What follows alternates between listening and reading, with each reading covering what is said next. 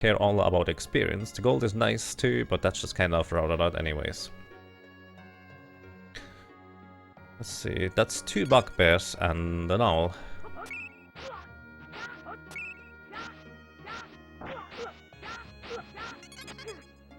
That's not the intention here. You should not have killed my butt. Wow. Well, that's a good start. Okay, lesson learned. Don't attack the bugbear behind the first one. I figured Chester would be able to deal with one of the bugbears, but he just got completely destroyed there. Let's try this again. Oh, Falco? Falcon Punch! Rip indeed. Yeah. But that's basically just lesson learned. I'm not going to do that anymore. I don't think that is anything bad luck or random. That's just me not quite being aware that Chester cannot really handle a single bugbear.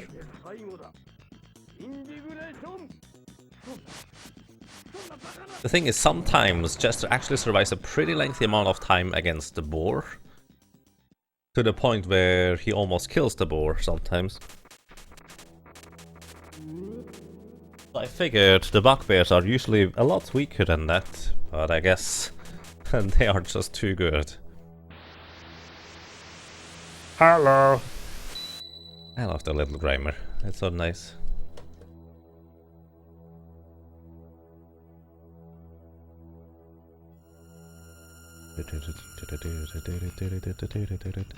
You know what I could do?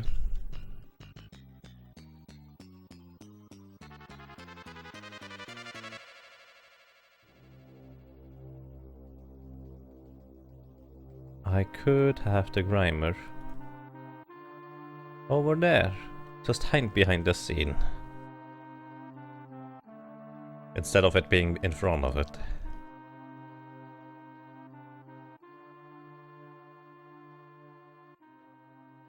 So either way, the start is going to be the exact same again as before. We set the configuration to fast text speed, no battle panning. Battle panning, by the way, for anyone who does not know, is essentially at the beginning of battles, the game shows you the enemies and then scrolls back to your party. During that time, action is already going on, and it's way easier for me to handle everything if I just only see my party. I know the enemy setup and formation anyways, so I only worry about what my party is currently doing. It can be technically handy in a few cases, but I'm so used to having no battle panning on, or camera panning in battle for that matter, that I just don't do that at all.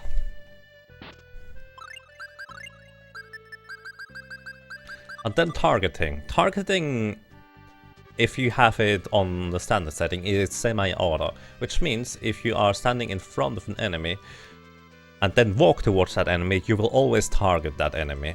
However, you can still change your target at will, and as long as you're not walking, it will not automatically retarget the closest enemy in the direction you're walking. Semi-auto can be handy for targeting, however, all my strategies are revolve at this point around having manual targeting, so I just get used to that. Plus, it's a lot more consistent too. So that's 2 bugbears and an owl. I'm not going to fight it unless I fought 2 bees beforehand. I do, however, want to fight 2 bees just in case I don't get to...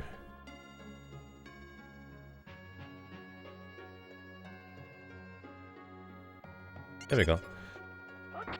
I do want to fight 2 bees just in case I don't get to get any piglets in the boar fight here. We'll make this run as a video, you don't have time to watch now. It depends on this will be a personal best, Fang. I will be attempting to make a full commentary and lore percent run of this tomorrow. So that would be a video as a highlight on Twitch and also on YouTube. Whether that's going to be working out well, I'm not sure. Or I might just do other ones. Either way, the goal is this week to have a video completed. And yes, if you want to watch this run here specifically, there's always the archive you can go to. For me, the past broadcasts for this stream. Until last month, as in until 1 month ago, is being saved automatically.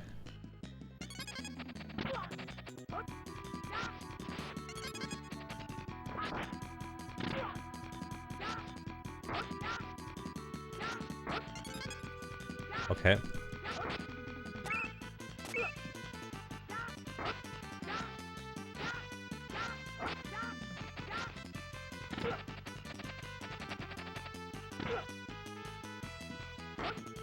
Come on, kill Chester, please.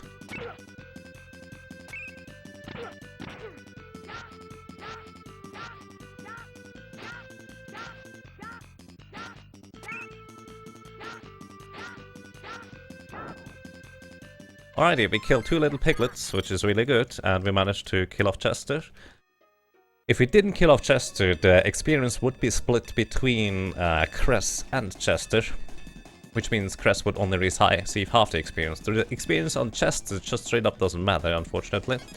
And we get 2 little piglets. We defeated 1 enemy beforehand, which means we have a 9 total plus right now, and we only needed an 8 total plus. So that means we now have enough experience for us to not worry about experience gathering at all anymore. Also, I just realized I completely forgot to do something. I completely forgot to set up the formation so the Crest is at the far back, which would allow him to run away a little bit quicker. So that's a minor time loss of about a second each time I needed to run away. Although I didn't need to run away all that much, so it's actually kind of questionable whether that's even worthwhile. Since... oh well, I guess there are actually going to be more battles that I still need to run away from. So it's probably overall a bit of a time loss of about 4 or 5 seconds, because I forgot to do that. It's okay though. It's not worth doing it in the aftermath now. So let's see, I defeated 2 little piglets. They dropped 2 items that are helping me now gain more experience, more golds, by just selling them. Those items, each one of the piglets drop is worth 200 gold, and that allows me to just quite simply buy a orange gummy. No, 2 orange gummies actually. And I will also need to unequip my weapon in order for me to have enough money for the sprint boots. At least I'm pretty sure I have to unequip my weapon. Well, that's what we're doing right now.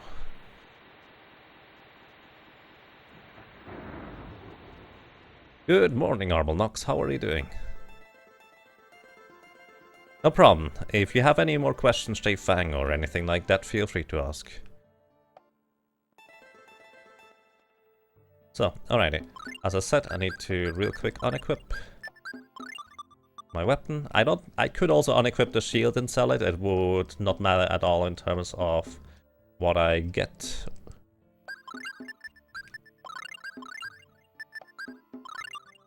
And there we go. What I could have done instead is actually I could have sold the 1 apple gummy instead of selling the sword weapon here.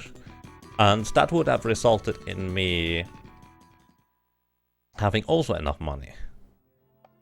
However, on one hand I didn't think of that. On the other hand, having the apple gummies for healing purposes is quite worthwhile actually.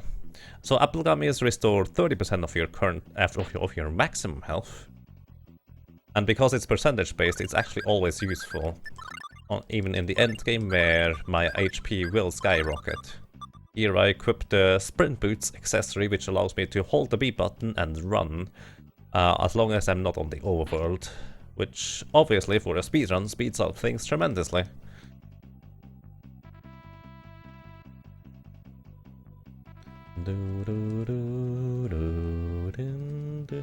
So with the sprint boots, you literally run twice as fast. Actually, it's called jet boots in the fan translation. There's a fan translation for this game if you'd like to play it.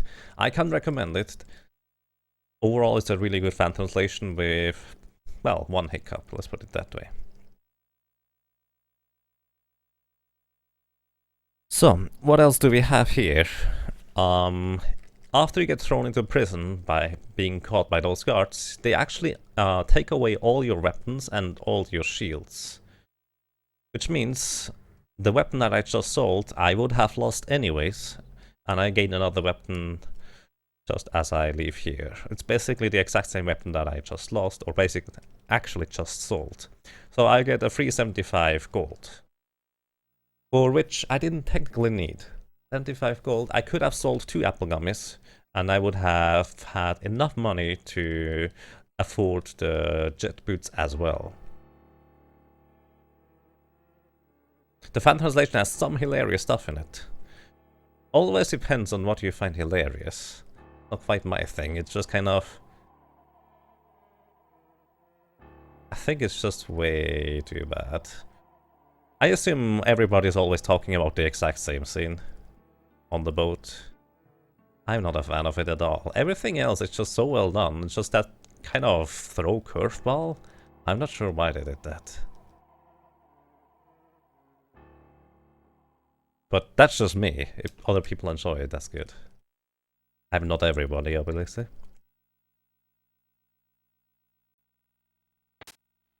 And I'm not going to judge anyone for liking it. I just don't like it. That's just me. So, alrighty. Here we need to interact with this hole in the back as early as possible. Then you hold the B button down to speed up this text. Even though we set the text speed to the fastest setting, this text would be very, very slow anyways. So we just hold the B button to scroll through that text as quick as possible.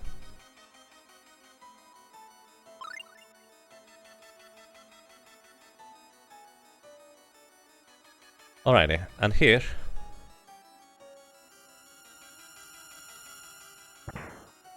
we just run to that corpse, we pull out the sword, equip the sword via item menu instead of anything else, because that is just quicker to equip stuff with. And then we run over here to the cell.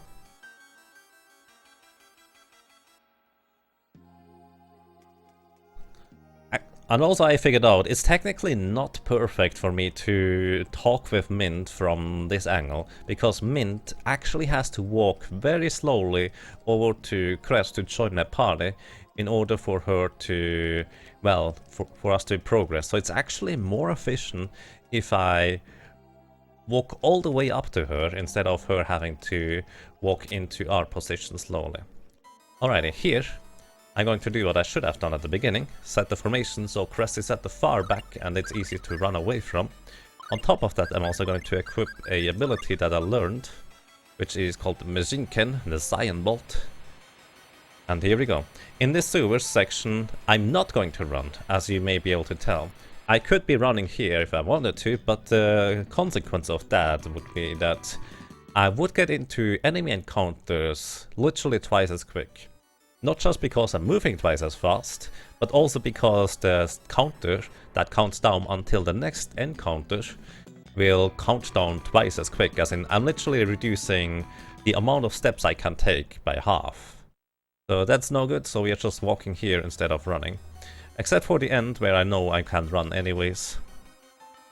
And also that middle section has no encounters whatsoever, so I can just run in that section. So for the most part, when you see me walking in dungeons, it's because I try to reduce the amount of encounters we have in here. So, and here we have a 3 slime encounter. That is actually exactly what I'm looking for in this area. I want Crest to reach level 3 before we move on here. The 3 slime encounter gives me 14 experience, which is just enough for Crest to reach level 3. And also Mint levels up here too, which is quite helpful. Mint levels up to level 3, she actually only needs 1 experience to level up to level 3, and she learns the spell First Aid, and she will be able to heal us with it.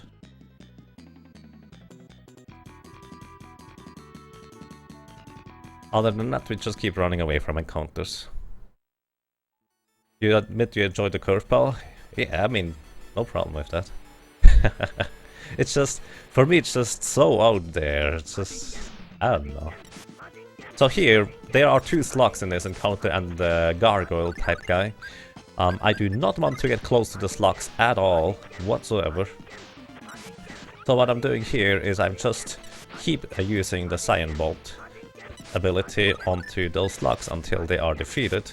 That's the entire plan, what I'm doing here. And then I call Mint closer to me I have this gargoyle going back up in the air, and then he drops back down, and then I position him between me and Mint, which means he will always try to attack Mint and thus have his back to me. If enemies have their back to me, they cannot defend against my attacks, and I can just straight up hit them again and again and again without them being able to retaliate at all. You prefer to translate the PSX version by Absolute Zero. I see, that's a... I was told both the PlayStation versions are actually really good in terms of translation. It's just one has more work or work hours put into it. But the other one, I believe, was literally created because someone was so annoyed that the translation, the fan translation of the PlayStation version took so long that he just translated it straight up himself.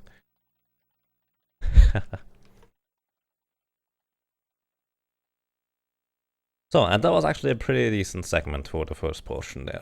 The sewer gargoyle, as long as I managed to have him have his back towards Chris, and him trying to attack Mint, we are fine, because Mint will keep walking back towards him, even though she keeps getting shoved away. Since I'm actually hitting the gargoyle, he pushes into Mint, and Mint gets pushed a little bit away. Mint walks back, and I hit the gargoyle again, she gets pushed back again. Essentially, I'm using Mint as a bouncing ball type thing. I don't know what you call that. She just helps me keep the gargoyle into place and just repeatedly hit him. My setup actually worked out quite fine. It was a bit slow. If I was faster, I could have set up that same thing at the very far left of the screen, but I figured I was a bit slow to realize that the slugs are already dead. So I set it up on the next descent of the gargoyle.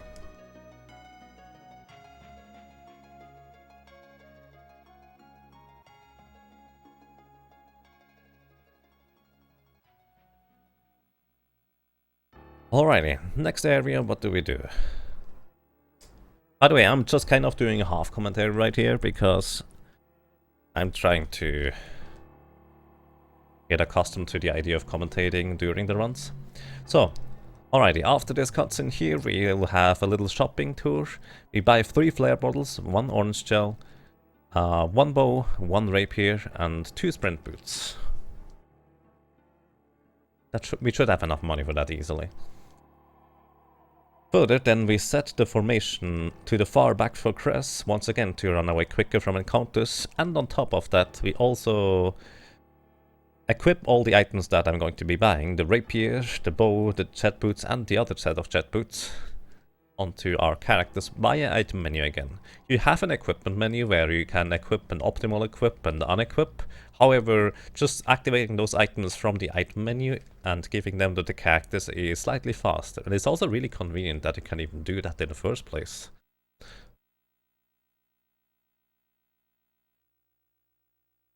So that's what I'm going to be doing in the next menu here. Something worth noting is I picked up 1,000 gold in the sewer sections as well, which definitely helps me with the shopping tour here. It's not absolutely necessary to do that. The tool-assisted speedrun shows completely and straight up skips doing that, but I'm just going to get it anyways. Let's go. So here, 1 of those, 3 of those, rapier, bow, 2 jet boots, and we're out. Then I'm going to, as I said, equip everything via item menu. Set Crest to be on the far back again. And we're out. If I get out before the lady starts singing, that's decent. I'm sorry, I like the singing. But we are speedrunning. Someone actually suggested that I should do a music percents run of Secret of Mana or something like that sometime.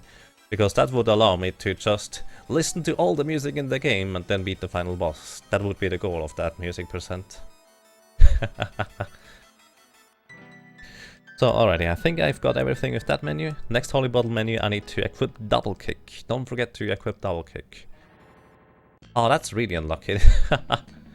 Alrighty, if I can get to the sign over there without getting into an encounter, I actually can increase my step counter far enough to guarantee getting no encounter into this room here. This first room has no encounters, so I can run through it. This room here,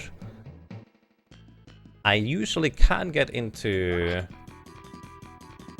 this first door without getting an encounter, but I needed to walk just a little bit to guarantee having no encounter. I tried to be a bit risky there, try to get a bit lucky, but that was no good. So, to give you an idea on what I'm essentially doing, you have approximately at least 50 steps until you get into an encounter, which is reduced to 25 if I'm running. So what I'm doing here is I open up those sarcophagus, and defeating this mini-boss here gives me items that are going to be tremendously helpful. This first item here is going to be a hourglass item, which I will be explaining later. And this second item over here is going to be a rune glass, a rune bottle. Rune bottles can be used on various other items to transform them into stronger versions of themselves.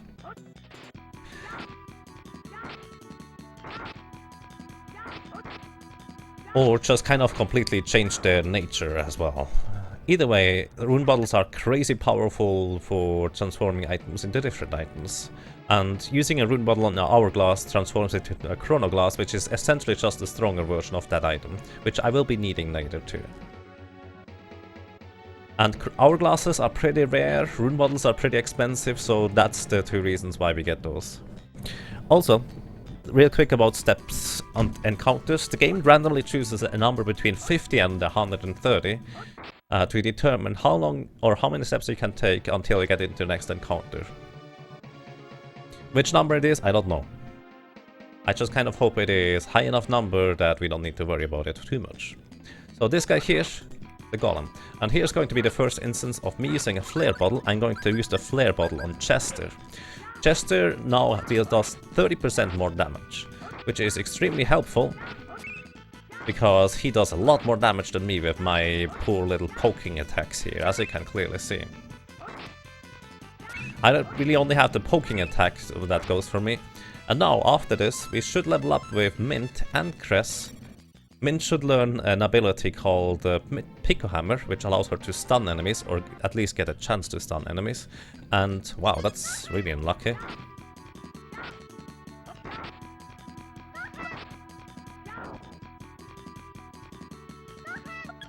So this is the Pico Hammer. We actually don't want Mint to use her up her magic points in random battles, preferably, but there's much I can do about that.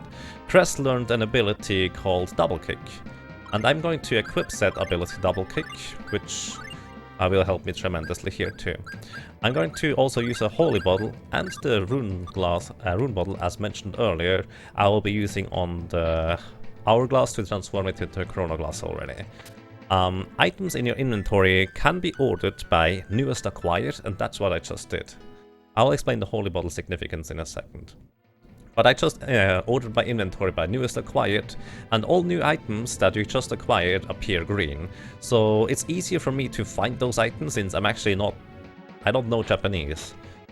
But it's easier for me to find the correct symbols and items if I just know they need to be at the top somewhere, and I can just get them over there. So, also you see that flickering white aura around my character? That is the effect of a Holy Bottle. The effect of a Holy Bottle lasts a total of 200 steps. What that does for us is that I know exactly I can take 255 steps until I get into an encounter. That is the highest possible number until you get into an encounter, and I always know Holy Bottle effects always gives me 255 steps. The aura effect itself lasts longer, as in 500 steps total, but as you can see is already gone now. Because that was a total of 500 steps already. And the 255 steps, however, still lasts on, and as long as I get into an encounter, also our Crest here was clumsy, he just dropped the lace ruby, I can actually know exactly how far I can go until I would get into an encounter.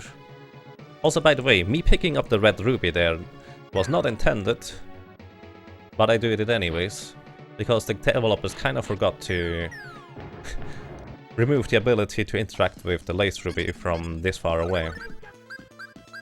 So here, I'm going to use a flare bottle on Cress, because now with the double kick ability, I do really good damage, which allows me to basically completely destroy that poor golem. And Mint managed to keep this golem over here busy, which is really handy. Sometimes I don't have enough MP to continue my onslaught of double kicks, so I use orange gummy here to replenish my MP. And there we go. Double golem battle is complete. Golems always drop a holy bottle, that's how I got the previous holy bottle. And the reason why I lost time there is because I got into more random encounters than in my personal best there. And greetings to you so early, how are you doing?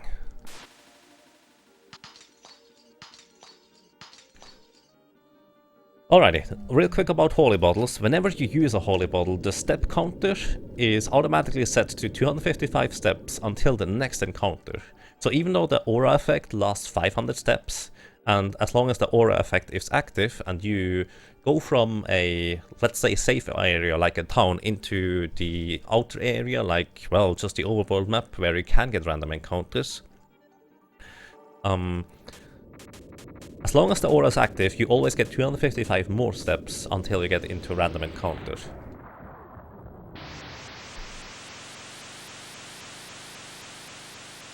If you have ever played this game casually, it might seem kind of ridiculous because the encounter rate is so high, but from here on out, unless I get supremely unlucky or I mess up, I will not get into a single random encounter anymore for the rest of the game as long as I time my holy bottles correctly.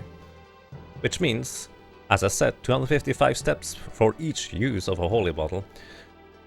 And even though the aura effect lasts sometimes a bit longer, I want to refresh them before I get into the next encounter so I can completely avoid, well, all the encounters. It's pretty straightforward actually.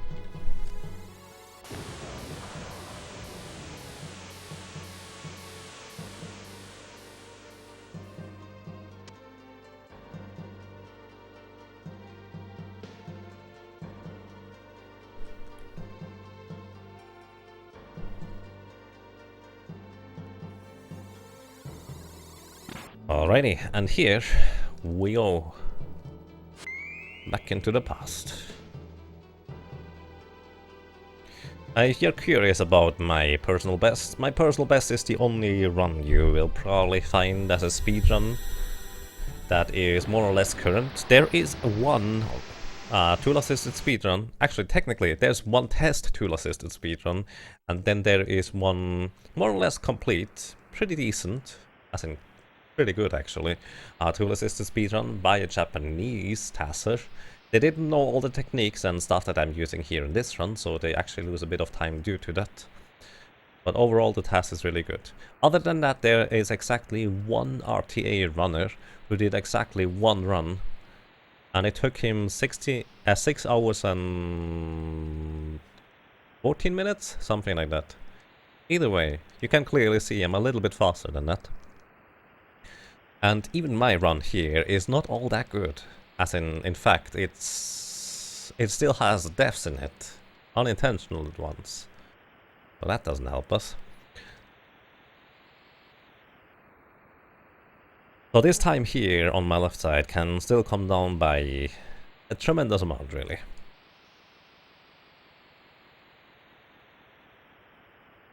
So alrighty.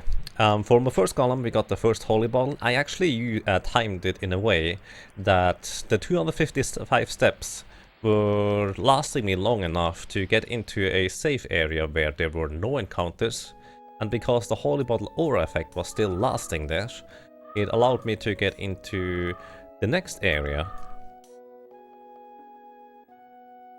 and gain another 255 steps in that area and completely avoiding all encounters from there on out.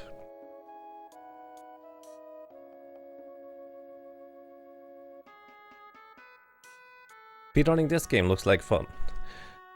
I really like this game. It's a really nice speedrun.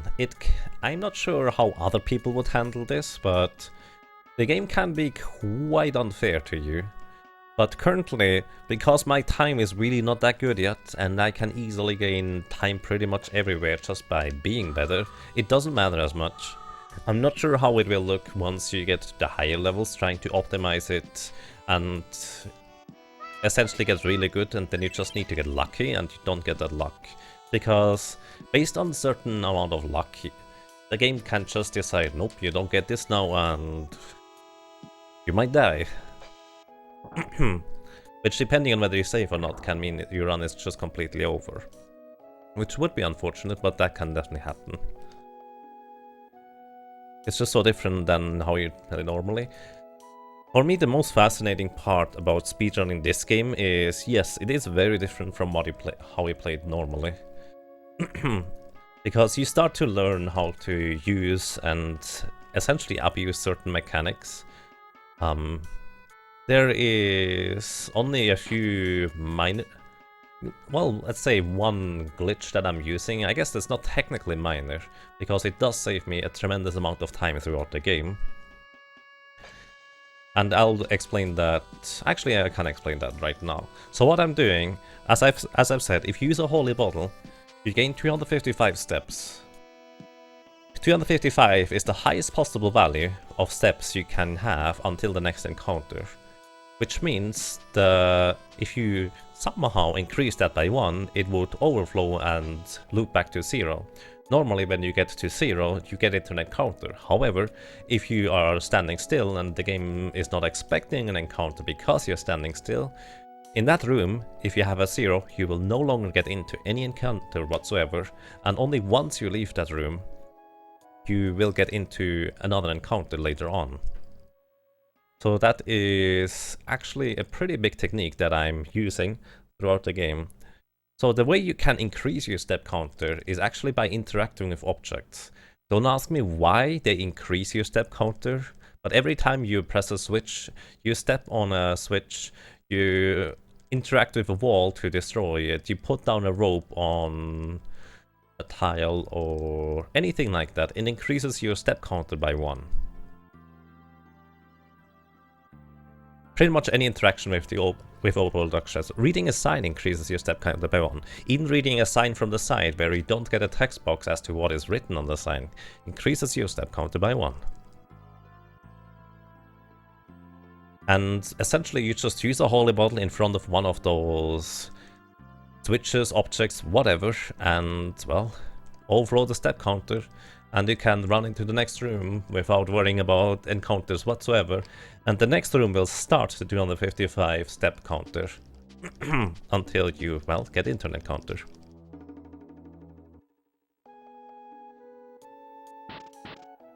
That means in a lot of dungeons I will be able to run pretty large amounts of places. Also here I'm going to be using the sorting function. I just used the sorting function to sort by latest item acquired, because the latest item I did acquire was 2 holy bottles. So I just gave myself 2 holy bottles right there.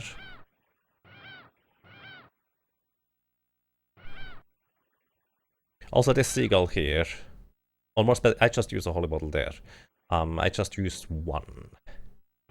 I just ordered it by latest, so it would be at the top spot, and it's easier to reach it without having to worry about where it is. And that seagull is flying away after a timer. It's not random, it just flies eventually away. Here, I know I can walk through this second section and not get into an encounter. If I run through the second section, I would use up too many steps and actually get into an encounter. Here, in this town, there are various chests hidden. Here's a rune bottle and a mixed gummy. Mixed gummy replenishes TP and HP, but it's also worth 1000 gold, and that's what I'm using it for now. There's 1000 gold over there, and over there was also a rune bottle. Once again, those transform items into stronger versions of other items, like this charm bottle here. Charm bottle reduces shop prices by 30%. If you use a rune bottle on it, it transforms into an item that reduces shop prices by 50%. Which is really, really helpful. But more importantly, transforming it into a miracle charm, as it is called. Actually, I think the fan translation has a different name for it, but it's essentially miracle charm in the original. The miracle charm is worth about 12,500 gold. In the docks to the right, where I picked out 2 treasure chests, one chest contained an elixir, which elixir do just completely refill your HP and TP, but more importantly it's worth 10,000 gold, so I use it for money. The other one was a mystic symbol. Mystic symbol is actually crazy valuable, as in if you try to buy it, it costs you something like 64,000 gold. But more importantly, we actually use that mystic symbol. It's an accessory which allows your spellcasters to cast their spells twice as quick. It's not effectively twice as quick, but it's a lot faster than they ordinarily would be, and that is really, really helpful.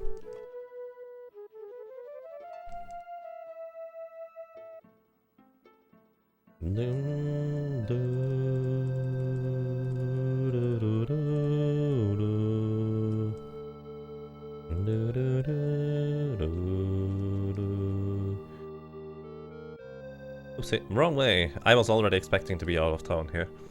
Okay, I use another holy bottle here. And I use the rune bottle I acquired on the miracle charm. And as I said, I'm going to use that for selling. Also, I could have equipped that mystic symbol on Clarf already. I should actually update my spreadsheet on the menus for that. So, sell the mystic charm, sell the elixir, buy a new weapon for Cress, which is going to be enable me to pretty much one-shot the upcoming mini-bosses. And here we do actually a bit of a weird menu.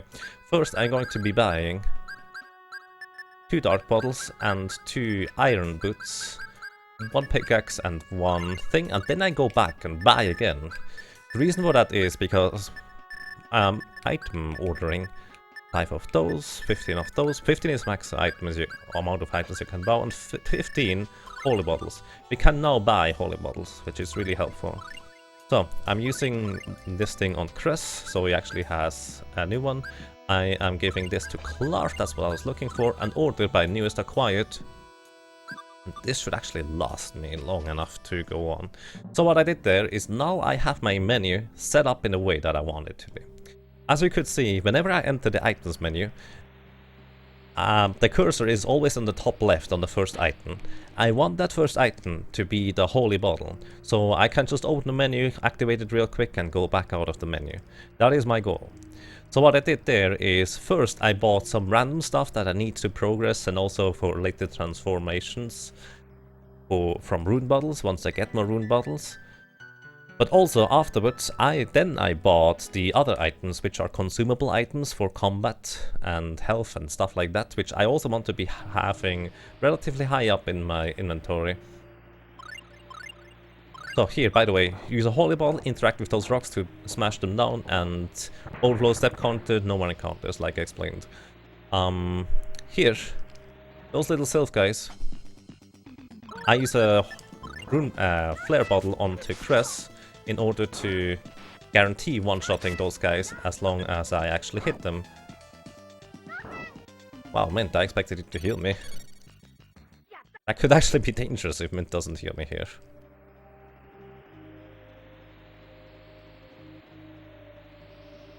Oh, actually, I did update the menu to equip the mystic symbol on Clark. Huh. I forgot about that. So either way, I bought the items first and second. So, by the way I remember how many steps I'm taking is essentially I have the entire thing routed out. It's kind of like a step route. I have it routed out where I need to use the next holy bottle. I need to walk a little bit here to reach this wall without an encounter. And there we go. Now I have no encounters in here because I just overrode the step counter. We do that all the time. The most important thing that I find once you have the basic route and everything else down is knowing when to walk and when to run, where to walk and when to use a holy bottle. Oh, that's bad. That's kind of what I was afraid of, actually.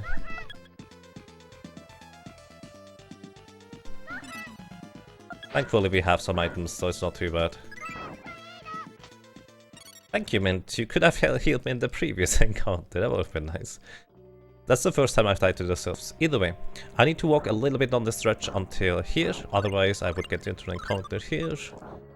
And once again, overrule the step counter because I used the holy bottle just before I interacted with the wall. So yeah, holy bottles you just need to memorize. Once you have that down, inventory management becomes the second biggest issue. Since well, at least me, I don't know Japanese. At least not really. I know how the item names look, and I just recognize the symbols that I need to use, but I don't actually know the Japanese well enough to be able to read fluently or anything like that. So I just need to have a good system on how to see or know where my items are. Once again, overflow step counter here. Hey Silas outside, how are you doing? Good evening. So here, by the way, pushing and pulling objects, heavy objects, result in you also reducing your step counter by twice as much compared to normal. Which means I'm saving a few steps by just pulling this thing and the terrain automatically pushing me to the side. Same thing here. And I can also just kind of sneak past those rocks on the side. So me overflowing the holy bottle step counter actually saves me a lot of steps. That's a rune bottle. Because I don't need to worry about using more and more holy bottles in that area, because, well, I just overflow the step counter and never get into an encounter again anyways. So that's what I do there.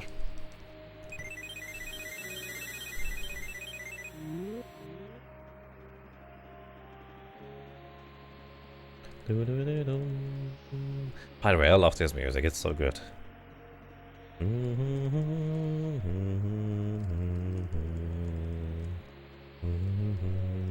I think if I want to bring in story commentary or explanations in it, I will need to structure a bit better as to when I'm explaining which concept.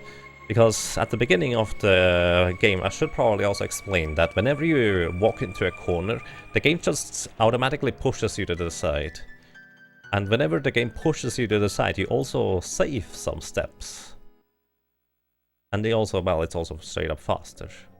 Like, in general, I try to have my character bump into a corner in a way that the terrain automatically pushes him to the side. Pick up another charm bottle. That is, once again, for selling later. No, actually, it's for usage later, in fact.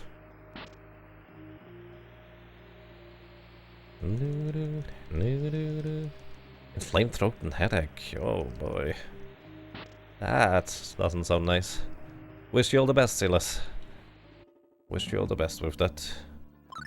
So here, we do a reasonably big menu. We set up Mint and Clark to not do anything.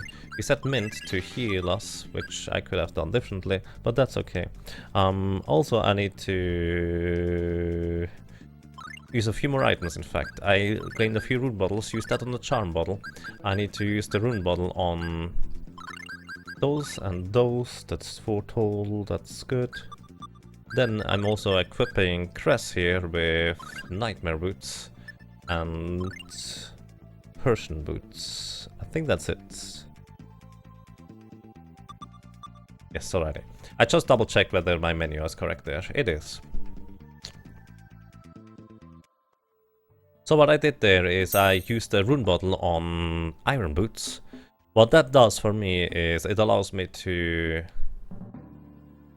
Oh, by the way, here's a neat little skip real quick. If I walk to the left into this town, I spawn at the bottom instead of the top. So that saves me quite a few steps. And R2 Kale, thank you for the host, I appreciate that.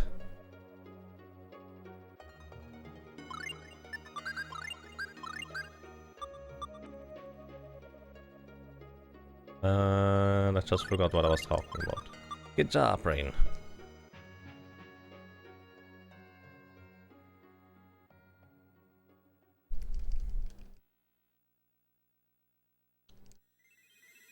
Oh yeah, I transformed iron boots into another item by using the rune bottle. That other item is called nightmare boots, which increases my walking speed in combat by 50%. Only walking. If I'm running towards enemies to smack them and run back, that does not affect that, I don't think. I'm actually not entirely sure about that, but either way, the walking speed alone is worth it at this point in the game, and it's really helpful. The other one, then I used a rune bottle on one of the nightmare boots, because I transformed too, and that gave me the item Persian boots. Persian boots reduces all incoming damage by 30%, which is crazy strong, as in, I dare to say that's pretty much the strongest accessory you can get. Maybe not the strongest, but it's ridiculously good. Thank you for the good luck, I can definitely use that.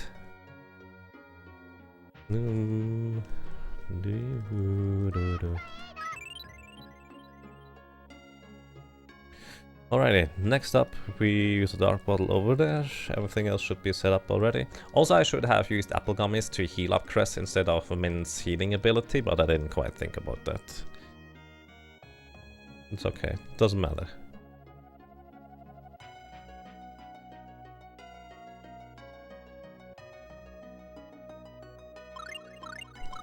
So here, we keep seeming, whenever I go into the menu, that is generally for using holy bottles.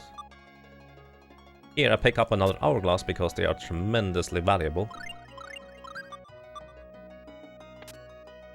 Over there I picked up a item called a sage leaf.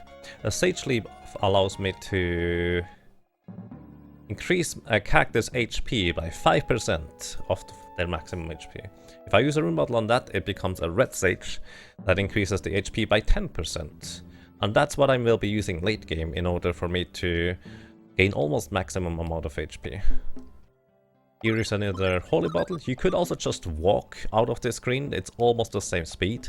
But the holy bottle duration, the 500 steps total, would actually run out in the next town if I did do that. So it's actually better for me to just straight up use it. This town is destroyed, too bad. It's really not nice. You can actually ignore the lady and just straight up try to go on, but you can't go. You need to complete this quest here.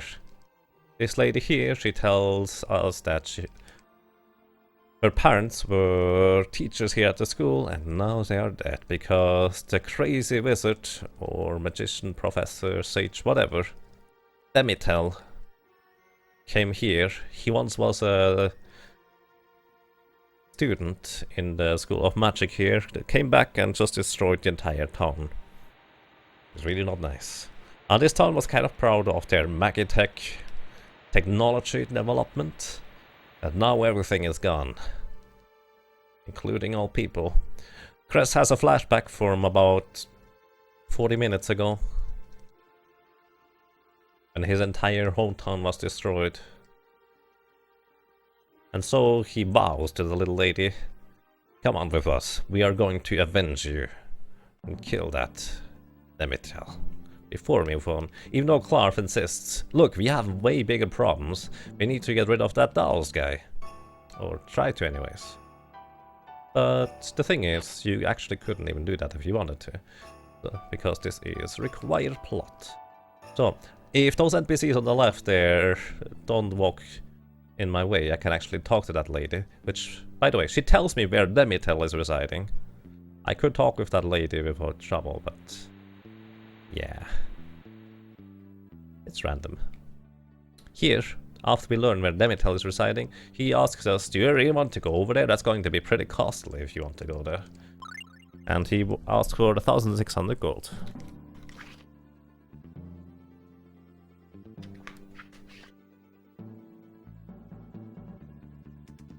So, we enter Demitel's manor, which is located on an island. And also earlier in the menu, I told Clark, who is our newest party member, to not cast any spells, and I also told Mint to not cast any spells.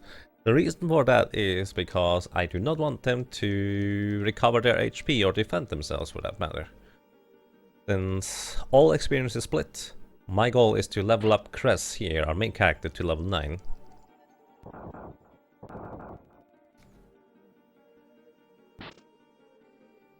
Because at level 9 I will learn Lightning Bolt, which is going to be insanely helpful against, well, the upcoming encounters. Actually, a lot of encounters will be a lot easier with Lightning Bolt, so that's what I want to get. And this is as good of an opportunity as any. Here I briefly pick up some items, a little bit of money. Then I use a dark bottle. Where is it? There it is. And then we get into encounter. In this area there are always harpies as encounters. The goal is, for me,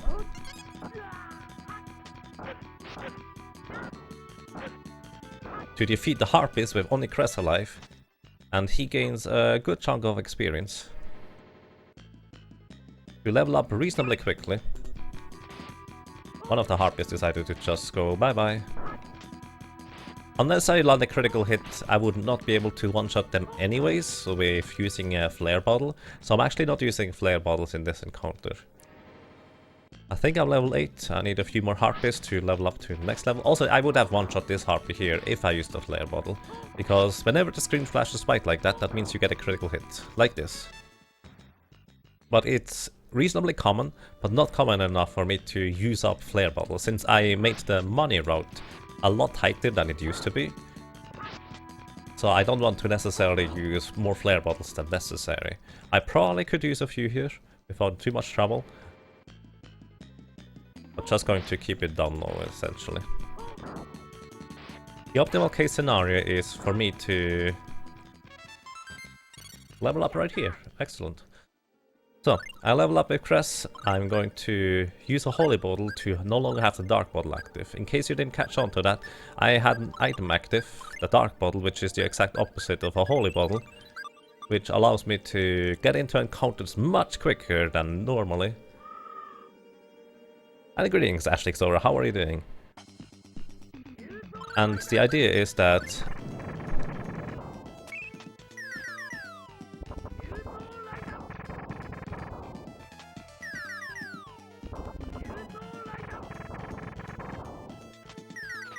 I need to wait until I can hit the next lightning bolt before that goes away there. Use another flare bottle here to increase my damage. As you can see, lightning bolt deals 700 damage and they still survive like 3 attacks or so. No, okay, they survive 2 attacks, on the third one they die.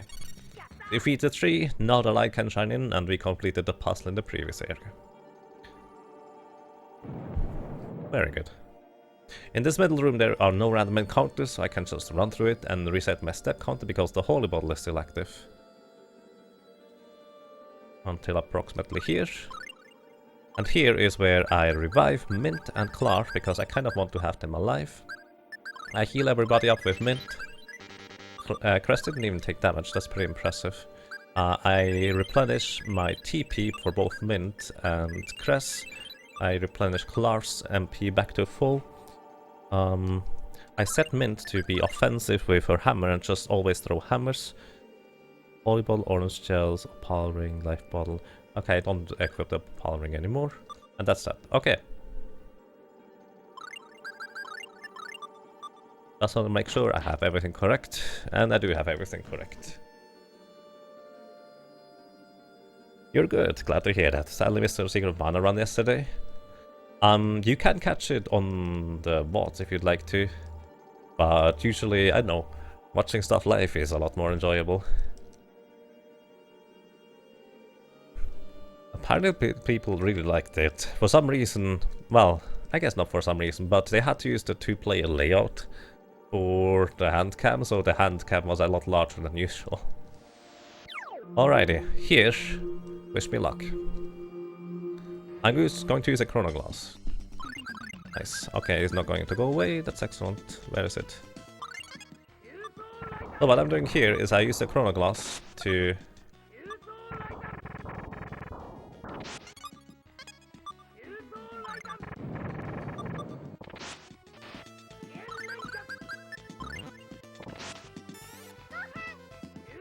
Alright, we got it. So this is Demitel.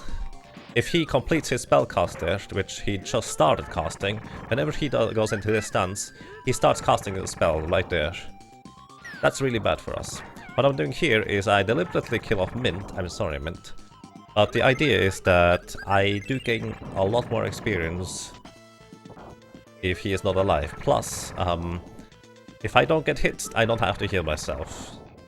Which, if he keeps using that diamond that just keeps spreading out, then that would be pretty devastating. And there we go, Dementor defeated, no problem. Yay! Hey Illusion, thank you! Holy smokes. Thank you so much for 17 drops in a row. I really appreciate that. Welcome back. Welcome back. How are you doing, Illusion? Thank you so much. So, by the way, if you've seen runs earlier, as in like last year from me, or Tales of Phantasia, I did not use a Chronoglass here. However, the Chronoglass strategy, where I just use a Chronoglass and stop all enemy movement and action for 10 seconds in battle, I can just completely destroy almost all of the minions. Only basically half a minion remains, which I can just easily one-shot at the end there too. And then I only have to worry about Dementor. That battle is so ridiculously crazy if you try to do it straight up. However, me using a Chronoglass there just makes this a lot safer and a fair bit faster. I think it would be technically faster if you just try to go for it without using a Chronoglass and hope the enemies cooperate. But until I get a lot better, I'm not going to do that. Been doing well? Glad to hear that, Illusion. That sounds good.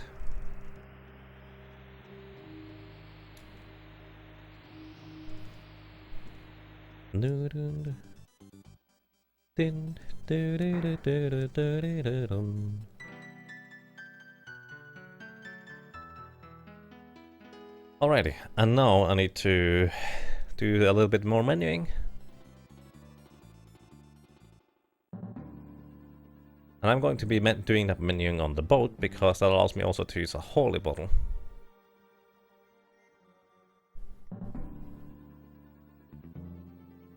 And I also want to update my spreadsheet to reflect what I'm doing here, since in a way your holy bottle just kind of lasts amount of steps. It doesn't care whether in-game a lengthy amount of time has passed, which can be a bit of confusing. But essentially what I want to do here is I want to be using a holy bottle on the boat, and it didn't even occur to me at first, but that would be a lot faster to use the holy bottle on the boat while I'm doing the other menu.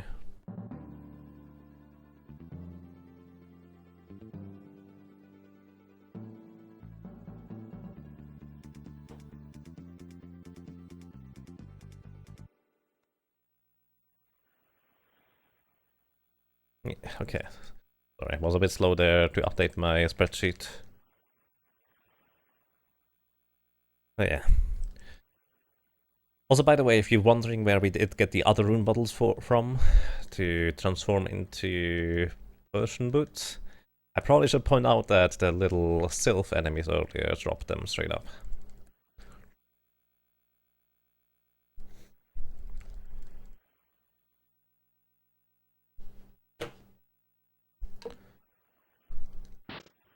Oh, alrighty. Here, I'm going to use a holy bottle, I'm going to use the chat boots on Cress. I'm going to set Mint to not do anything anymore, and Archie I also tell to not do anything, and there we go.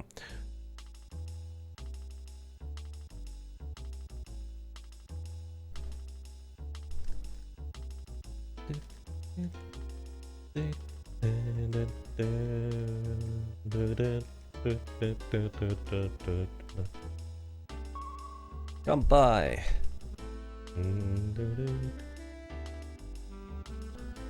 So what I did there essentially is I just equipped chat boots on Cress. Chat boots allow him to run around faster. Now technically you only need to have one set of chat boots in your party at any given point. However, there's going to be a small portion just now where after this cutscene I'm going to be briefly controlling only Cress, so he will be the one needing chat boots to run around fast. On top of that, because I equipped the chat boots via items menu, this also unequipped the Persian boots. of his.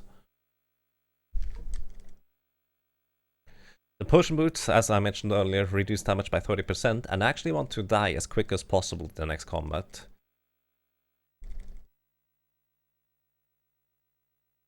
So another method what I could have done is I could have unequipped everything, but I think it's enough if I just equip the potion boots, the jet boots.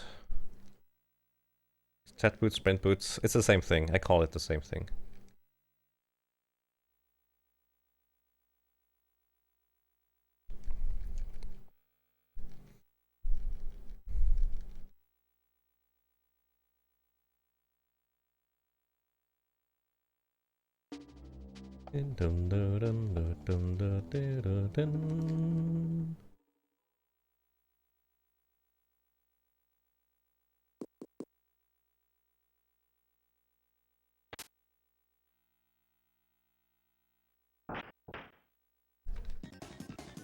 So, this is the scene where Crest is going to be briefly alone, Mint is just fast asleep, the Archer is even faster asleep because, well, he's drunk. Clark was asleep, but he somehow managed to just briefly tell us, hey, that guy had a knife, and he was possessed by a demon, because that's apparently a thing.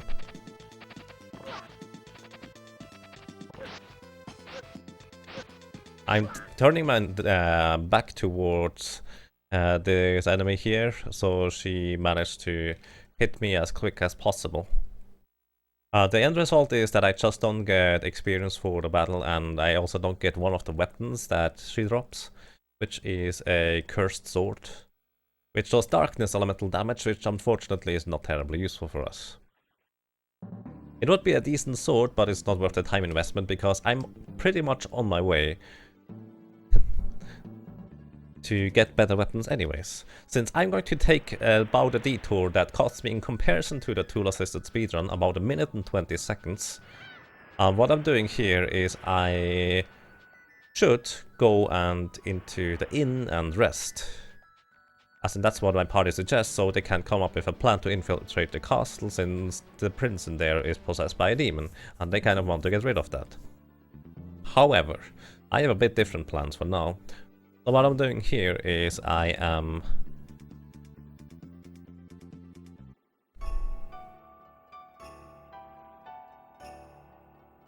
going all the way over to a city called Olive Village. And from there I even go further, all the way to a city called Midgard. Midgard is essentially your mid-game city.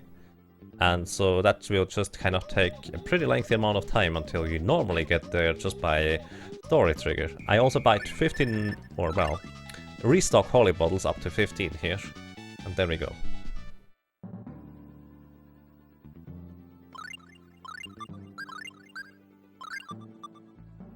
Use holy bottles here. So the reason why I go all the way to Midgard is because they have much better equipment and weapons that I will be able to use for Crest, because he's going to go on a solo mission soon, once again. Here I picked up an item that is called a mental ring, which is an accessory that replenishes your TP slowly over the course of combat, which does not normally happen, in case you didn't know that. However, more importantly, it is worth 16,000 gold, so I need to sell that. Also, in the last menu, I should have used the miracle bottle in order for me to reduce the shop prices that we get here. So, here, this is a miracle bottle, reduces shop prices by 50%. I need to sell my mixed gummies, whatever, that thing too, I guess. And this thing, and we keep that. Then I'm going to buy an armor, a shield, helmet, and gauntlets. And over here I'm going to buy a new weapon, and we have exactly 195 gold left. The weapon was worth 22,000 gold. Just straight up. After this, we use a holy bottle, equip Cress with new equipment, make sure he has the Persian boots equipped, and I think that's it. Yes, okay. Then we save, and reset. Saving and resetting is for me to manipulate encounters. What I'm also going to be doing here, and you may have noticed this takes way longer than 1 minute 20, what am I talking about?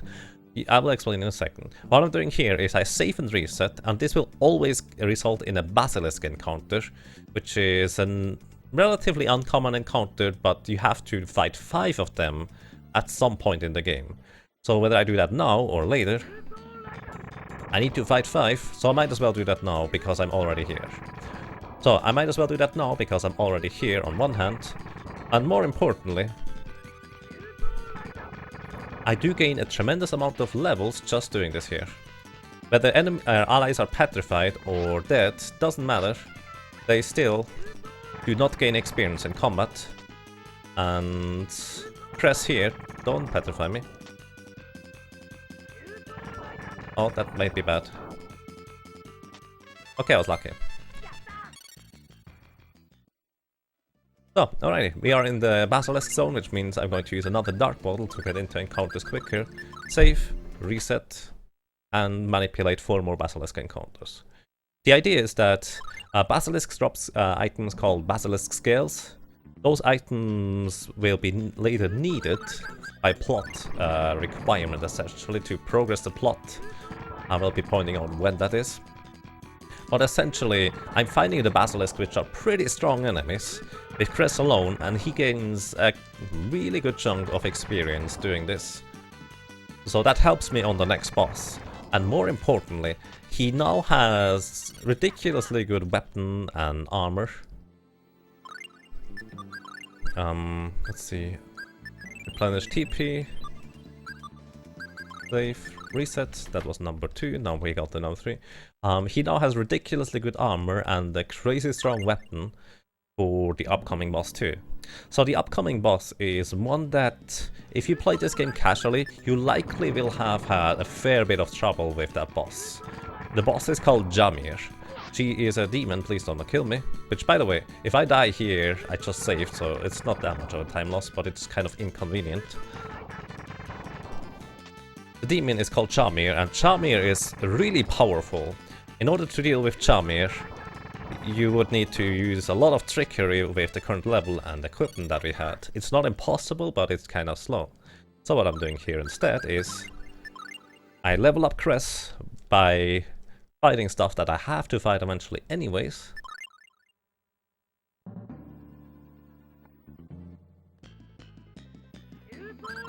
Oopsie, wrong menu.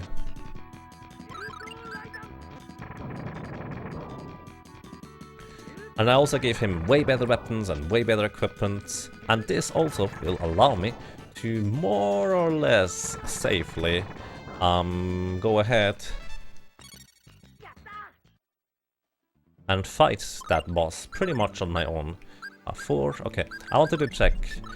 I wasn't entirely sure whether this was 4 or 5 now, so that was only 4 Basilisk Scales, just 1 more encounter. Whoa, that's really loud. Solimuse, thank you. By the way, is the music loud enough from the game, or is that a bit off sync? Solimuse, thank you so much for 7 rounds in a row. I really appreciate that. Welcome back, and thank you so much. Oopsie, I was too close. And greetings, Durrani, how are you doing? I'm doing excellent, how are you doing? And greetings to you, Solimuse, thank you for the good luck. Really appreciate that. So, we are still not done with the detour. I also figured out that this is actually more efficient if I go and use holy bottles here.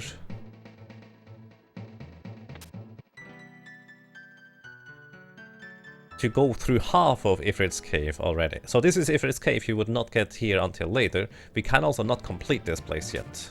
It's impossible, we don't have the necessary item. However, we can go through half of it, get some items out of it, and it doesn't cost me a whole lot. But more importantly, what I gain from this is that the Holy Bottle route is a bit more efficient than it otherwise would be. So I just picked up an item that is called the Sorcerer's Ring, which allows me to spit out those little spark thingies. And what that helps me with is that I can easily just activate switches from afar. That thing is required. You need that to go anywhere in the next section of the game. However, I will also need to come back before I absolutely need that sorcerer's ring. So I'm just going to get it now anyways. By the way, I just recently figured out there's 2,600 gold in there. That's probably more worth it going out of my way for than other items. So here I'm going to really quickly buy more flare bottles, and that's all I'm buying. So, with a powered up Cress, with new weapon and armor and tow, we are now ready to face the boss that casually gives a lot of people a fair bit of trouble. It's not the worst, it's not as extreme as Debitel in my opinion, but it is really tricky. And greetings Murek, and greetings to you Marisa. Hope you guys are doing well too. Please let me through. So, use a holy bottle here. Might as well save. I saved because... Oh, hang on. I actually made a mistake. I needed to equip the ability here. Derp. And I made another mistake. I need to equip the other ability too. So this did not used to be part of the route, equipping the Blightstorm ability. However, I made it part of the route. Plus, I just realized I went in the wrong way of the area. That's okay. Doing good. Glad to hear that, Durani. Yeah, thank you so much, Solimuse. Really appreciate that. So, you need to equip your abilities in order to be able to use them. You cannot equip them during combat. You can also not equip other weapons during combat. So you need to always be aware of that. Oh, I also forgot a third thing. Good job. So I was supposed to equip the skills and also an item that I got out of Ifrit's cave, which increases my damage output by 30%. So, by 10%, excuse me. So let me equip that thing real quick. If I find it, that is. There it is. That's a bit silly to forget all those things, because those are part of the reroute that we did.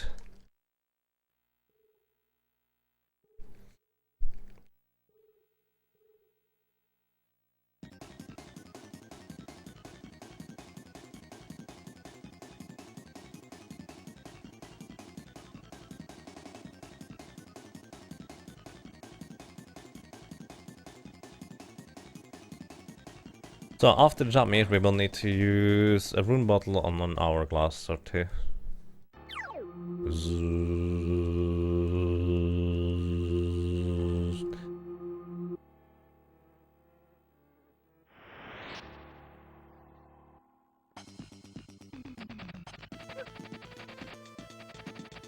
Nice, that's exactly what I want. This was a manipulation I did to manipulate those little enemies to behave exactly the way I intend them to.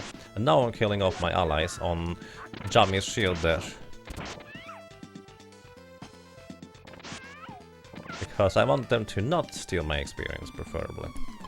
You don't want to stand too close to Jamir whenever she comes out of the bubble, otherwise she might attack you basically instantly. On top of that, you also don't want to let her do too much stuff while you are not ready. So you just kind of attack as soon as she comes out of the bubble. She's completely immune while she is in the bubble there. And we get 10,000 experience for Chris. Boom. What did I just split? Oh, I forgot to split there.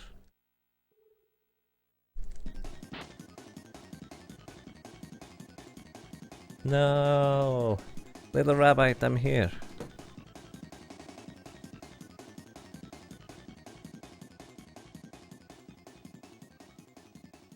Yay! So, alrighty. As I said, I need to go and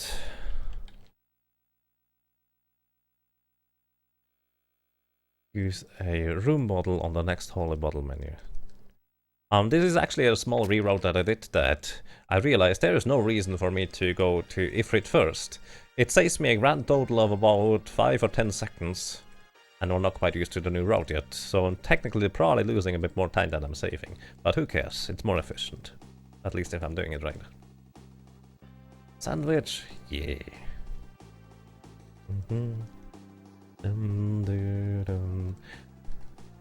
Oh, and greetings to you, Heiner Miller. How are you doing?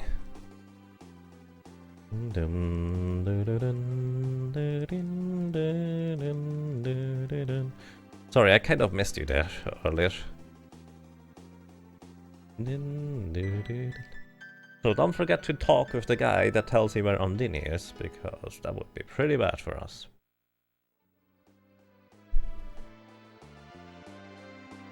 Oopsie, wrong way. Where are you? There you go. Don't hide from me, that's silly.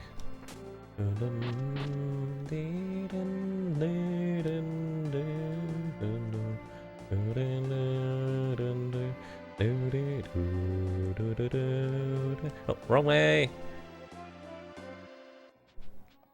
It's the reroute, please. I need to remember where to go.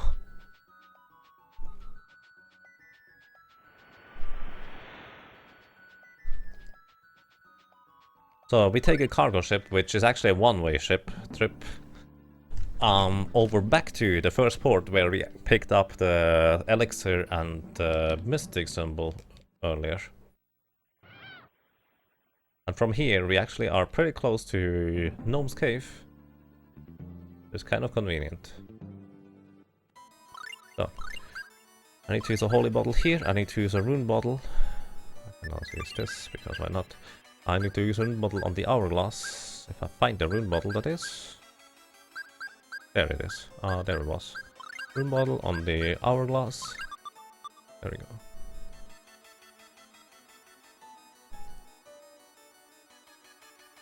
Three, 1, 2, 4.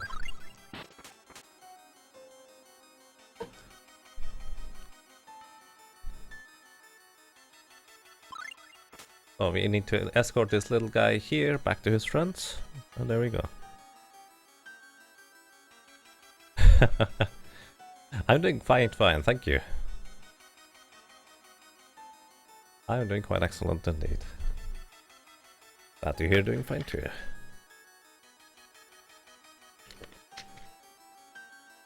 So I once again created an chronoglass by using a rune bottle on hourglass.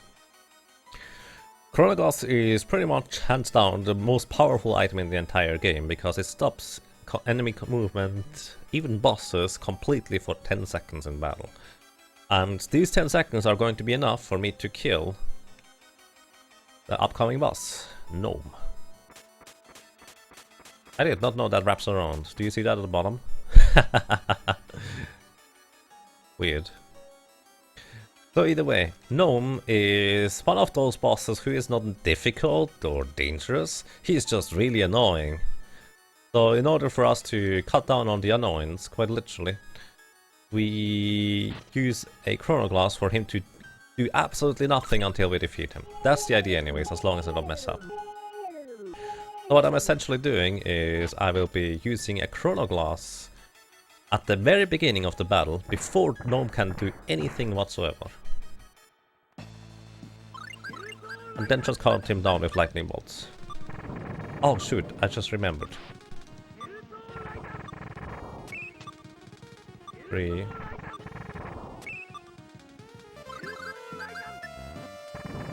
And on the last hit I need to use a flare bottle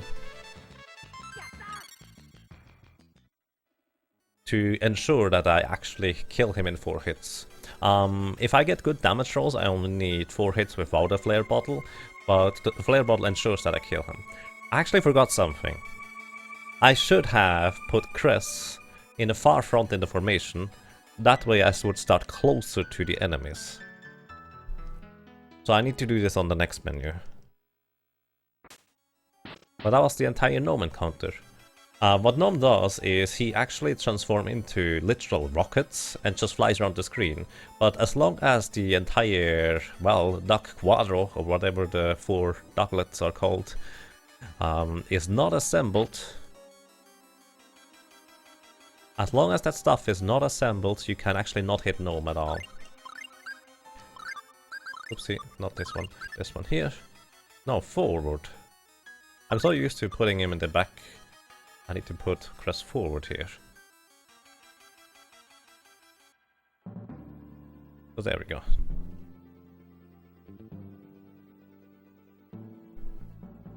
Dum dum dee dum doo. Yeah.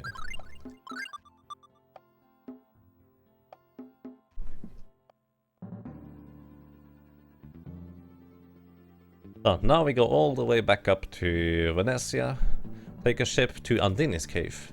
If we did not ask the dude in the laboratory about the whereabouts of Andini, we couldn't actually go there.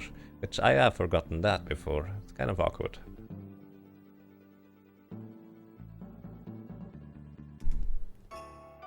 So, that's one of the things I need to remember. Put my Crest also far forward in the formation. I wonder whether I wrote that down or just kind of straight up forgot. Here, Andini's cave, thank you very much. Let me check that real quick. Oh, I did write it down, but I just kind of overlooked it in my notes. Well, did not overlook that. So, now we're in Andini's cave. Oopsie, I thought I was already inside. Now we're inside. We use a holy bottle here to get to the top right corner, somewhere around here. Use another holy bottle. You get all the way to the switch. Then we use a holy bottle in front of a switch, kind of like before. Using a holy bottle in front of a switch allows us to essentially gain step counter overflow. So the 255 steps start now in this room. Which means the 255 steps are sufficient to run all the way here. Which effectively is only 126 steps worth. Same thing here again. 255 starts now. Actually it's 127. Let's not run that down. We need to walk a little bit in this room, otherwise it would not be quite enough, since I gained a fewer steps in the previous room. Here's another one here. And here it's a really lenient one. I can just use it anywhere here or way earlier, because if I run down here into this room, this is a safe room, resets my step counter back up to 255 as soon as I leave. There are always no encounters in there whatsoever. Here I walk all the way to the back switch here to fill the water from the right pool back into the left one in the previous room, and that allows me to hit the other switch, which opens up a hole in this room, and then I hit the other switch, fill that hole with water, and Andini wakes up and she's mad at us and is going to fight us immediately. This room here again, also no encounters whatsoever. And because Andini is really dangerous and I would like to survive, I'm going to save here. Wish me luck, because I will need it. I also use another holy bottle here before activating this switch. Because after you fight Andini, you still need to worry about encountering this room, but the rest of the cave will be without encounters. Alrighty, strategy for Andini is we just go straight for Andini. And hope that we don't die in the meantime. The idea is to wedge ourselves into the hitbox of Andini in a way that we can just repeatedly hit her again without getting completely destroyed, preferably. I just healed, but if I keep getting chains done right there, and there's nothing I can do about that, that's really bad for me. Please stop doing that. I'm a bouncing ball! And that's why I saved. I'm not a pinball! So let's put it this way. The strategy works about 70% of the time. Let's see whether this is going to work. Now, once again, don't forget to use a holy bottle. Also, probably want to replenish my EP. I don't need to save here.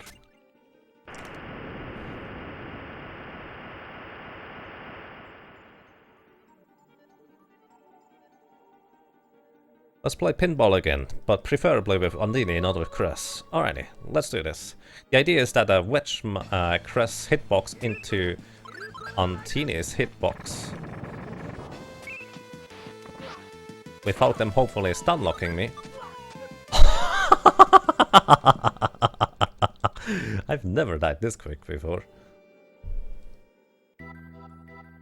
Nice pentagram.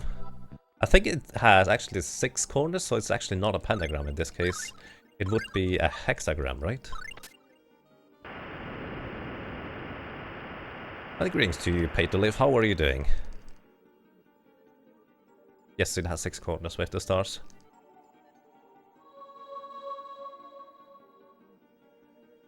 Well, let's try this again.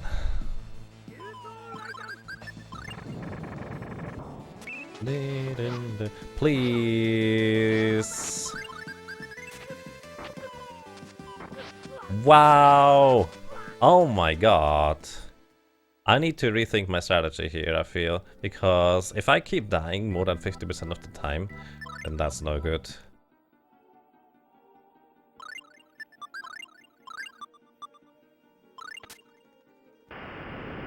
Andini, please, be nice to me. I actually had it the first time if I did not try to gain a little bit more damage by turning around. I should have just kept hitting Andini instead. Because as soon as I'm inside Andini's hitbox on the far right end of the screen, I basically win. There we go. That's what you want.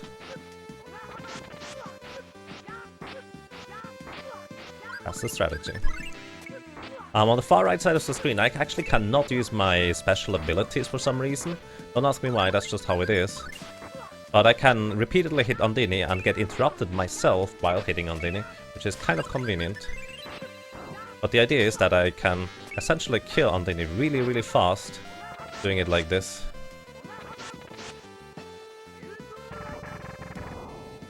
And then we go on. I actually have no idea how reliable the strategy is. In my practice, it was like 90% reliable.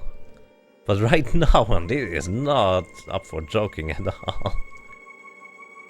But the future refused to change. Hey Blood, how are you doing? And also greetings to you, MacAngrimstein. I hope you're having a lovely day so far.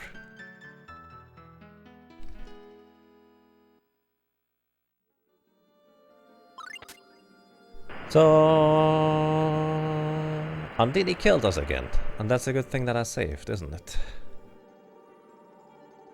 Andini can be brutal. Also, as mentioned, there are no more encounters in this entire area, so I don't need to worry about using holy bottles.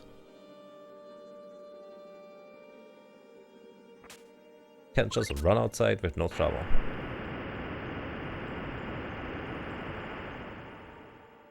So, the last summon spirit that we need to get before we dive into the Mines of Moria is Ifrit. And we'll be doing that, well, right after we get back to Alvanesta. We drive the boat over to the desert, and then we're out of there. All fine here, glad to hear that. No dive when I work is loud, but at least I can watch this while I do. Oh, sorry to hear that. I hope work isn't too bad for you today. Wish you all the best, sir.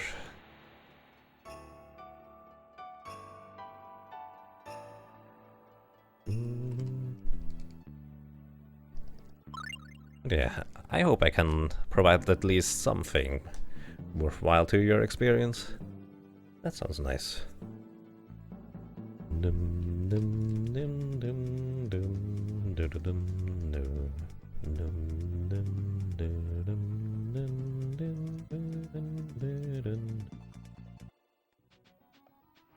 You need more monitors? For me, personally, 2 is enough. I don't need more than 2.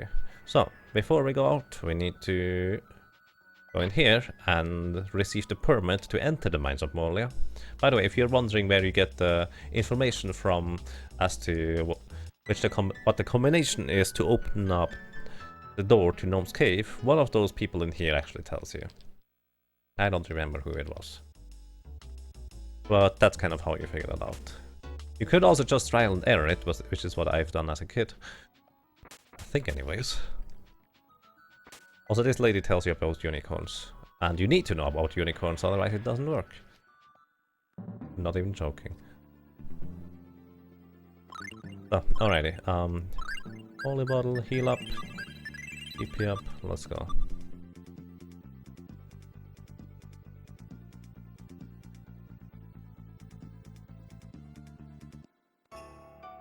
With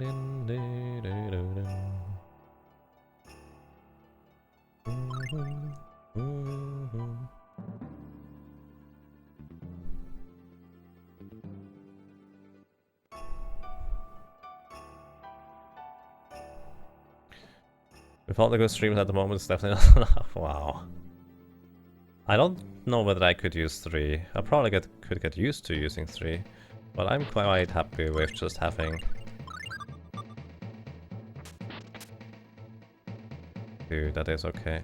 Also, I just picked up another charm bottle, which I will transform later into Miracle Charm for purchase purposes later. Also here, we just go straight up for Ifrit. There's no reason to stop. He's not dangerous. Usually. I don't think I've ever had it that Ifrit was any form of danger to me. I actually even do a bit of a trickery here. I wedge my hitbox into Ifrit's hitbox, and for some reason that interrupts my attack animation after the second hit, and allows me to attack slightly faster the second time. Don't ask me why that is, but that's just kind of how it works. So, and because Mint was actually dead during the Demitel encounter, we already gained the Gale Shield. For this fight here. For this fight? Yes, for this fight. So, and now we sell the Flame Mantle in Olive Village. Buy plenty of supplies. Over here too. And I also need to gain 15 plus 1 holy bottles. The reason why I need to sell the thing over there is because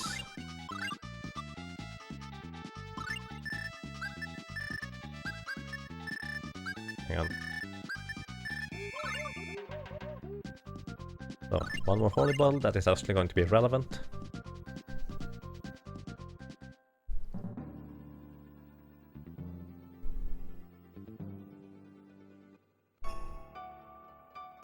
The reason why I need to sell the Flame Mantle is because I used up all my holy bottles, so the first item slot was empty, and so I needed to sell the Flame Mantle, which you always get from Ifrit, in order for me to be able to put holy bottles back in there.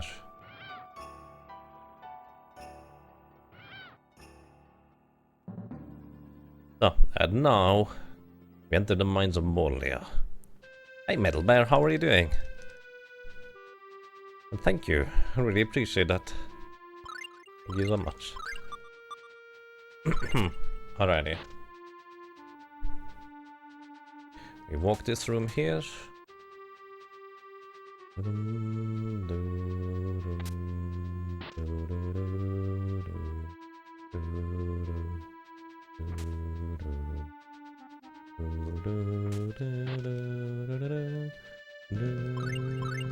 I could have run a little bit in that section, actually, now that I think about it. You run here, and then you walk this. Oh no, you don't walk this, you run here too. Oh, hang on. I need to use a holy ball before stepping on the switch. This overflows the step counter as well, and then we do a little wiggle there, and just completely skip the intended mechanic for that room. Then we go into this room here, run this entirety of the room, walk this section here. This is the section that I thought was coming up before, but I always forget about the previous section. But it's better to walk than to run in places where you should walk.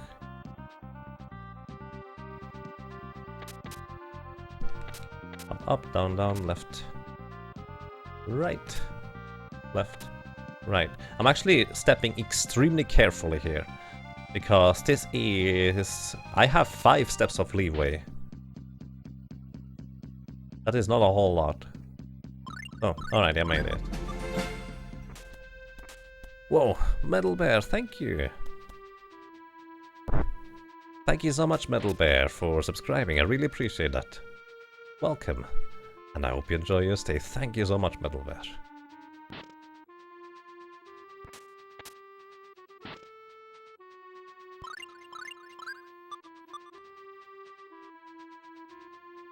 Actually, I've never played the game, but advanced version. I need to walk a little bit here. I think. Yeah, I need to walk a little. Just to make sure. Can go halfway down here, and then we run. Thank you so much, Metal Bear. Welcome. So, use a holy bottle here. We interact with the sign from the side, which increases our step counter by 1 as well. We get a lemon gummy here, which heals your HP by 40%. Then here we gain an item called a yellow cake, which is crazy powerful. You'll see what that does later. And then, last but not least, in this room here, we can run a little bit, and we get in a broom for Archie. I will need to remember to equip that broom. After picking up all the chests, and yes, the chests are actually the trigger to move on here. After picking up those, we get into this room here. Candles once again increase your step counter by 1, which means we can overflow the step counter there in this room entirely. And here we can run the half room and run the next section of this room here too. Just being a bit careful.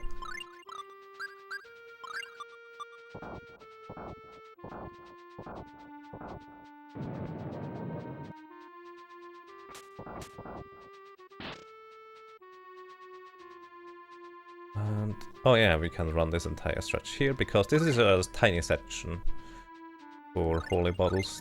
We're never going to run out of steps. So here is a holy bottle. 255 plus 1 equals 256. The game cannot handle 256 equals 0, and that means we overflow the step counter. Please let me through, the lizard. So we go in here. This switch doesn't do anything. At least not from this side without the fires being active. But it doesn't matter. We overflow the step counter in that room just hitting the switch instead.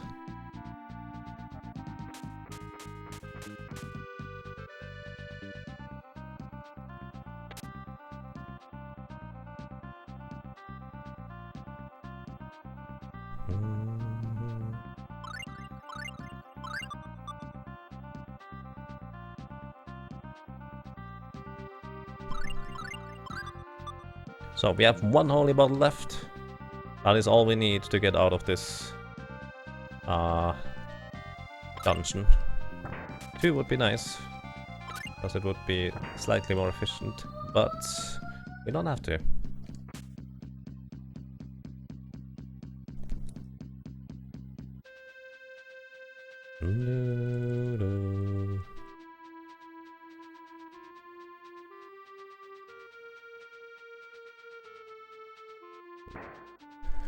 Game Boy Advance version? I probably need to play that at some point, don't I? Delicious spaghetti.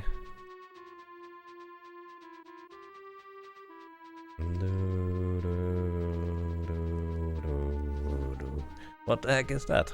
Wait, what? That's something in the Game Boy Advance version, I guess I take it. 2413.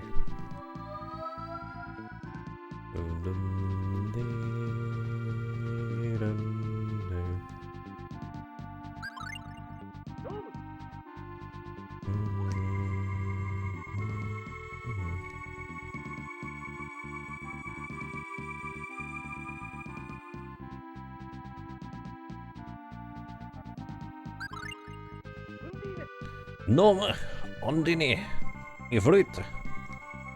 Tyrf.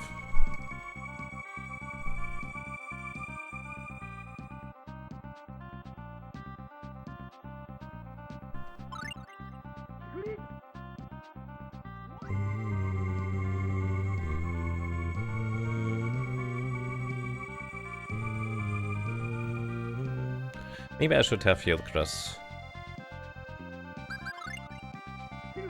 But Maxwell rarely poses any form of problem, so I'm just going to go for it anyways.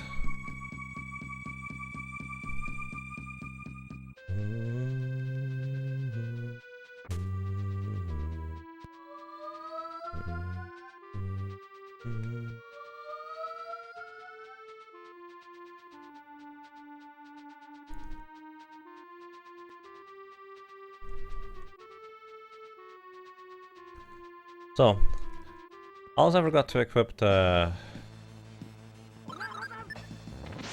New ability. That's okay. Oh, don't do that, Maxwell.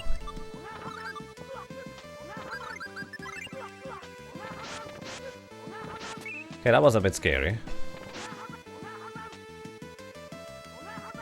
Okay.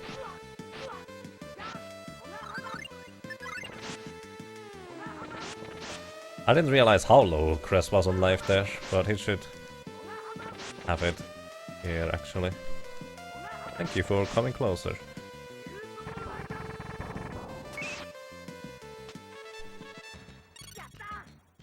That was a little bit scarier than it should have been. Do I play on a CRT? Yes, I actually do. It's a flat screen CRT though. In case that is relevant. A pretty big one too.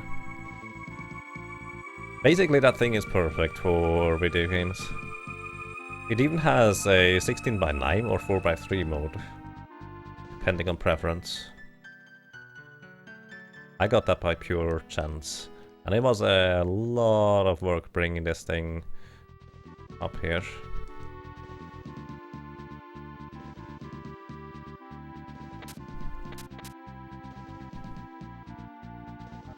We were talking about the best voice act in history of video games, Game Boy Advance, Tales of Phantasia. Can it be worse than Mystic Heroes for the GameCube? Hourglass, Elixir, 6000 gold. I think that's it. No, that's not. Alrighty, I don't need those two. I was almost certain that I picked the correct chests, but I wasn't entirely sure. Look up Mystic Heroes for Game Boy, GameCube voice acting. Actually, that is German voice acting, now that I think about it. Because I played that in German. That was just my first experience with actually really bad voice acting. I had no idea that was even a thing, and I was just kind of so confused as to, are they trying to express something else than they were actually saying? What is exactly going on in that? As in, I was really confused.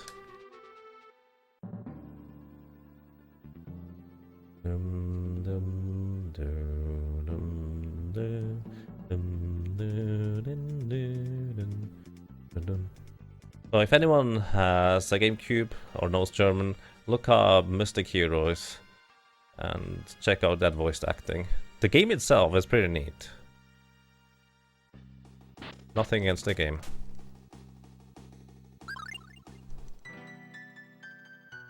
Standard Beretta.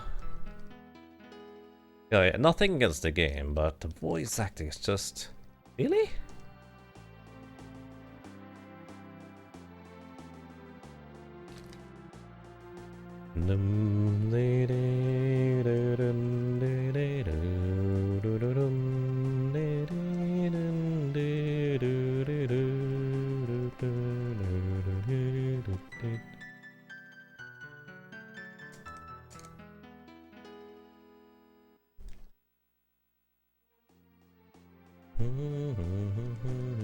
Thankfully, the thing he just gave us is not an equipable item or anything that you can see in your inventory.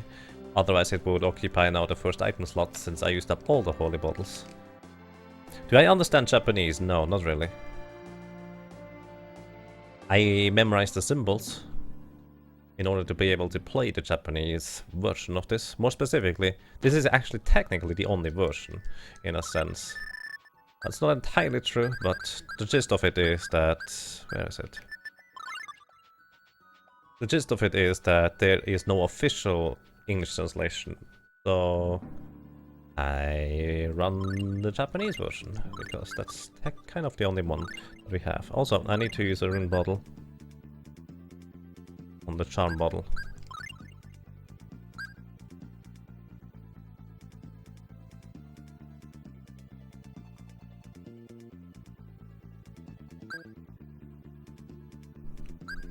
There it is. Do I need to use that now or later?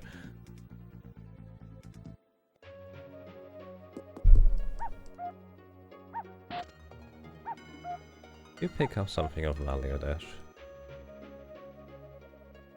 I think I used that later, right? I could already use that now.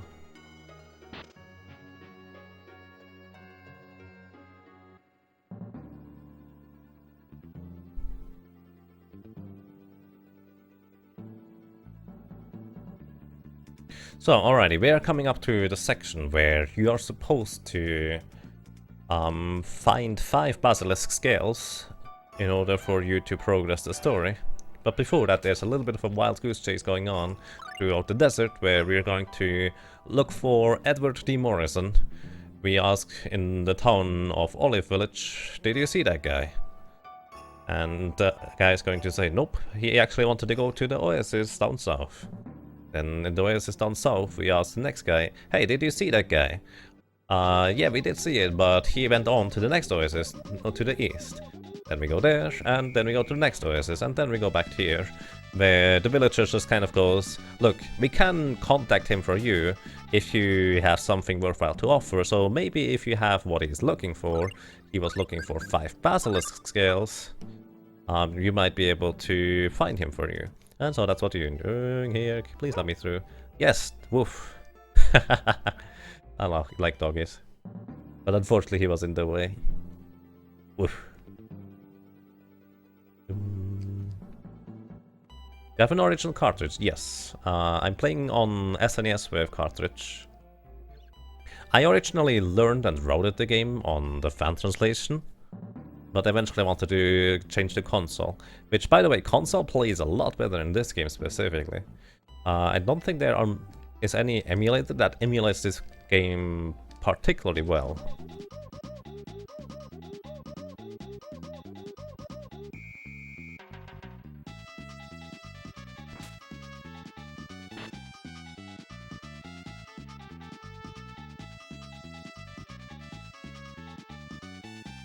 So here is where he tells you, give me 5 basilisk scales and I'm going to make sure that Edward D. Morrison is going to be here tomorrow, or something like that.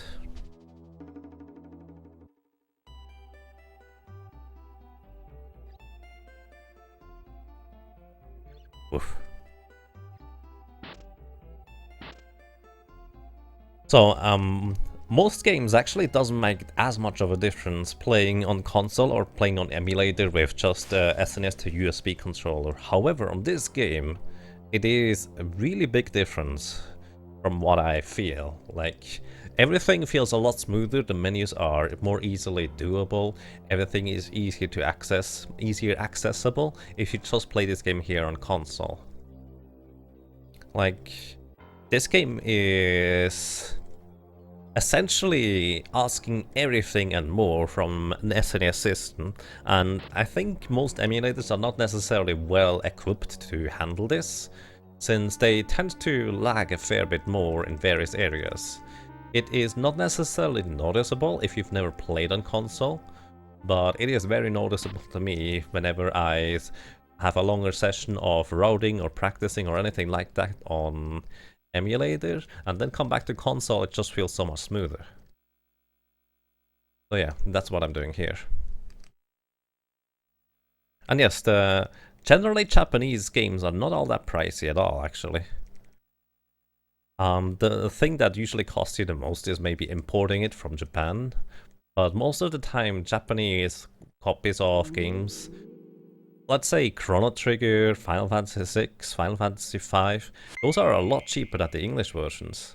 Because I guess compared to how many people know English, how many would like to play those games, and like to own a cartridge in that language, there are not as many people who would like to play the game in Japanese, and actually know Japanese. So naturally the market is a lot cheaper for most Japanese games.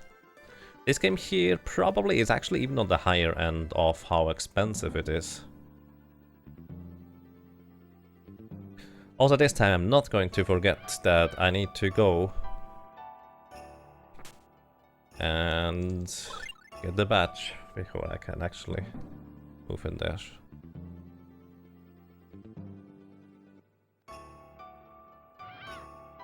Don't forget to use the miracle charm.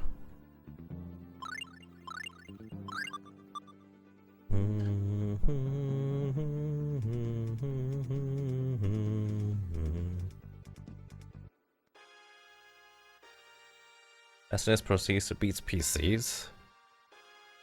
I don't think so. Not usually anyways. It's just that the SNES is a lot more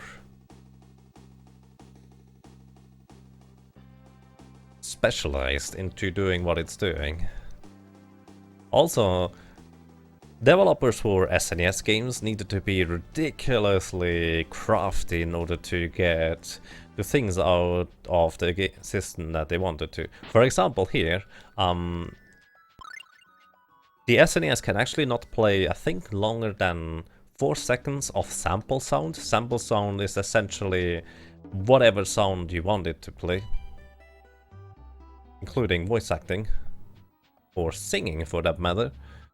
So, in order for them to have a fully voiced song in the game, they just kind of swap out the samples on the fly whenever the game is, well, playing the music. There's a fully voiced song in this game, and it works. It sounds pretty good.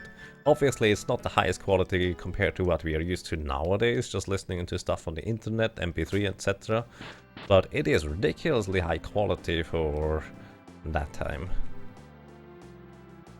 It is very well, or very easy to understand in comparison.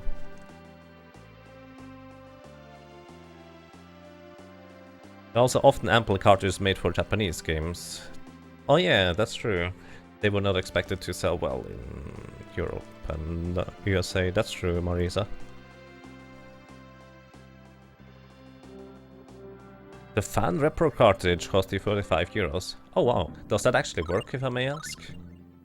Like, my main concern with a Repro cartridge for this game is because it's so ridiculous to even do. So the Repro cartridge needs to have a bit more special treatment than other Repro cartridges. But does that work well for you? So we use a holy bottle just before stepping onto this trigger where the guard comes towards us. That overflows the step count. You get exactly 1 chance for that. And we walk in this area here. And run the rest here.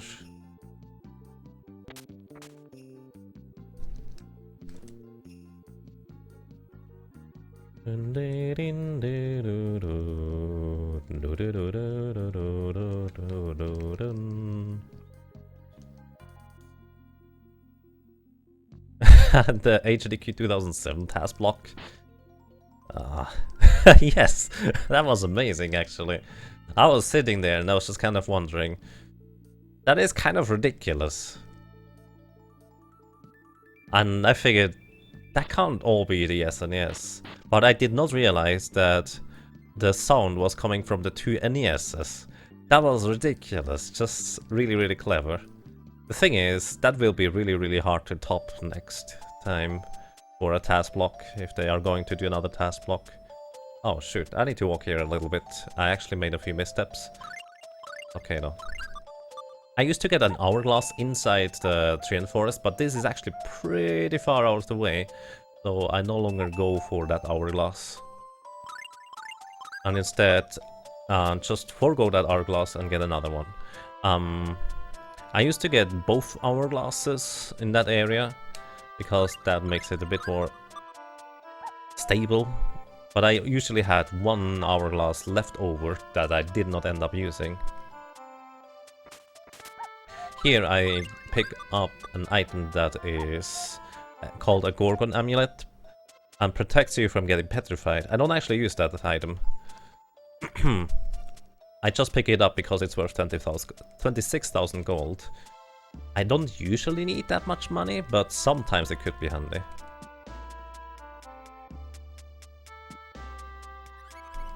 And I'm usually not sure whether I have enough money. Most of the time it's enough anyways. Do you need to modify the SNES to play Super Famicom cartridges? Yes, there is a small physical lock in a sense. But you don't need to modify it in an electronic sense or add any chips or anything like that. It's literally just plastic pins that prevent the cartridge from normally fitting in.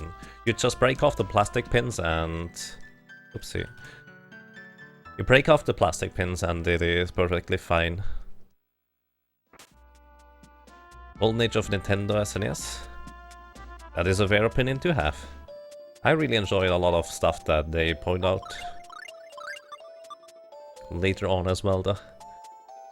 Although I tend to focus a lot more on PC after that. SNES time, so to speak.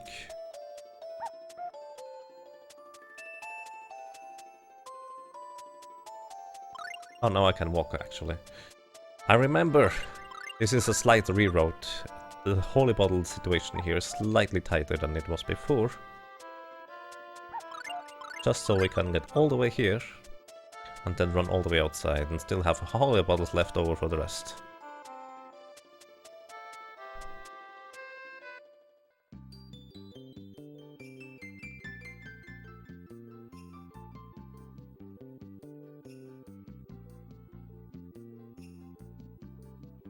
That's interesting, Maurice. I did not know that.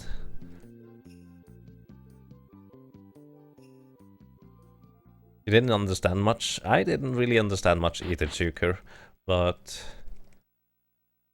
it's just kind of, if you think about it, that is ridiculously mind-blowing. Doing that on consoles. You just take control of the console and make it do your own bidding.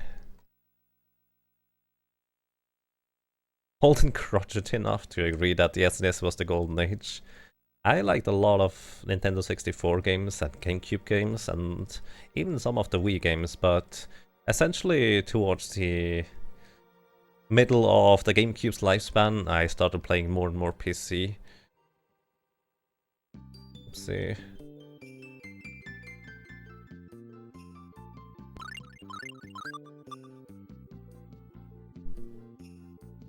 And I was also basically occupied.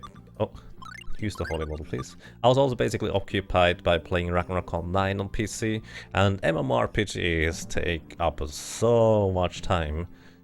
But it was fun, it was all worthwhile. I don't regret a minute playing that game, I don't think.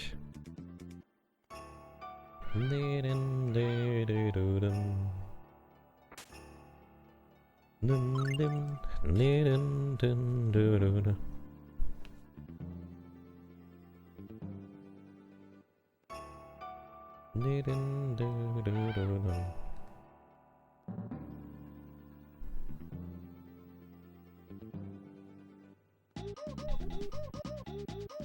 me through. So here we need to get 15 holy bottles plus 1. And also, I just realized I can use that menu to use the miracle bottle. There you are. So here, I'm actually going to sell the Gorgon amulet, because just to make sure that I have enough money. This thing, this, oh no, not this thing, this thing, this thing. And that's a lot of money invested. Restock for the last time. I actually did not need to restock here at all, did I? No, I did not need to restock. That's okay. And we're out. So, and here I'm going to be using a trick that is just basically resetting the holy bottle step counter. As mentioned, you have 255 steps until you get into an encounter. I enter a safe zone and leave it again, just to refresh that 255 steps counter.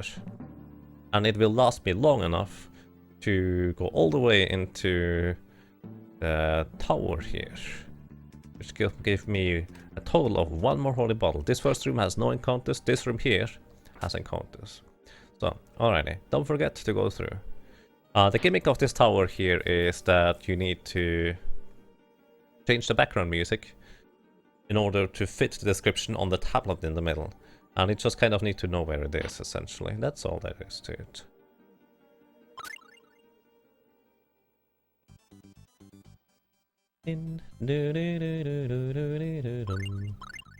Oh, what?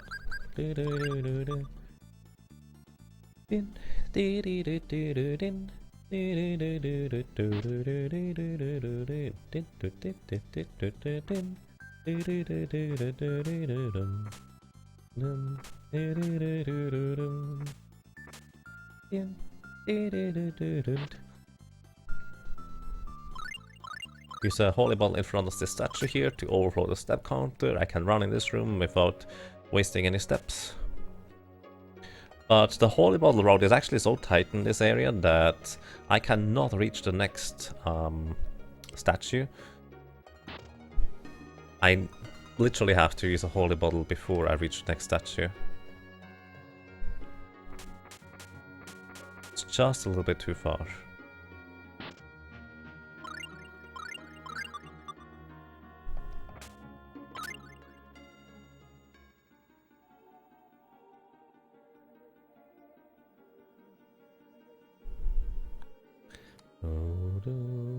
Even though I'm only walking, this is one of the more difficult sections for me to memorize and remember, since everything looks the same. So I just need to know when I need to do what, essentially. So in this room I can run up and back down. And then I can walk through the rest. There we go. Alrighty. Yeah. No mistakes. Secret of Mana with 3 controllers. Just a practice thing, really. Yes, I agree with Letlin. Using 2 controllers on Secret of Mana is really just a practice thing. And I keep liking to point out that 1 controller categories are more difficult than 2 controller categories. But actually watched a little bit of the VOD just to see, check something, what I did earlier in the run. And I realized my hand movement looks kind of a bit weird or messed up, considering that I use my left hand and right hand on both controllers in a really random looking way, but it just works out. But that's just because I have that much practice. Anyone can do that if you really want to, but to be fair, it does require a lot of practice, and it's not easy. It's just easier than 1 controller. Oh my god. Thank you, Marisa. Wow. Why the second controller upside down, though? Isn't it confusing? Because if you think about it, how can you... Actually, I'll answer that in the next cutscene. I'll need to focus on running here a bit. Please do ask me that question again, because I likely forget about stuff. My memory is terrible. Which is also why I need to focus so much on remembering what to do. So this first room I can run, then walk. I forgot to split. Walk. I don't remember whether this was walk. Hang on. 1. Let's run. Walk.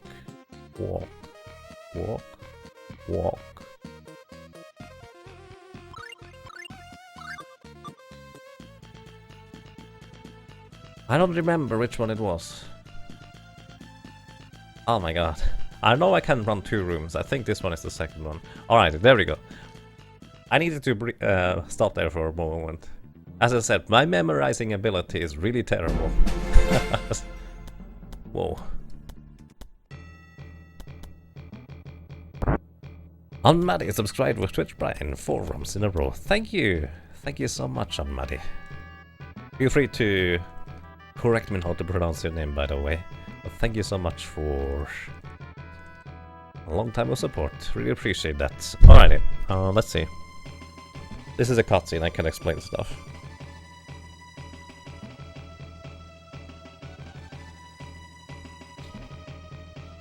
Lots of practice indeed. Alrighty, the second controller is actually upside down, just because it is more efficient for my hands to reach all the buttons and D-pad. So my main concern when using 2 controllers was that I want to be able to move both characters at the same time. And in order for me to do this, the easiest way you have to move both characters at the same time is just use both of your thumbs, since that's kind of what you use your thumbs most of the time for. That's what the D-pad is designed to be handled with. With the thumb, you can easily handle the left D-pad alone, so I wanted to handle the right D-pad, the other D-pad as well with my other thumb. So that's the main reason as to why I have the controller upside down like that. Otherwise it would not work out for my other thumb. The other option would be to have the controllers back to back, and then you could use your fingers at the backside of the controller to control the D-pad. Technically, that makes it more difficult to control the D-pad. However, it would be easier for you to reach all the buttons at the same time as well. That is actually a technique that Johann Howitzer uses in order for him to play Lost Vikings 1-player 2 controller. Which, it's a bit of a different control scheme. He also has to use the L and R buttons on the second controller, which I don't have to. So it makes more sense for him to use back-to-back controllers. And greetings to you, too cool for a name. How are you doing? Spelling is correct? Thank you so much, Anne-Marie. I really appreciate that.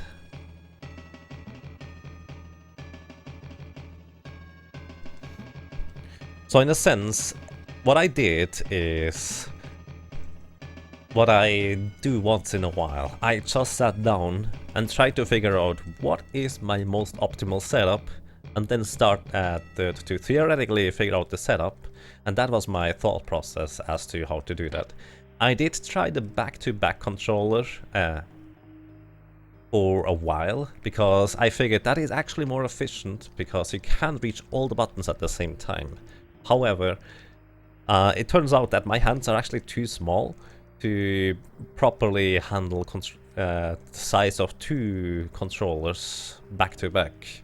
And my hands started hurting after like a run or 2. So I decided to revert back to the upside down controllers. You're alright? Glad to hear that. Too cool for a name. Sounds good. I'm pretty excellent, thank you.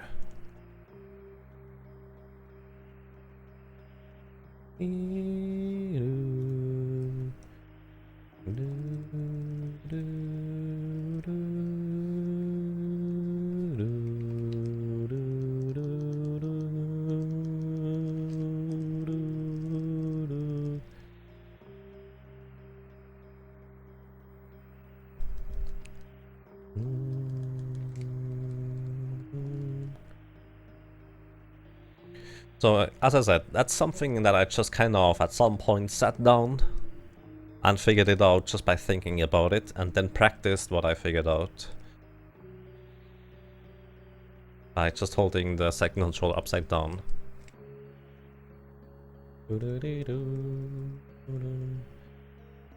I do those kinds of things once in a while, like when I played World of Warcraft and got more and more into Arena, I decided to try and see what is my most efficient setup. And I came up with a setup where instead of using WASD to run around, I started walking with ESDF around. Changed up my entire keybind setup so I could, instead of just fitting about 50 keybinds, I could fit over 100 keybinds into my, well, palette, so to speak. And that's what I ended up doing. So essentially, just for World of Warcraft Arena, I started using ESDF for running around. And I did a similar thing for League of Legends.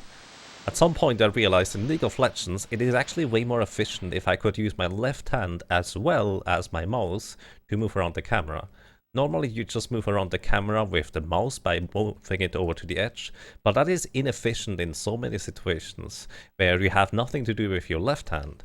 So if you could just use the camera movement with your left hand instead in those cases, that would be perfect. So I rebound the camera movement in League of Legends to ESDF and rebound the E button to A, and level up buttons I already used anyways as in level up combinations.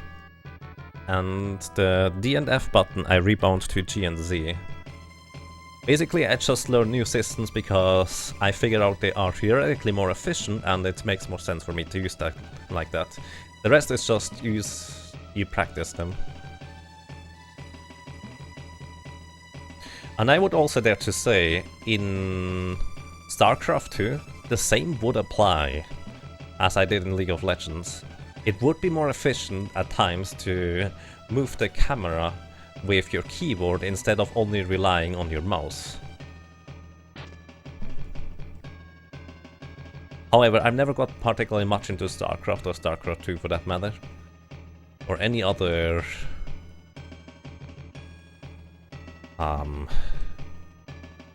game like that.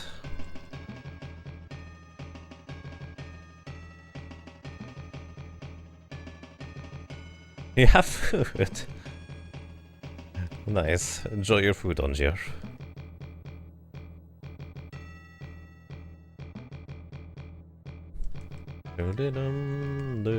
So alrighty, next up, I need to use a menu. I should have done that in the previous menu already, because I would have had rune bottles and stuff already ready, and I would have easily identified stuff. But it's okay. I need to use a rune bottle on the white mist. I need to set Crest to be the far back, and I need to equip Clarf with the Mist Jewel, Archer with the Mystic Symbol and the Onyx. And I need to equip... No, that's it actually. Mist Jewel, Mystic Symbol on Archie and Onyx on Archie. White Mist item on Rune Bottle, and then Crest set to far back.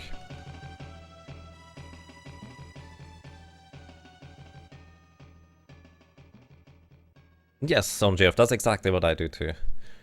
The main reason why I started doing that in League of Legends is because my wrist started hurting. The better I got, the more extreme movements you tend to do.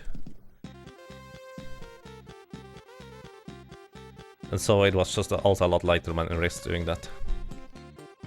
Alrighty. So, put far back. Oopsie, Rune Bottle. Rune Bottle! On the White Mist? Where's the White Mist? I have no idea. I don't know where the White Mist is. White Mist, there it is. Hourglass? Sure, why not? I need that later, but I did not need to do that now, that's okay. Equip you with the White Mist. Where's the White Mist? Where's it? At the bottom, I should have gone all the way at the bottom first. Archie, you equip the Mystic Symbol. The Onyx. That's it. Wish me luck, because I will need it. So I can't reach that right now, I need to focus a bit here. Let me through! No, no, no, no, no, that's rude. That was really rude. I used to play League, basically when it was released, that's a while ago now. That's a really long time ago. It was the first type of game of that kind that I played. Let me through, please. Thank you. I open up the menu in order to buffer seeing what enemies are, and in order for me to get a brief picture as where I need to go. Or whether I need to reset the screen.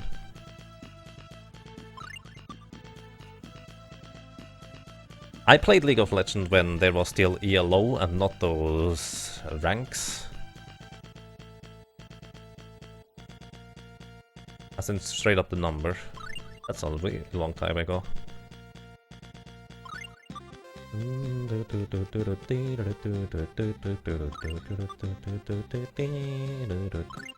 Don't catch me. No! Ah! I got it. Okay, 2 Basilisk is fine. Also, I forgot to set Mint to use her Pico Hammer, so I needed to set the strategy for her. Holy smokes, that was close. Can't get past that guy. Wow, that was unlucky. Mint, you can go all out. That was really rude. That's also really rare to happen. Although I guess it's more prominent in certain areas compared to others. But this field here usually does not have that many encounters. Or more specifically, has so much room that it doesn't matter. Okay, that's alright. We can go... Let me through. Thank you. Also, I forgot to set the skills to Gale Shield. I should have done that long before. Let's go.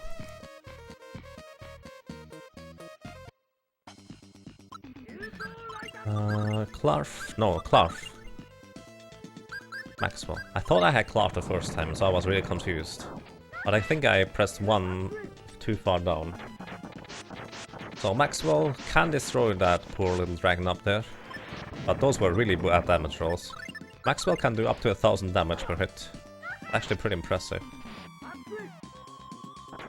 With a bit of luck, you can destroy this dragon in 2 spell casts. Okay, I decided to cast Maxwell here anyways. I wasn't sure whether my attack would get through.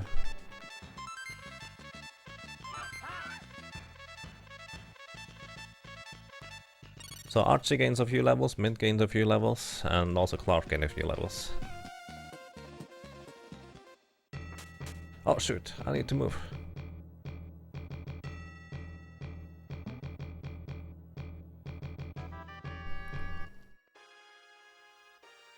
But it's not taco, so I had to check. Ah, I see.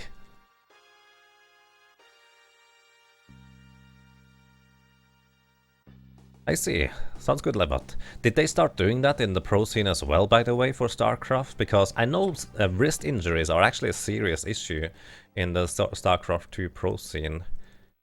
And I feel like if they just bound camera movement to the keyboard, that would alleviate that tremendously.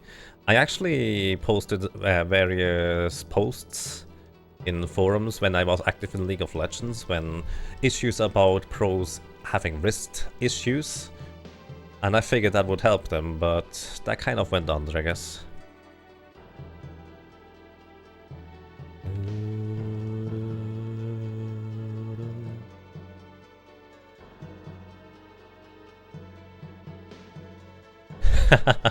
My Path of Exile keyboard allows me to play with a race game pedal.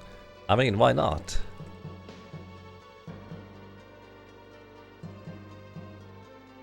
I've thought of buying these mouses with 10 buttons on it. My mouse has actually 3 additional buttons, and I used to use that in World of Warcraft. I only need 2 additional buttons on my mouse. I bound Control and Shift onto the mouse button. By default, because I played so much Ragnarok Online originally, it was actually really easy for me to always press the Alt button in conjunction with pretty much every key on the keyboard. But I was absolutely not used to pressing Shift or Control for modifiers, so I mount that to the mouse, and that's also part of why I had over 100 keybinds in World of Warcraft easily.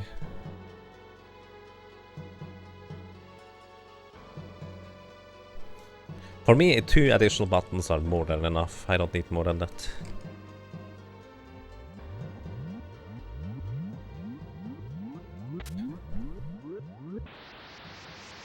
I have to get wireless, man. I'm very hard on the court and will ruin the crowd quickly. Ooh, that's unfortunate. I don't like wireless mice myself, because I just don't want to worry about battery.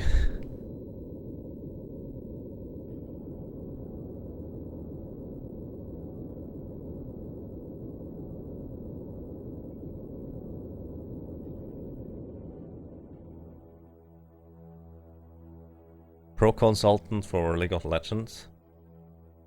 Could have been. But the thing is, I cannot really stick to a single game for too long. It's kind of fascinating how long I even played World of Warcraft or Ragnarok Online for that matter. Although, I probably, in hindsight, should have, on each of those games, stopped playing about a year or 2 earlier. Because the end was not as exciting or great as the previous times, but it still wasn't bad. Oh, sorry Marisa. So, wish me luck. Oh, because the air battles are a real pain. So the setting for those battles in the air is really awesome. I really like the setting for those battles, as in only Archie and Crest can possibly defend against the onslaught of flying demons and no one else can do it. It is so awesome. Oh. But unfortunately, the mechanics of this fight is just really bad. So unfortunate.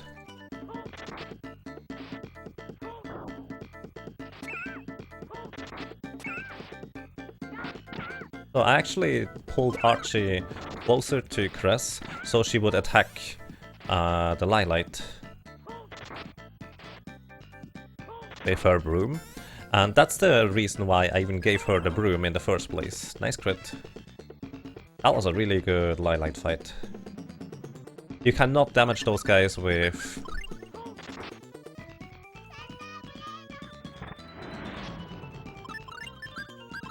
You cannot damage those guys with... spells. They always get healed by literally every element in the game. So you need to defeat them with physical attacks. Archie received a broom in...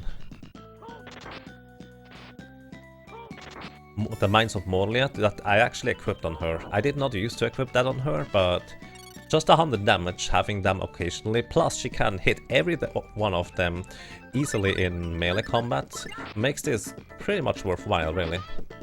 I think the first guy is dead here. Yep, he's dead. And I'm pretty sure I'm also faster just hitting those guys with physical attacks instead of casting a second ray. So far so good, alrighty. Archie cast another ray spell cast here, and here we use the yellow cake. Don't use the hourglass by accident there, that's right next to it.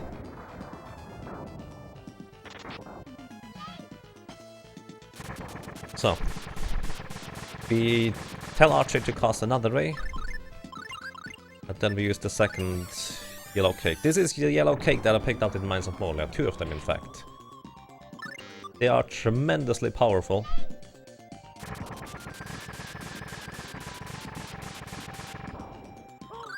And with 2 yellow cakes and 2 rays, the dragon is just kind of history.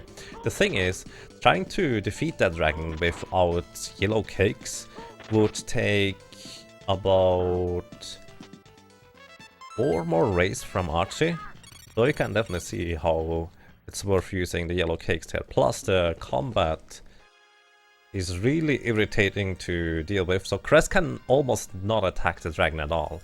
It's not entirely true, but it's really rough and difficult. And greetings, Teak Harajeff. How are you doing? Thank you, I appreciate that. And good evening to you.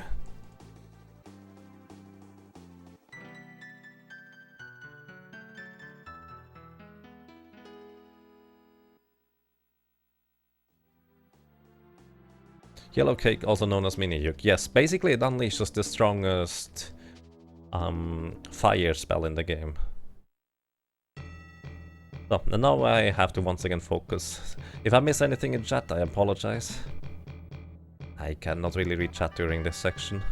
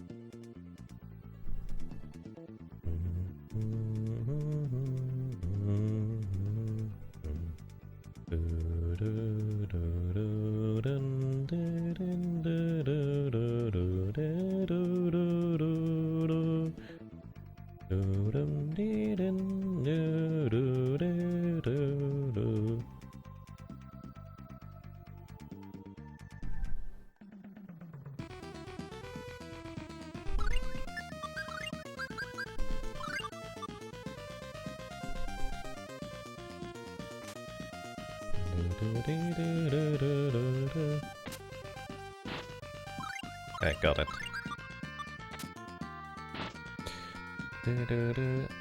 I did a mini skip there, on top of using another holy bottle to overload the step counter.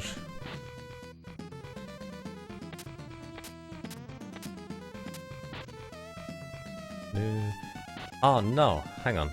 I can't do that. Whoopsie! That's why I need to focus here. I need to walk. If I don't walk, I am in big trouble.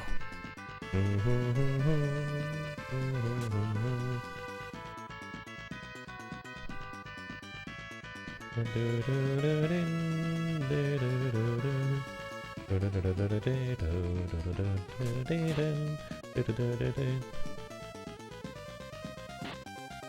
there we go. I needed to reach this room without an encounter. And it's just barely possible to walk all that distance from the switch room, which by the way is a safe room. But you can't run more than 2 steps, and that's just kind of not worth it.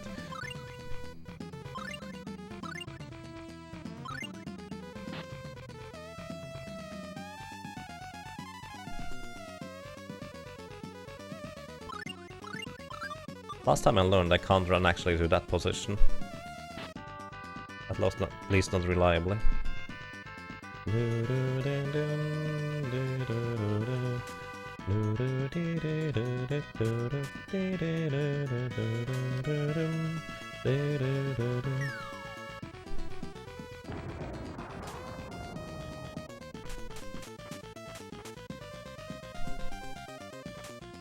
I believe my PB actually got really lucky and got an immediate Moonphalanx. Let's see whether we get one too. That would be really nice.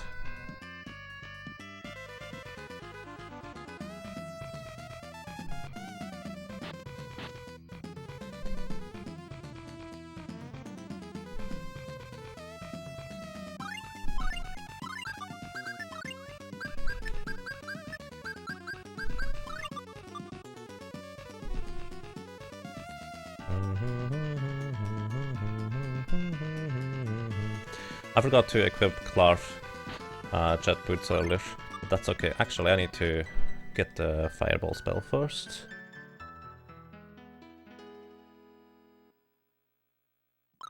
Oh, then we gain the Fury Slash and the Phoenix spell here, and equip the Mecha Halberd.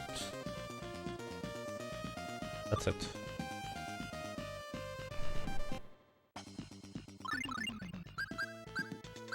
Archie, you cast a fire spell. Press Larfy as well.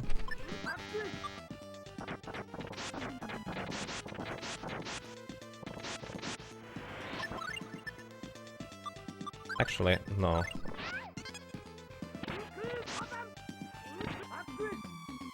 Hopefully this kills the demon. Maxwell that can do up to 1600 damage per ball, if you're lucky. But I guess it's not a given, obviously. So it's possible to actually one-shot those demons with Maxwell. Unlikely, but possible. Sword? Ah, no sword. Okay. Too bad. Oh, whoopsie! I forgot. I need to actually pick up the chest. That's the entire reason why you come here.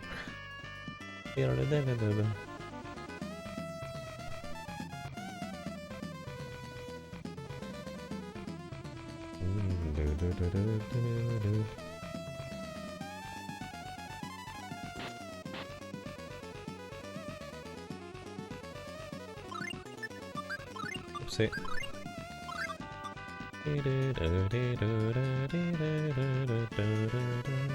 So I need to take Mint with me instead of leaving Archie here because I didn't get a Moonphalanx.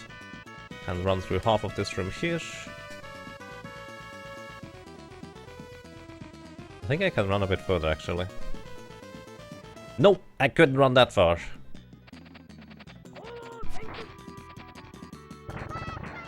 That's really bad for us.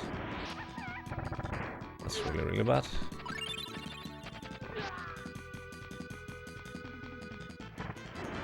Okay, I need to just fight this.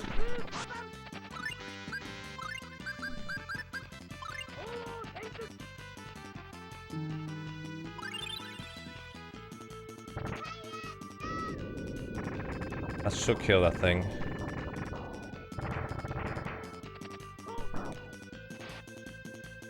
That was really bad for me. That was really, really bad. Please stop defending.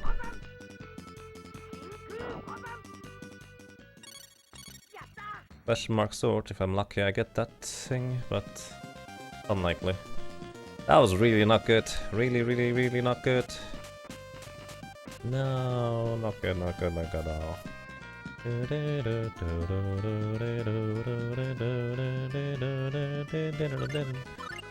Oh, need to revive. Mint needs to heal everybody. And also I need to use a rune bottle on a question mark sword. Oh, it's a Moonphallux. Hey! That's awesome. At least I get lucky. I'm not good, I need to get lucky, right? That's how it works.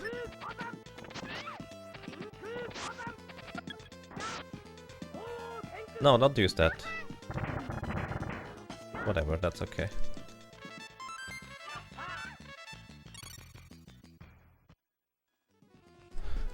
And greetings, Miles. How are you doing? And thank you for the good luck. Can definitely use that. I definitely did get lucky. On that random encounter, I just happened to get a random Moonphallux. Which I didn't deserve at all. I can tell you that much. I need to use a holy bottle. Briefly heal up everybody. And replenish my TP and Mint's TP.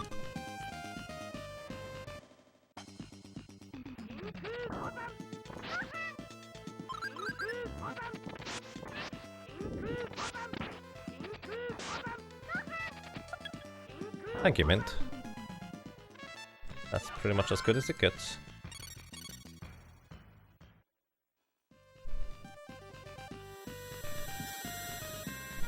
Getting wrecked for work, unfortunately. I see. Well then, I wish you a nice day at work. Hope it's going to be pleasant. Down, left, right, down, up. There we go.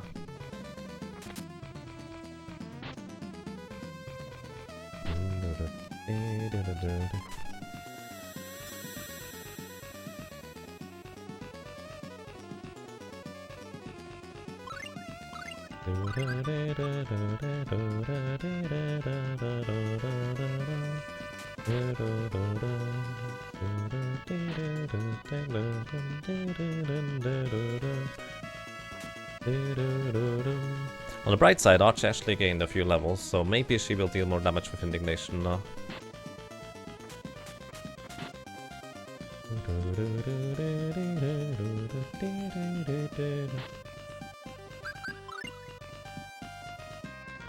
Ooh.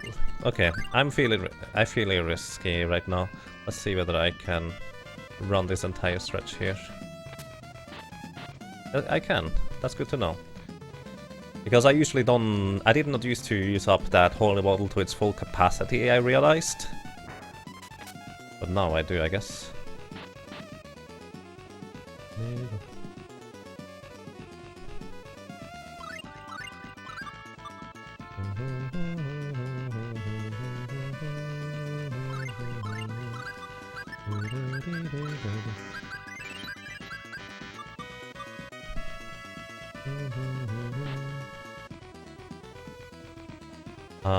Cress is not a full tank yet, so I need to actually equip the Onyx on him. I'll do this after this encounter, in fact. Makes more sense.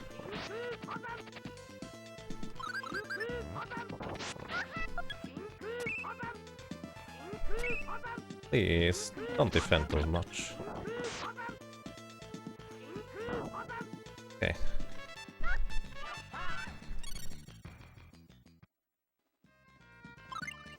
I equip Cress with the thing here.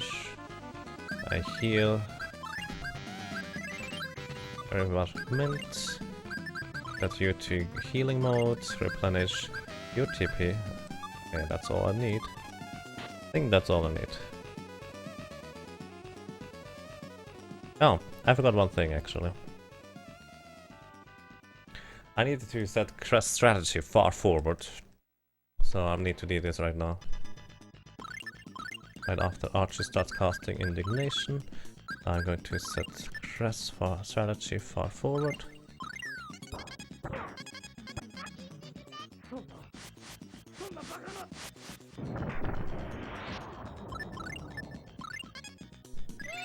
So the reason why I target the first guy here is because if I accidentally miss menu and pressed A once too often, I'm not going to run up to Dolls and try to smack him with Chris, which is pretty handy. Thank you, Mint. Number 2. The downside is I have to manually target Dolls whenever I tell Archie to cast a spell. But it's not too bad, I just pressed once to the left. So here, Chris. That demon is unusually aggressive right there. He's actually really aggressive right there, holy smokes. I don't usually need to heal that much.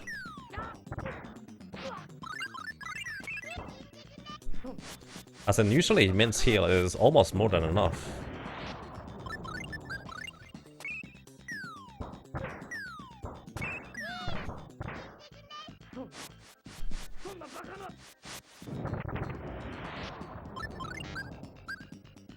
Oh shoot.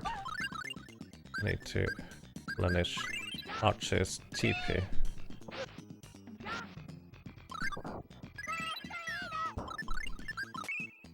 I forgot to replenish Archie's TP dash.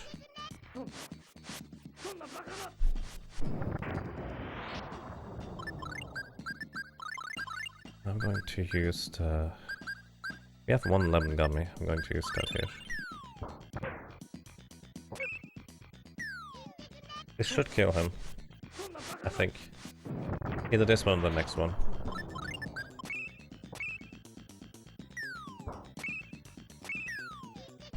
I mean, they actually dodged that, that's pretty impressive.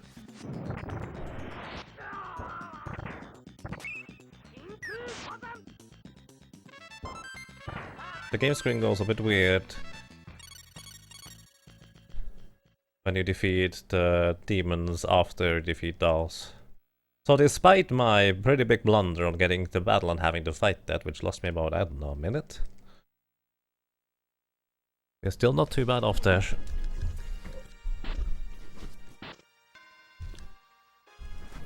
And considering I died about 3 times to Andini, that kind of goes to show how much more time there can be saved in this run. Easily. Yay, luck. Hello, Aegis, how are you doing? Good evening, or good afternoon to you.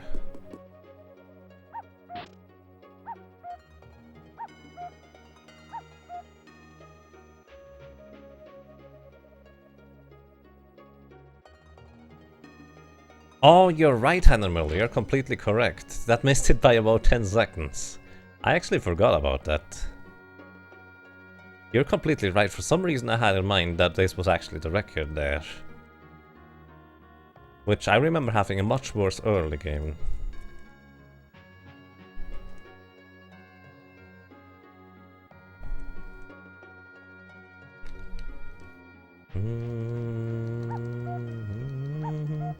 Need to go to a concert. Well then, have fun, Heinermuller. I hope you enjoy it. Thank you for dropping by and have a nice evening. Oh, stressful rest of the week ahead? That doesn't sound like fun.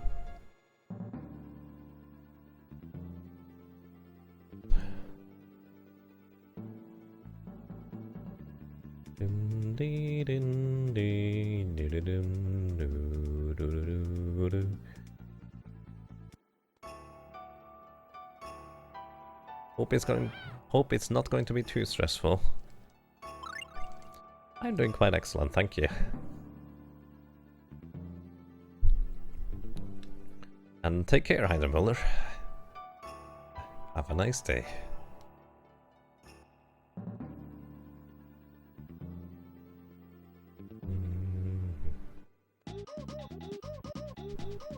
Oh, I believe I need to clean out the first item slots before I can, yeah, buy new stuff.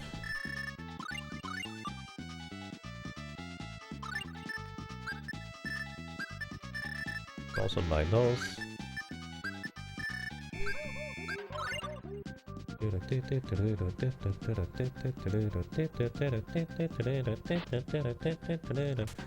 And we also need to sleep. This time I didn't forget to sleep.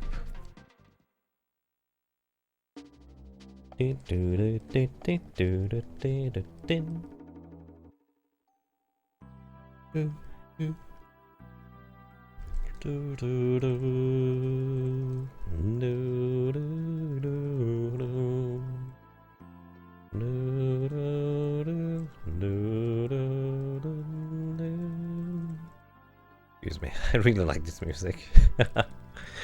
Oh. These errands cut into time. You could be eating tacos. Oh. That's no fun.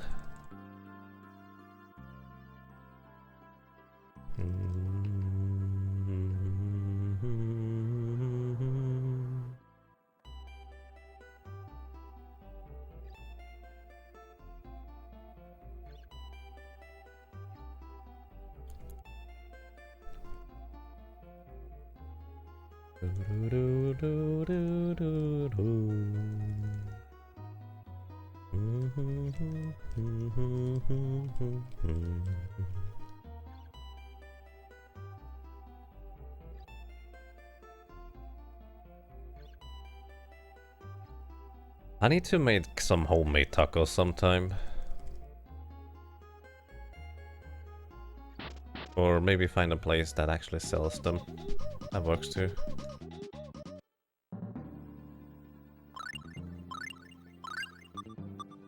By the way, earlier sold a fairy ring. I wonder if I could just straight up equip that on Mint right now. No, I can't actually. I mean, I can, but I would not work out with menuing.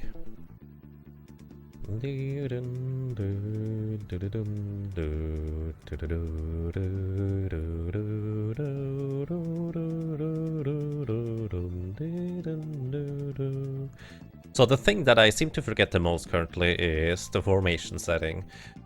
Having to do that later kind of reduces the strategy that I can use the stuff for. But definitely should remember it in time. Like, I can correct it, but it costs me unnecessary time there, since I could already do those things in other menus too. Oopsie.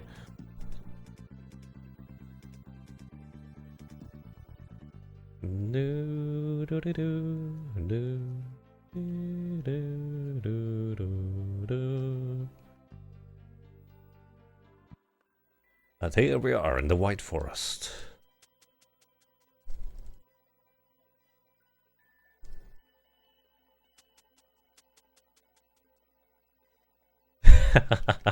My goodbye, demand invite you over. Oh. I mean, invitation over, sure, why not? But the issue would probably be that you don't have enough time or maybe money to be able to follow that.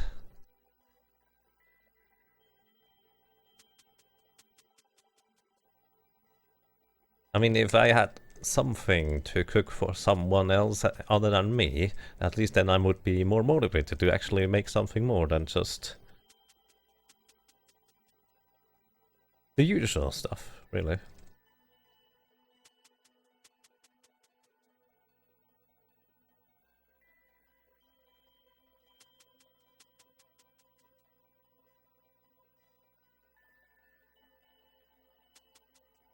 Because my usual stuff consists usually of sandwiches, and I really like sandwiches.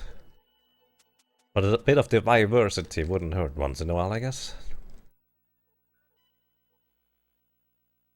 No, I want a sandwich again.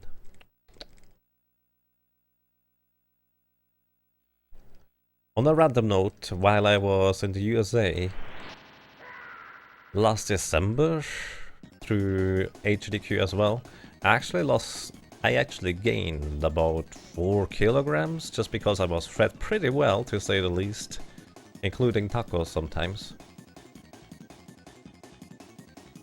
And I've lost more than that by now again. Oh, what? Oh no. I see.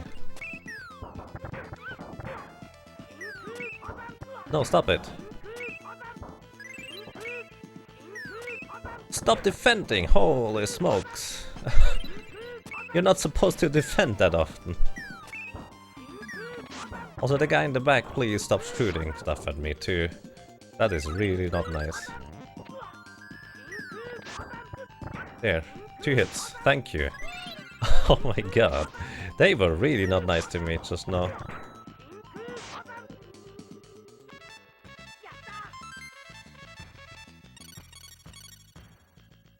And mental and nurse.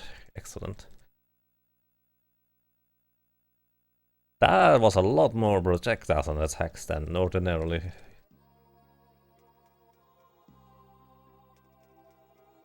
You'll be there in 17 hours, leave the door open. You would need to call me on my phone if anything.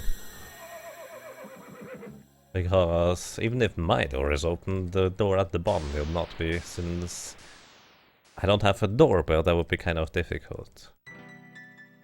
Also 17 hours, that is really fast. At least if you're flying over the ocean anyways.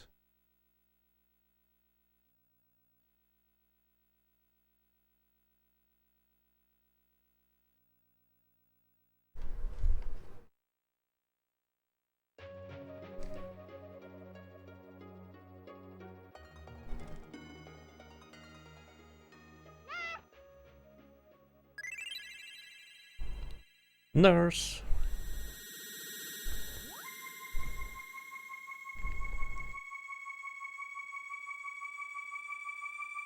Let's see. Next menu, I need to heal up and disable nurse. Set crest formation to be far forward. Arch and Clark swap position. Use a holy bottle, use a rune bottle on the hourglasses, and use a rune bottle on the charm bottle. That's like a plan.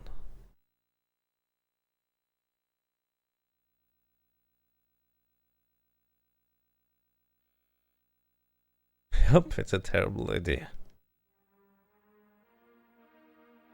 A connecting flight from Lurkerland?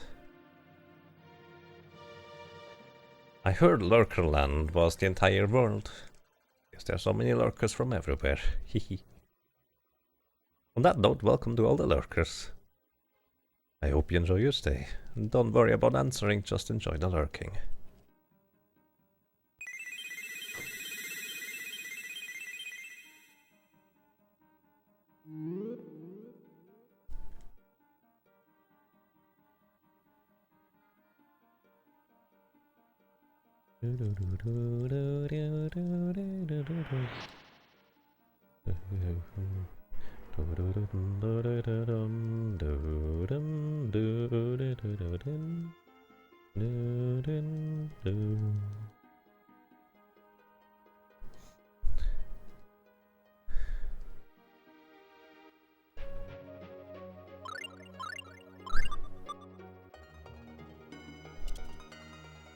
There's a fish jumping out.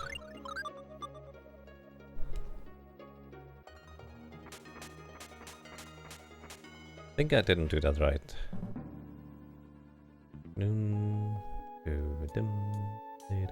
Oopsie. That lady looked exactly like the unicorn lady.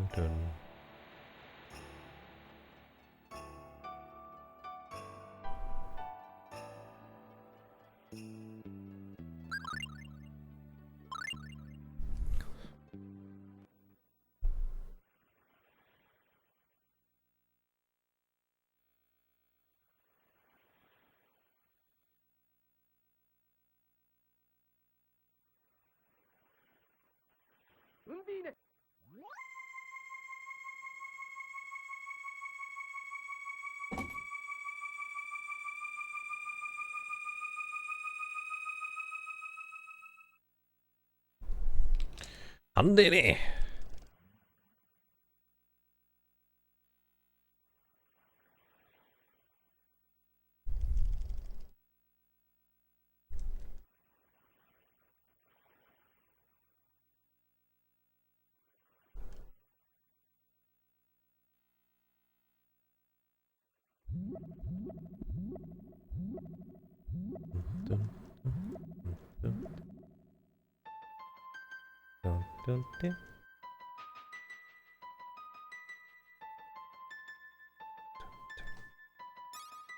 So, by the way, if you have any suggestions as to what I should do after this run here, feel free to, well, suggest that.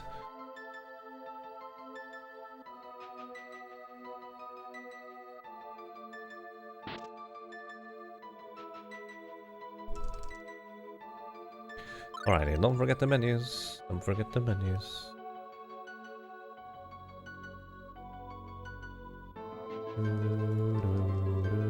So, heal up with mint, disable nurse, far forward in position, swap position, holy bottle use, hourglass, and yeah. Use holy bottle, rune bottle on hourglass. Where's the hourglass? That no, it's an hourglass.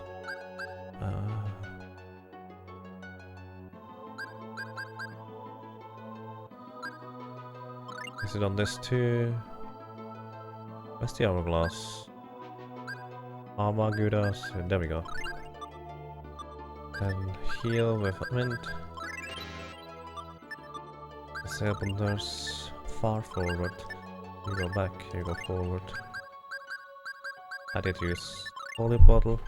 Save, reset. Whoa! Pros1664 subscribed. Thank you. For 2 ROMs in a row. Thank you so much. Welcome back, and I really appreciate your continued company. Thank you so much, Pros. I'll read that in a second.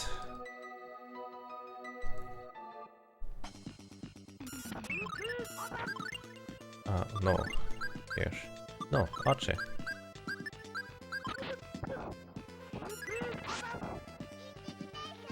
Good job, Archie.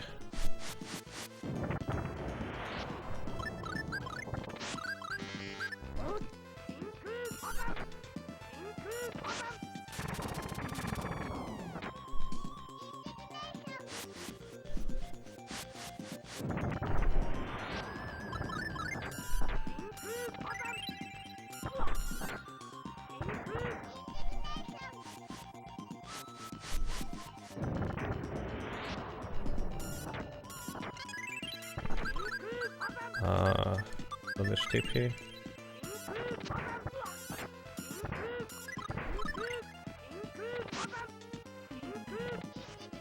Those things attack way too fast.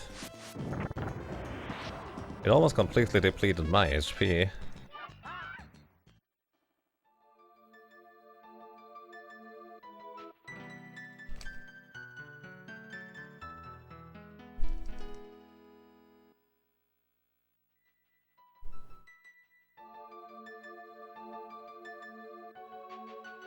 I should do a one-player 2 controller with a DDR blind with an arm behind the background Secret of Mana.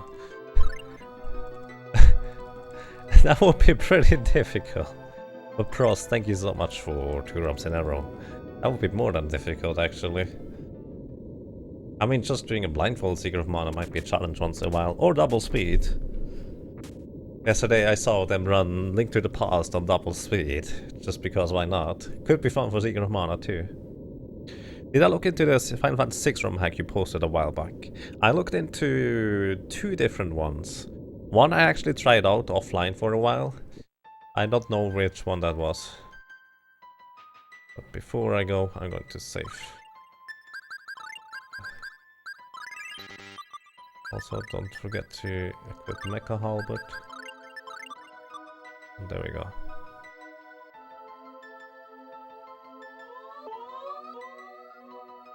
So I looked into a Final Fantasy VI ROM hack that featured a purple-haired lady as the protagonist. My general impression of that is some people did put a lot of work into it, like a lot. However, I just felt like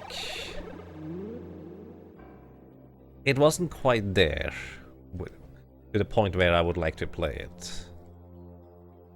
As in, it looks like a labor of love, but unfortunately a labor of love from people that don't necessarily know how to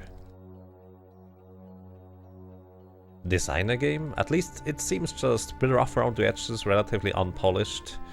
The art is actually, I really don't like the art, to be completely honest with you. Stuff like that, it seems just... Overall, a lot of work went into it, and I appreciate what they did. It's just, I don't think it's what I would want to play. That was the run hack, I see. Yeah, that was that one. I see a lot of work in that thing, and I respect them for creating it. But playing about 10-15 minutes of it, I felt like, yeah, I don't necessarily need to continue that. Ancient Cave, I can play that, that's a good idea, but that wouldn't last for that long, I don't think. Jump! Jump! Good job. No! Oh!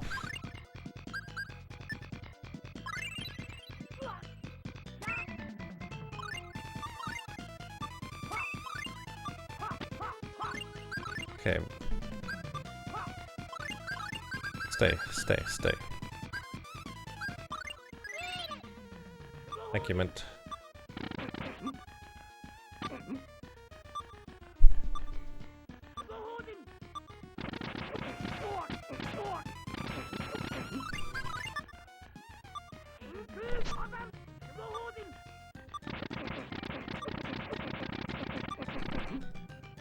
Alrighty.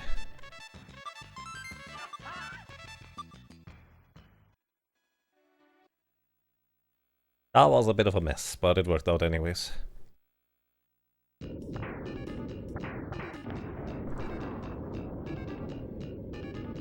Whew.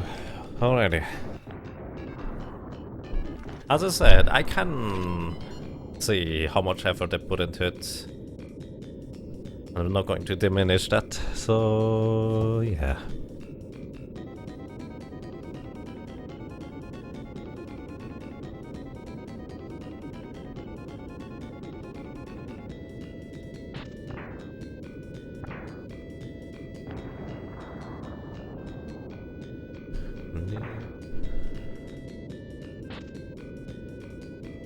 So, other than that, I actually got reminded that there are quite a few Pokemon ROM hacks out there, and some of them seem to be really good.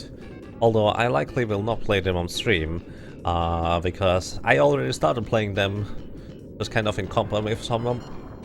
But do you know about the Pokemon... It's not even a ROM hack, it's actually an RPG Maker game in the end. Pokemon Omicron and Zeta, I believe. I don't remember the exact names, but those ROM hacks so far, I'm pretty impressed, actually. They also have built-in challenge runs like Nuzlocke, and we just kind of decided to start off with a Nuzlocke challenge. And that's a lot of fun.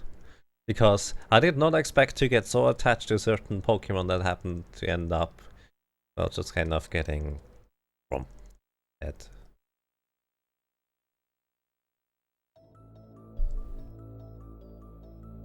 Secret of Mana Ancient Cave is a ROM hack created by Moppleton, who...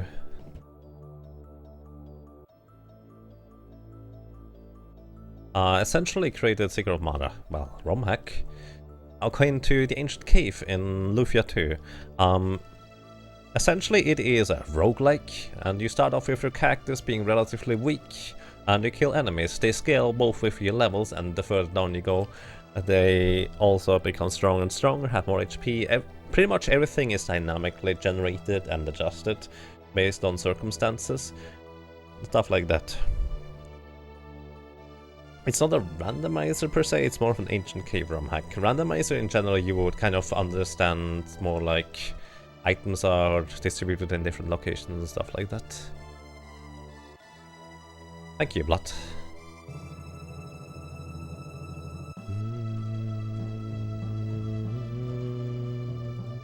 By the way, can I turn up the music a little bit, or is it fine as it is? Can you hear it well?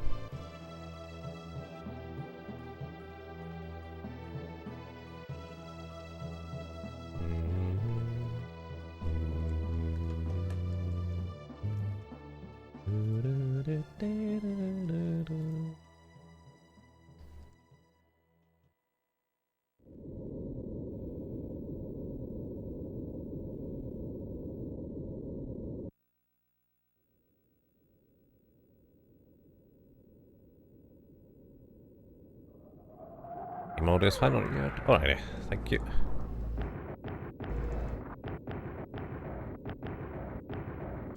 Yes, I already streamed that a while ago too, but back then it didn't even have bosses, so I think that's a nice idea to play again once in a while. Well, sounds like a good idea. Sounds like a good idea. Let's do that. I was just going to use one controller. Not two for that. Actually, I might use my one-handed controllers, trying to get more accustomed to those.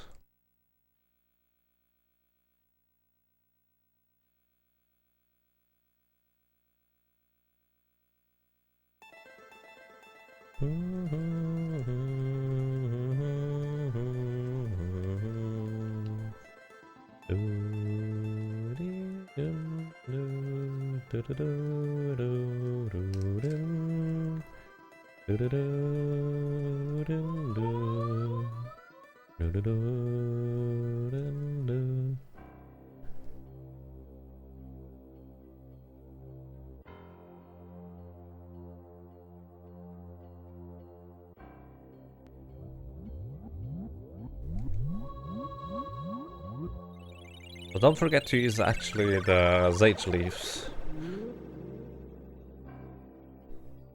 to power up Cress health here.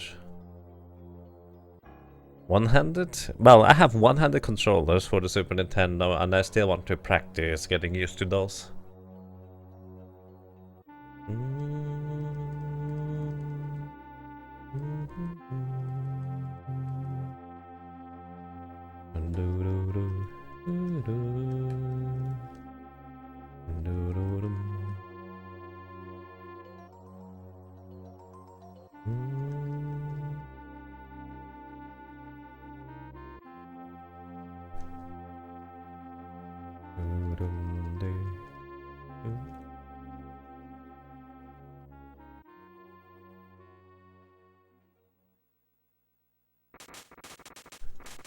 Okay, let's do this.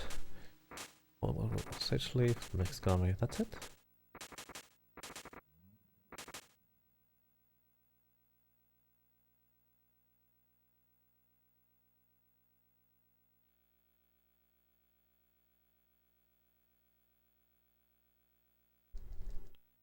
Let's go. It is one-handed, yes. I mean, why not? Need to get used to those. Oopsie.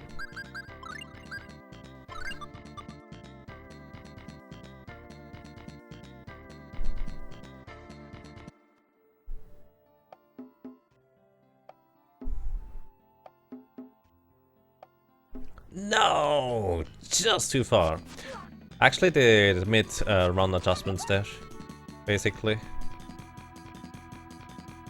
That's the second unintended encounter. I did mid-run adjustments there, trying to account for having to use a holy bottle earlier than usual, since it already ran out. Fortunately, that did not work out at all.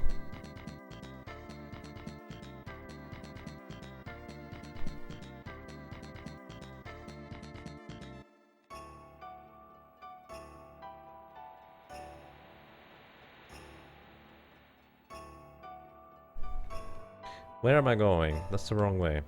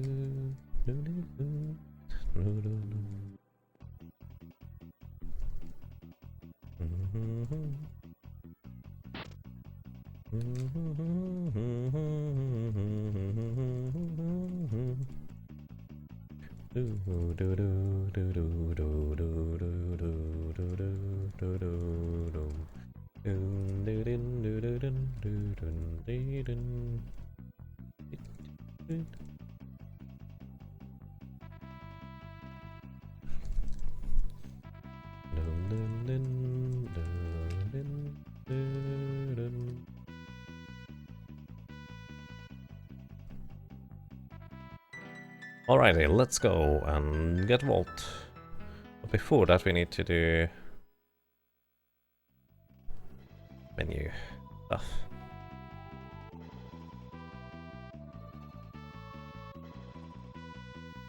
Ah, wrong way around. I'm not sure this is faster or the other way around. I'll have to test it out sometime. That was the wrong merchant here. Oh,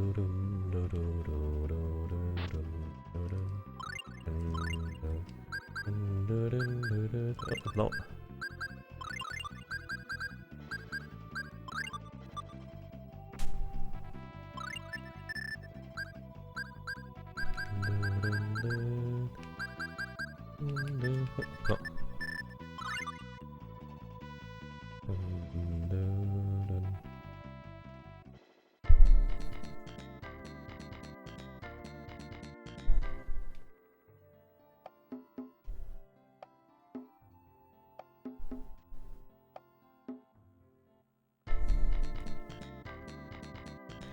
Okay. Holy bottle, rune bottle. The fix things. The rest is on mixed gummies. Holy bottle, rune bottle, and where are they? Not those.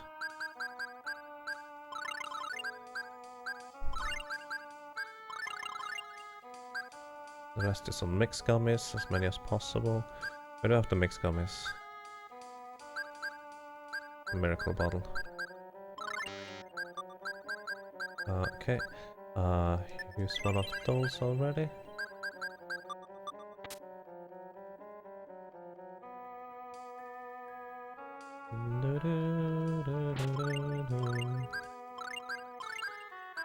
Don't forget to use those.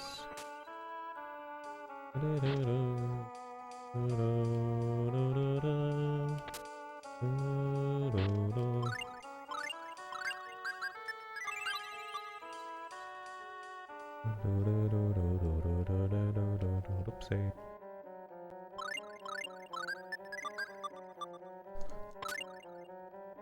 Oh. Need to actually hit that.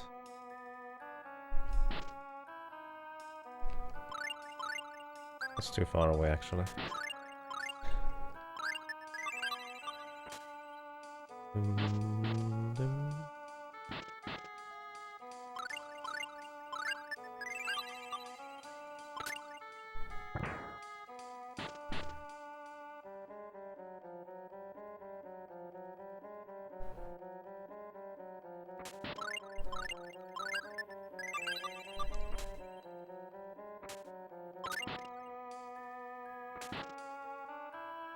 That works. Okay, I actually forgot that one thing. I needed to also set the formation. The crest to be no longer far forward. And also because I got into a brief encounter, I need to heal up real quick.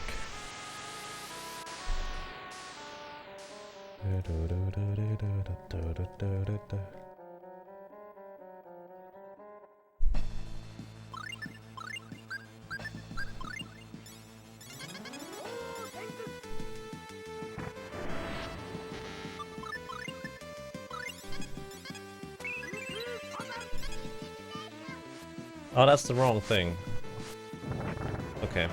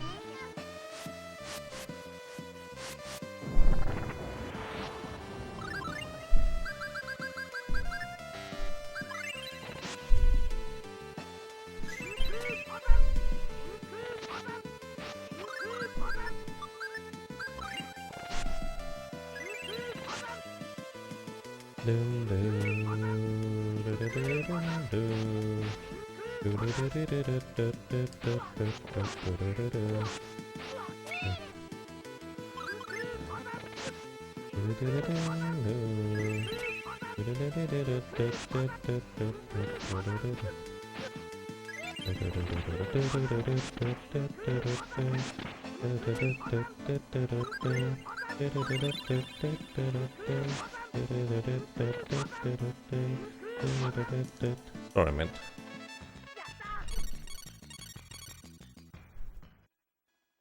No, actually, that's too early to split.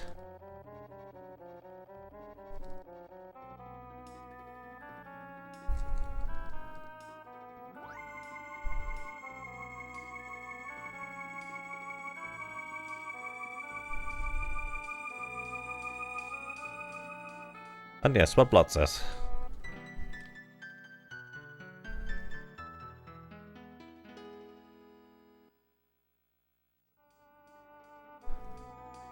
I'm currently the only one running the SNES version. There are a few people interested in running the SNES version. One apparently already did an offline run. I'm not sure whether he is going to follow through or not. But it's going to be quite interesting to see. Could be awesome. Could be amazing. Could be decent. Who knows? Thank you, Blood.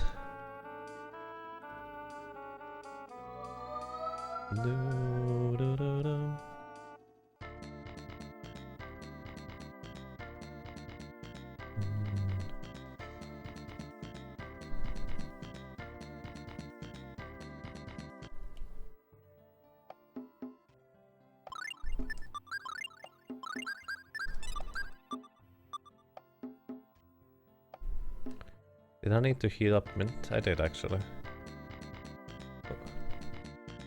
Almost went in from the front, which would be a mistake.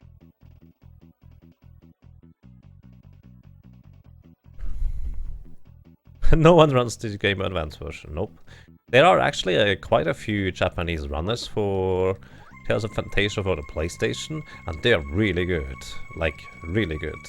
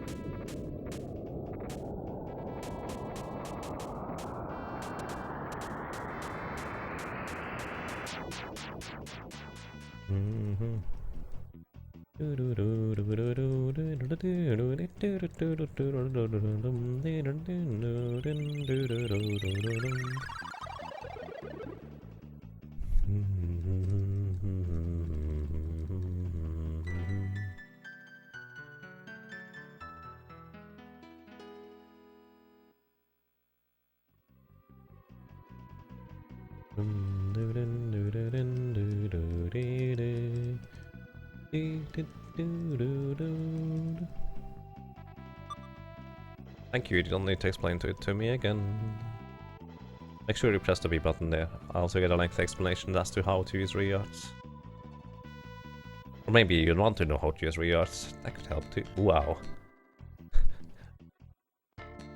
I need to mount the ReArts first before I press right. Yeah.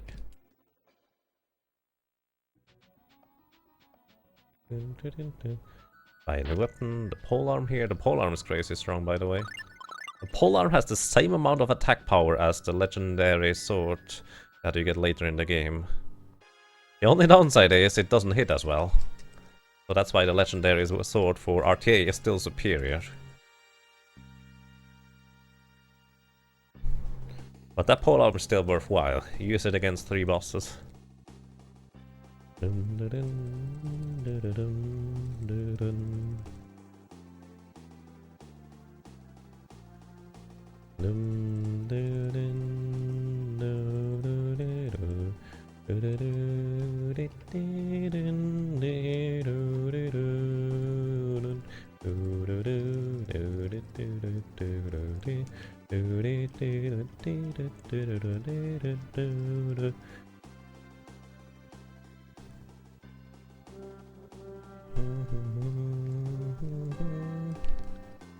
I'm also pretty much the only one who has worked on this route here, which is why I'm pretty sure it can be improved by a whole lot.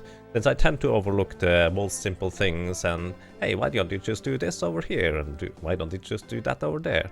I would love to have someone who just kind of goes and tells me those things. That would be awesome. To the right. And we use a holy bottle. We use the miracle bottle. As well use those, because why not?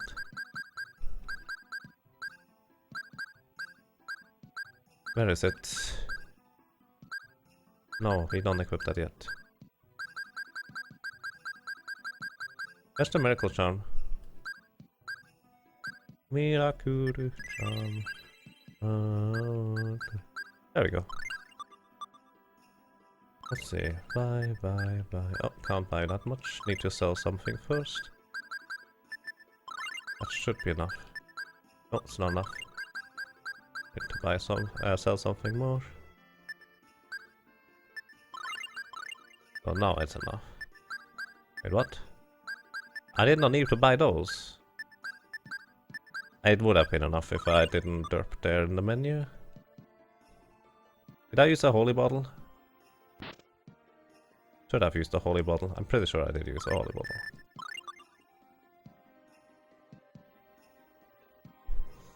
Because otherwise I wouldn't have an aura here.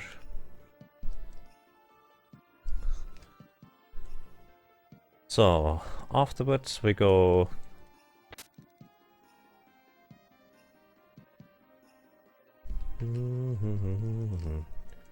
Greetings, Cerberoth, and thank you for the good luck. How are you doing today?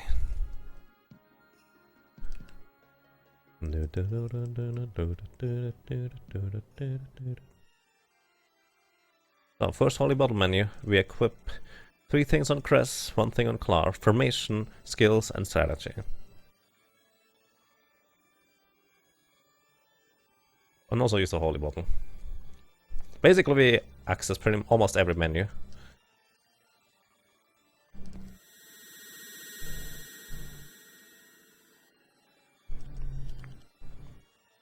Come on. Let's go. My favorite music in the game. So, holy bottle. You go far back. Everyone goes far back, actually, including you. Mint, you can go all out now. Archie, you can go all out as well. Mint, you heal everybody. Or try to anyways. Archie, you do not use anything except fireball.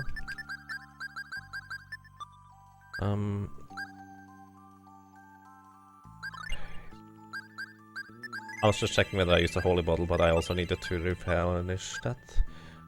Then we need to equip optimal, but we equip the pole arm. Then we go to Clarf and equip the ring here. I believe that's it. Pretty sure I caught everything.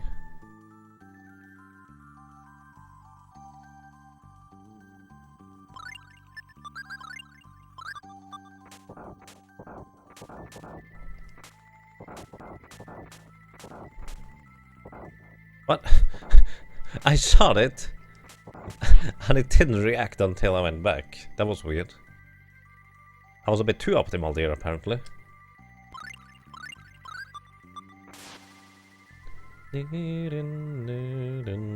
You're great. Nice, that sounds awesome.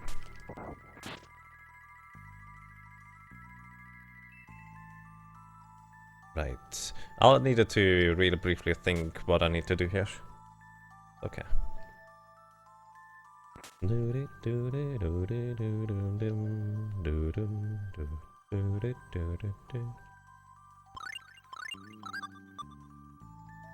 So we run here, we walk here around the corner, just to make sure that we don't misstep there, and also we need a few more steps. Instead of running, just walking, you get around here, which by the way, this is surprisingly far, getting all the way into the middle of this little circle snail type spiral.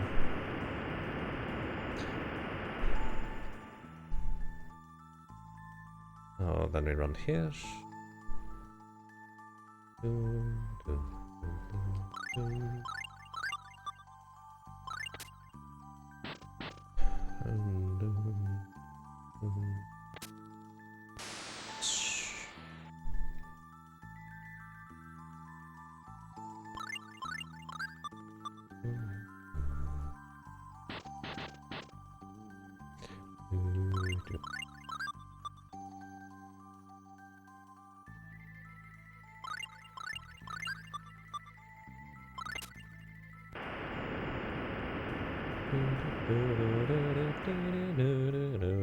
I have all menus set up the way they should be. All equipment and skills, so I can technically just run into the encounter, but I would like to actually not die, so I'm going to save here. Or more specifically, even if I die, I would like to continue. I'm pretty sure I can reliably beat this guy without too much trouble, but sometimes he would like to be a bit of a nuisance. 700 damage. That was a good one, Carl. That was very good. Go, Clarf, go, Clarf. Oh. 700s were way nicer, Clarf.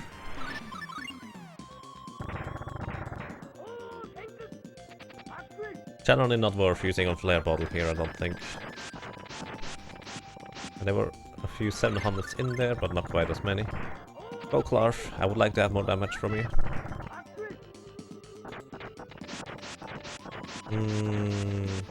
Not so nice damage rolls. I'm really curious whether there's anything I could do to influence those damage rolls. Also, Fangwolf is getting close. Not a fan of that. Please stay away, good sir. Good job, Archie. He's further away now and he should be dead. Or not.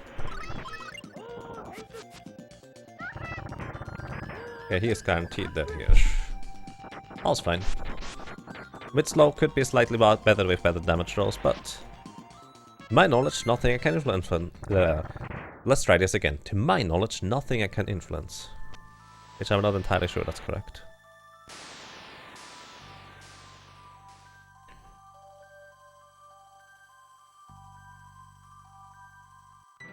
So, alrighty. Orange Goblins and Crescent Mint, Vorpal Blade and Cress, Rune Bottle on the Fairy Ring if I want to do that, or just straight up Fairy Ring on Mint, that's okay too. Then a Rune Bottle on Mixed Gum is the rest. I didn't buy new Rune Bottles.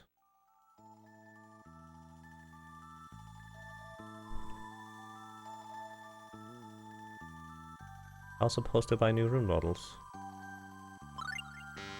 Let's see. It's okay.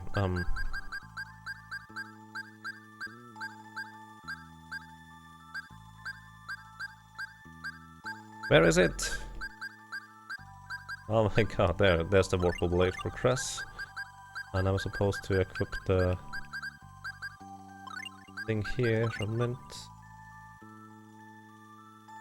Yeah, I don't have the thing. Oh well. Skills, we switch to this thing here. We don't have the... Oh, we do have it already, that's nice. Archie, disable Fireball, enable this. Mint would heal everybody up, but we are already healed. Okay. But no one has sprint boots anymore? Oh, naturally. We exchange... Larf, actually.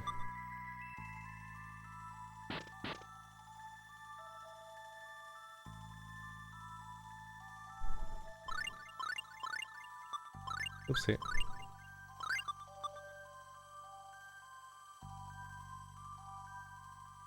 I completely lost track on where I needed to use holy bottles. It should work out fine here. Yeah, it works out fine. We have enough.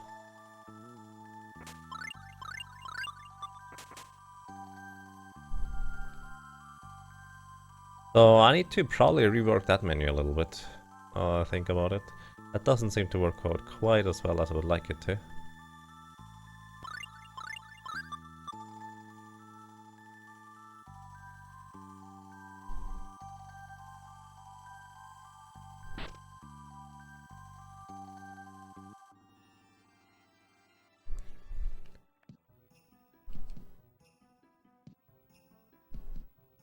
Especially since I didn't have rune bottles anymore. Hey sir, I would like to buy some rune bottles. It doesn't sell rune bottles. How rude. Does this lady sell rune bottles? No. Oh, this guy sells rune bottles. I remember. There. I remember now.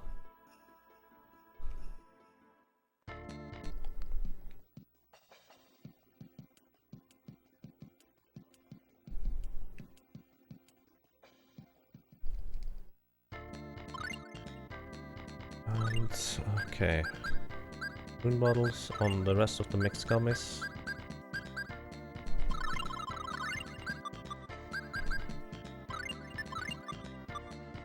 Well, wish me luck.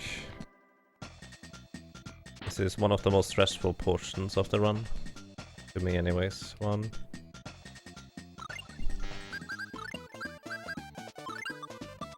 2. 3. 4.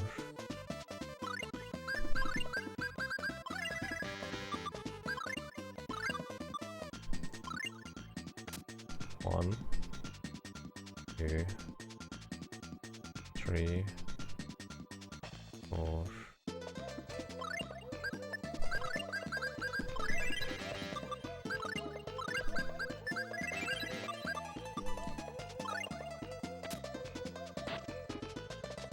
1, 2,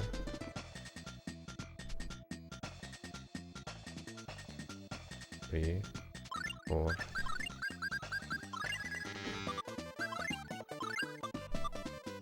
1, 2, 3, 4, 5, 6, 7. Okay. I do not want to go more than 7 ticks at a time. 1, 2, 3, 4, 5, 6, 7. Okay. That barely worked out. Okay. Hopefully my strategy works. Oh, nice. Good job, Mint.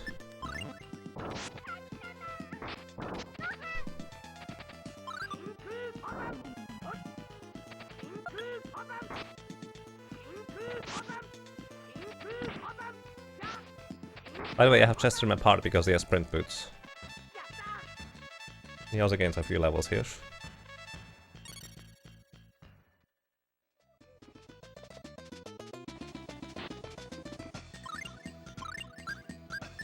Drive.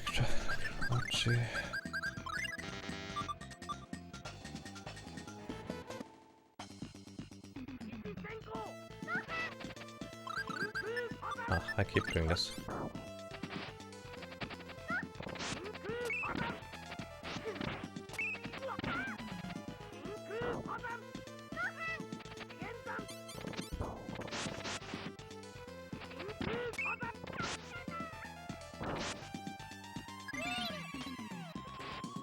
Oh. Okay,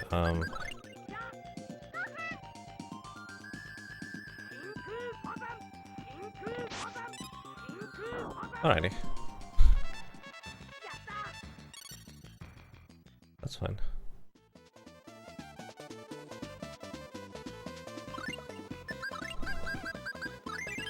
I forgot to revive Archie before I healed everybody. That was a bit silly.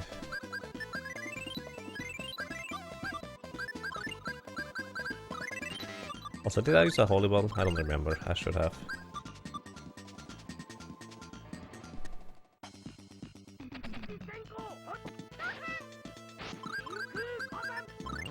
Oh, that's the wrong guy.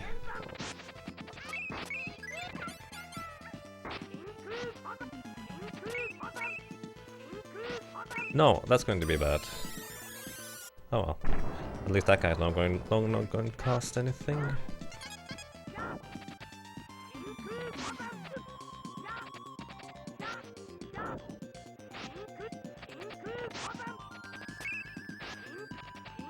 Okay.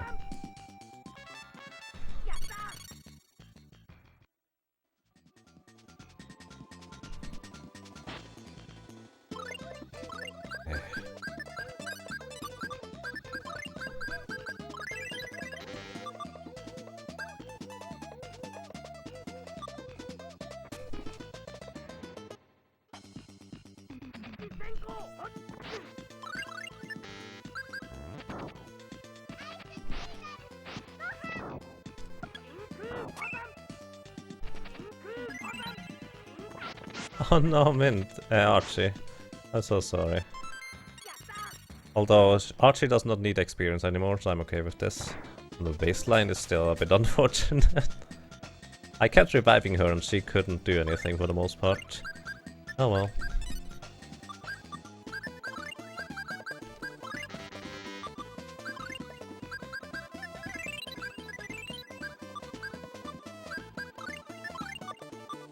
Oh. Don't forget the pole arm here.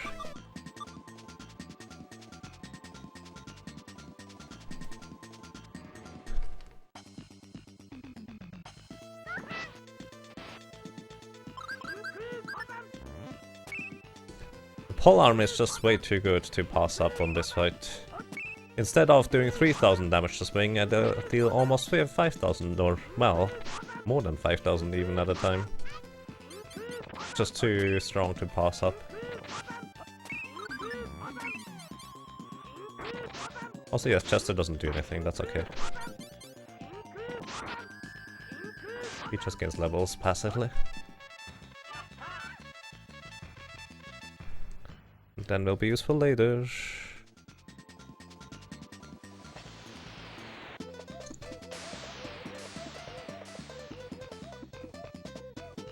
Is there any glitches used in this run? Yes, Weiner.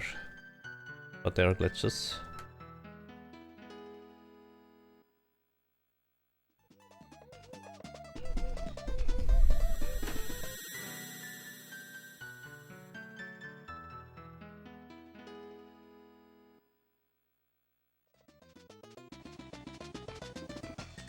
One, two.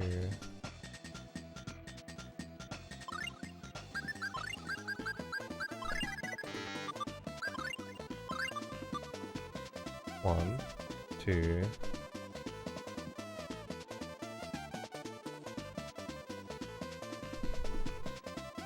Three, four.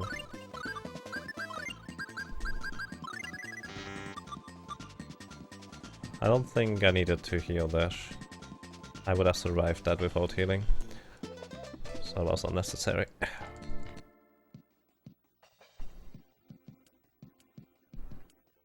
I guess in a sense the glitch is both minor and major in a sense. 1, 2, 3.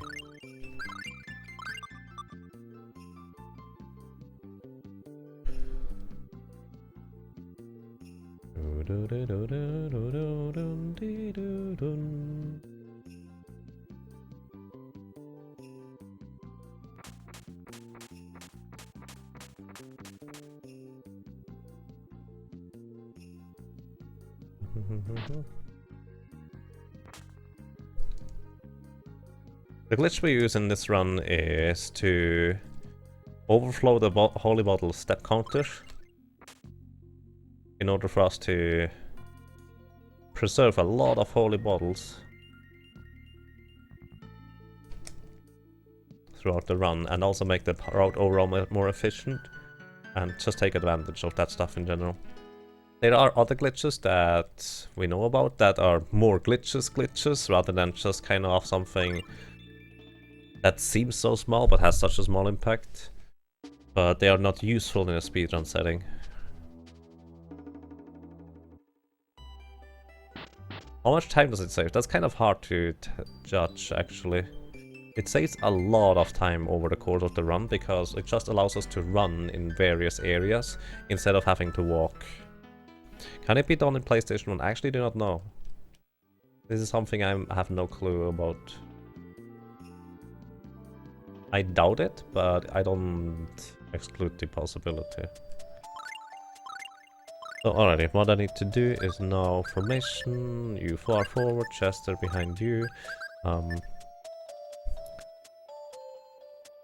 Equipment, Chester optimal, and also you equip the battle rune. You equip... Oh, you have the stuff equipped already.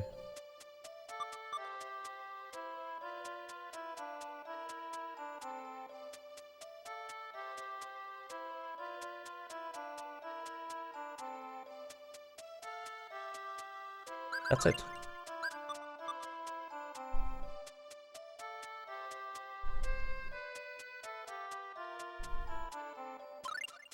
I thought I forgot something, but I guess I didn't. Let me through, please.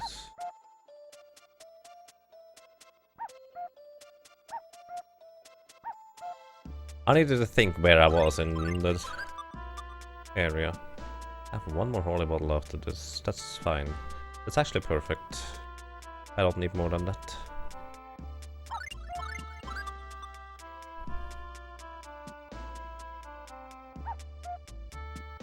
Also, I needed to contemplate as to whether I needed to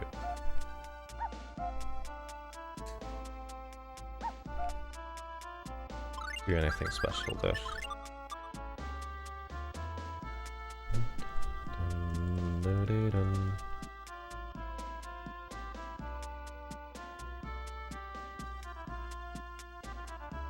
And greetings to you, Depicton. How are you doing? That was yesterday, yes. Also, as a general rule of thumb, I would like to point out, I'd like to keep my chat family friendly, if you don't mind. But I appreciate that, thank you. Really appreciate that.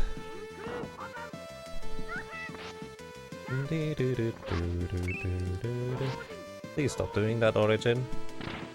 Origin is completely invulnerable while he's in that weird form there, where he is a butterfly, essentially. Stop being a butterfly, please, Origin.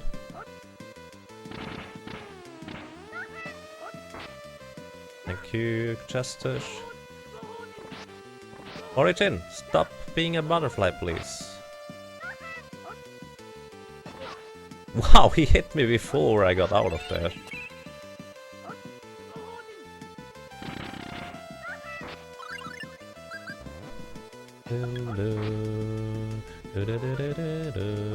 Thank you, Mint. Ah, when Mint stuns him, it's amazing.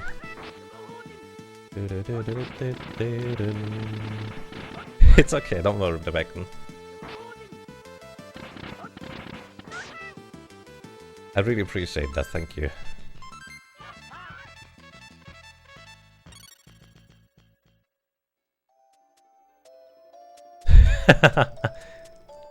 No, I like butterflies.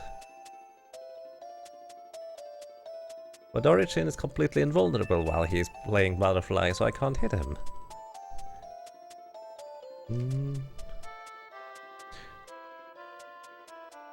You made it all the way to Dal's Castle and just stopped. Dal's Castle in the end is massive. It depends which Dal's Castle you mean, because it could kind of mean two things. But the final Dal's Castle is just gigantic. And also pretty brutal in terms of encounters. Well, that's if you don't skip all of them, that is.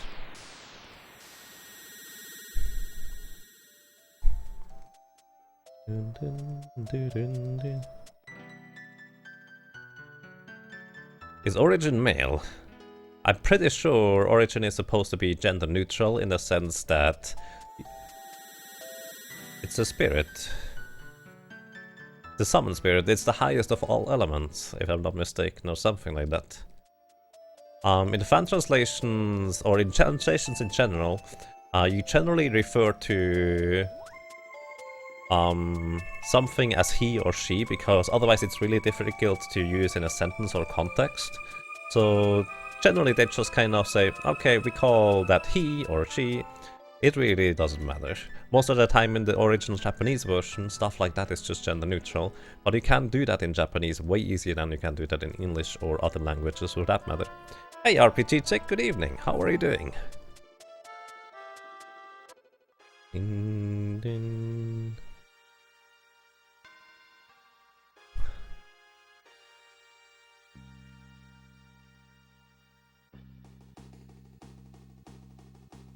It was definitely the end? Okay then. You also got lost a couple of times, yeah. It really doesn't help that the encounter rate for the SNES version is just insane. Oopsie. As in, it's insane encounter rate, really.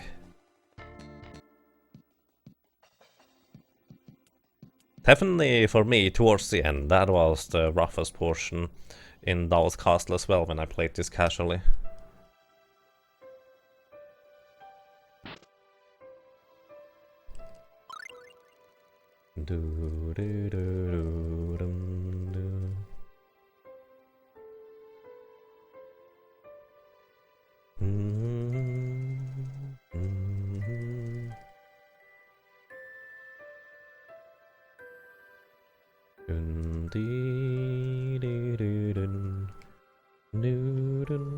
You're not bad, glad to hear that. And I'm doing quite excellent, thank you.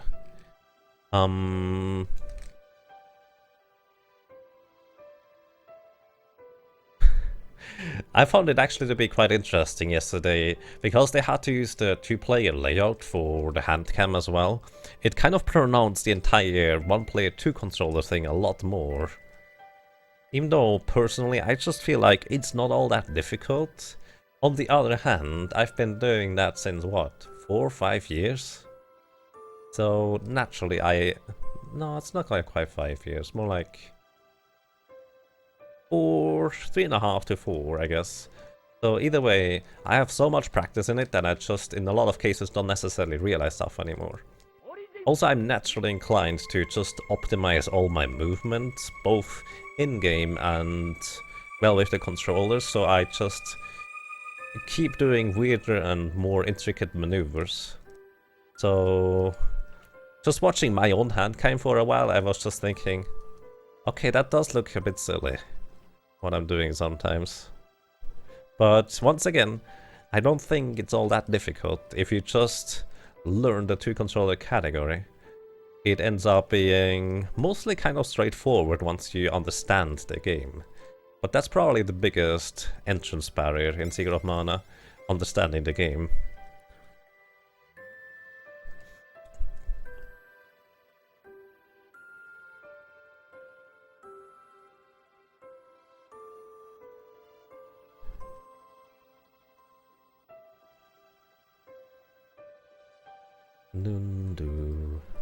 Essentially, from what I understand, what you can do in Japanese is you can just kind of substitute the name in a sentence very easily, unlike in English. The sentences are a bit differently structured, I think. I don't actually know Japanese, and I have no clue what they are talking about in Japanese. I just know what they kind of are talking about from the fan translation. Which, by the way, tomorrow I'm going to do that full commentary run, I think. That sounds like a good plan.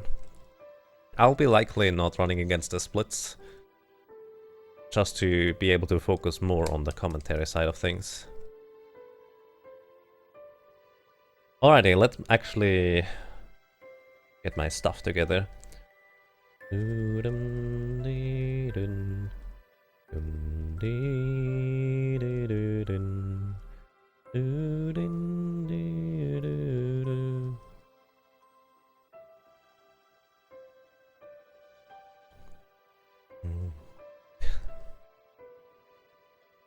Do I have holy bottles left? I do not, no. I used up all of them.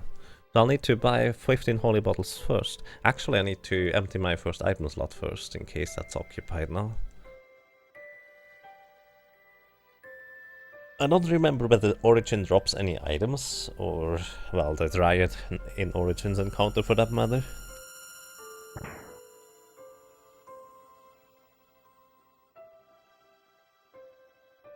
But yeah, I really like the story of this game, by the way.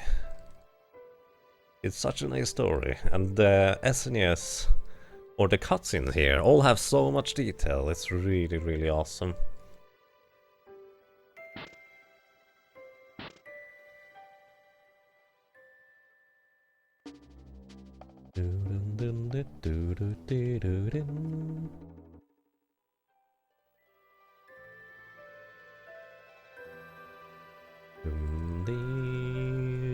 So I'm going to be using one holy bottle in town already and then buy a new one, just to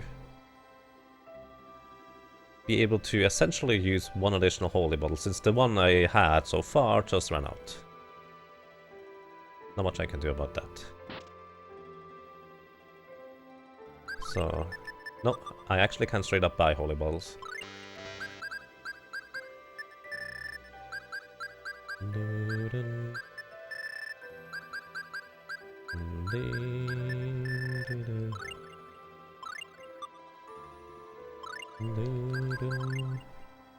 Oh shoot. Or not. Okay, that works. We can do that. That actually works really well, in fact. Holy smokes. Except that... no, that's okay. Use up one of those. Use a rune bottle on... why did... that's weird. Skype just did a weird thing. Hang on a second. I'm confused. Excuse me. I need to get this up here. Buy a new holy bottle. Whatever, I don't need that. Holy bottle, buy it. And before I get the next thing, I need to sort real quick. Alrighty, we are okay. We're fine. Sorry, I was really distracted by that.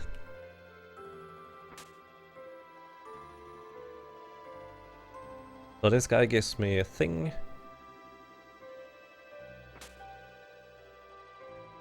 I will be able to equip and cross.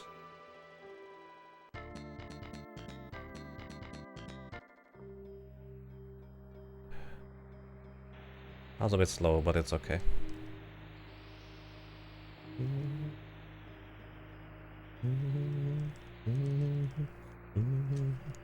For some reason, Skype just decided to pop up over my chat, and I was really confused what exactly was happening there.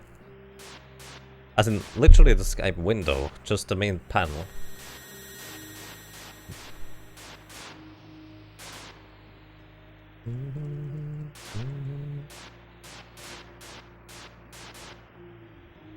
I'm going to lose about a minute here, if I get a kill on the first try. Going to be more if I die, which shouldn't happen hopefully, but we'll see about that. Because that menu was really slow. I just wanted to make sure I have everything in order, and I also needed to briefly rearrange stuff, which is not something I ordinarily have to do, because the question mark bow was in the first slot.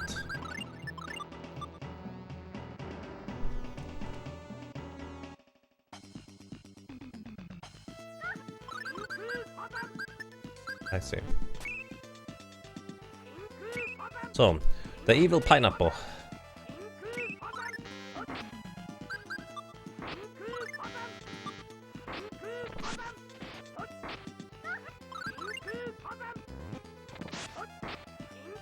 He takes 5,000 damage per swing if I hit. But hitting him seems to be an issue today. Also don't want to be too close to him, otherwise he will start using his melee attacks, and his melee attacks are really brutal. Sometimes mid can stun him, which is awesome, and he basically didn't do anything, so that's really good too. Alrighty. And I will need to focus for pretty much the entirety of this dungeon, so if I miss anything in chat, feel free to repeat it later, and I will try to respond to it. This first room has no encounters, so I can just reset it and safely walk up until here without a holy bottle. Then we use a holy bottle, and I also need to equip the thing here on Cress. That's okay. It's okay, it's okay, it's okay.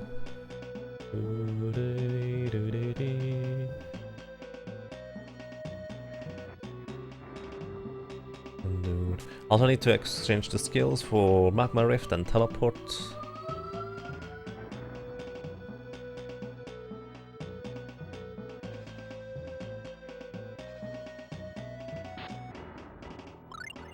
So, exchange skills for Magma Rift. Magma Rift, Teleport.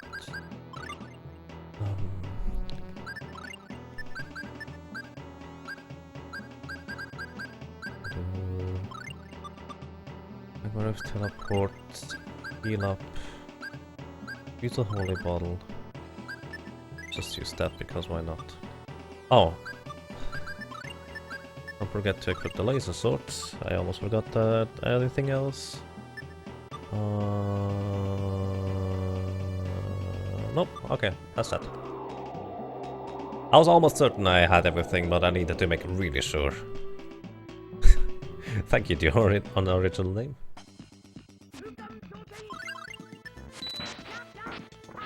Oh, that's nice, crits.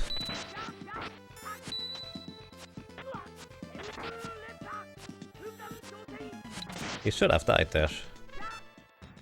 But somehow he didn't. I did equip the laser sword, right? Just to confirm that. Because that was a lot of crits and he didn't die to it. It's kind of unusual. Just going to double check real quick. Yep, laser sword.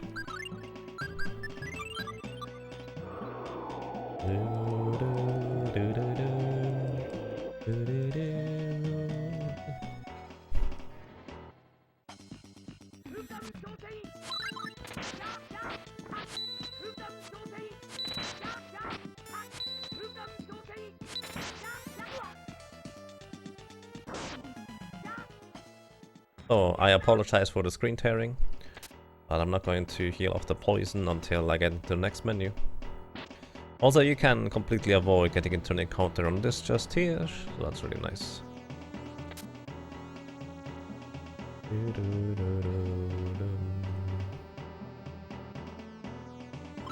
So, heal up, remove the thing. Oh, don't forget to use a holy bottle, that's the entire reason why you go into the menu in the first place.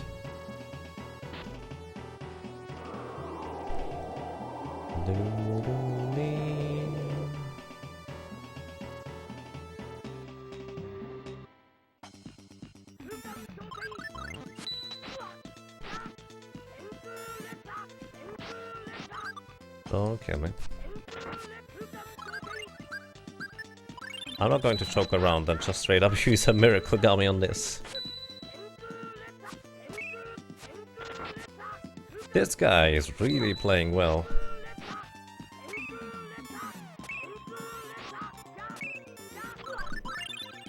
He's playing really well. He goes at the perfect distance where I can't use long range attacks and have to actually step back before I can do that. That guy was playing really well, actually. I'm impressed. Not in a good way, but I'm impressed.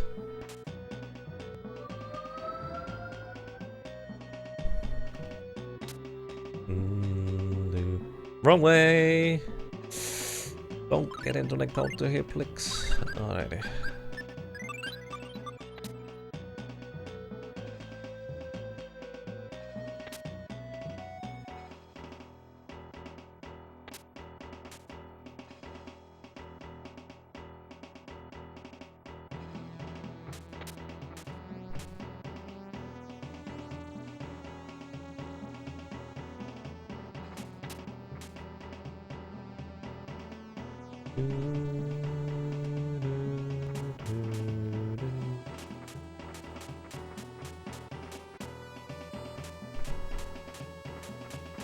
So weird that I still have the ring here. Because I'm not supposed to have that thing here anymore. Since Mint is supposed to have another thing equipped. I'm going to exchange Mint. And you equip this. Archie, you are no longer allowed to do this. Actually, in fact... No, it's fine. Going to go at the far front again.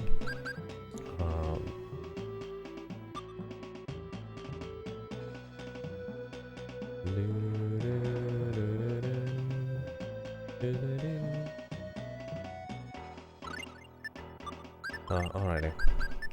Need to equip an Onyx. Actually, no, we had decided to go with this thing instead. You equip the thing here again. And now we also equip the thing here. This is fine. Don't forget the holy bottle.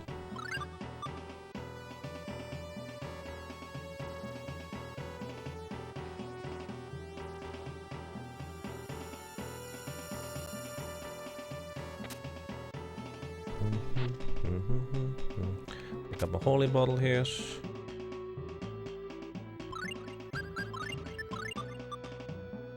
Run this stretch, we have to walk here. Oh, wish me luck on the double dark eye battle. Actually, it's a seal eye battle. Sorry. Going to be pretty rough. As usual. At least I didn't teleport immediately. That's a plus. I have the wrong weapon. It's going to be rougher now.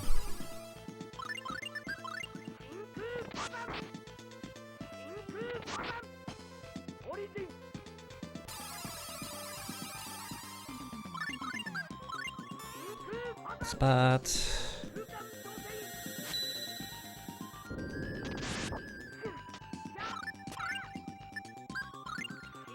Didn't know he could do that.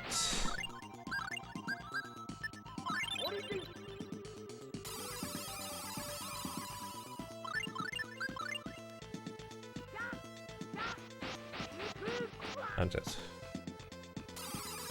okay. Alrighty, actually, let's just die real quick here, because recovering from this is probably slower. Oh, don't cast Meteor Stone, just hit him. Okay, whatever. This does about 6,500 damage to Chris. Okay, 6,002. I cannot reset to reload the save, because if I do that, I'll lose setup that I did. So, the one thing I forgot is to equip the proper weapon here. I can actually run here.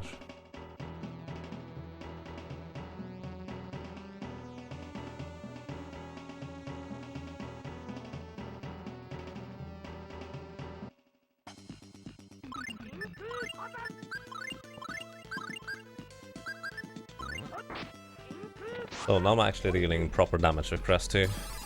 That helps.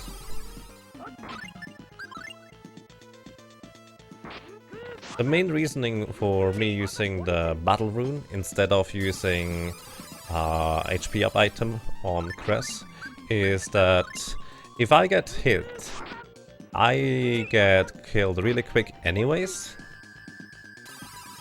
And so I just prefer to try and, well, have to hit less in order to kill him.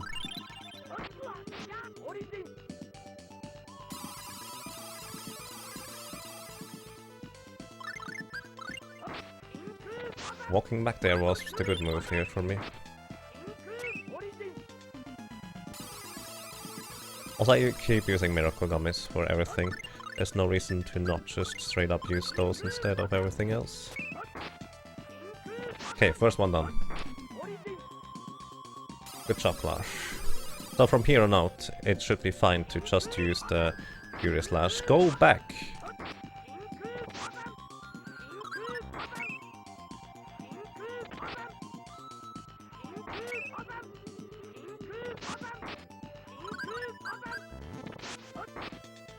Nice.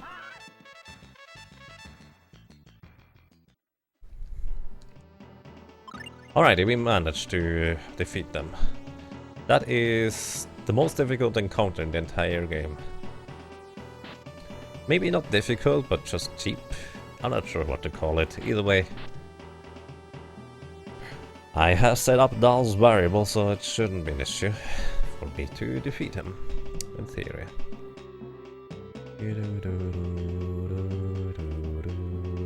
Shouldn't. I can always mess up, I'm pretty good at that. I'm also just going to heal up everybody.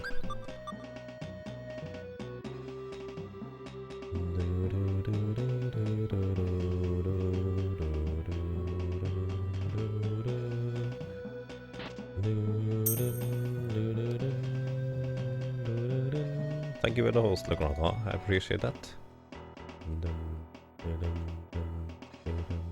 And thank you for the good luck. So we can run outside of those areas, we walk inside, run outside, walk inside.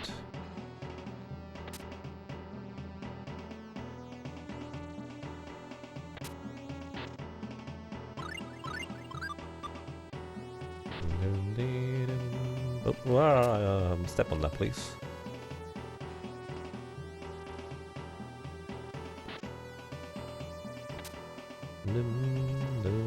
Run is quite fine so far.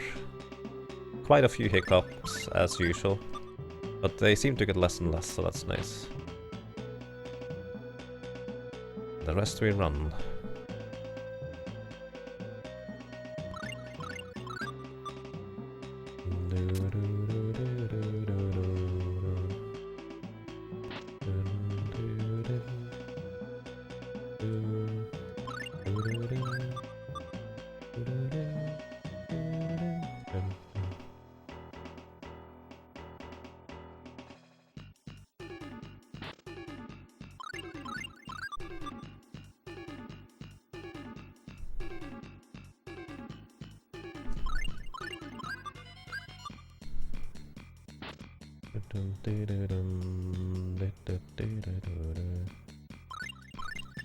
Oops, what?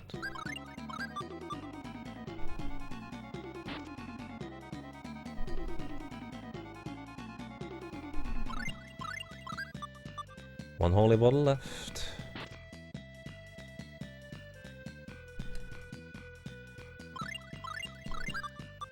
Reroll.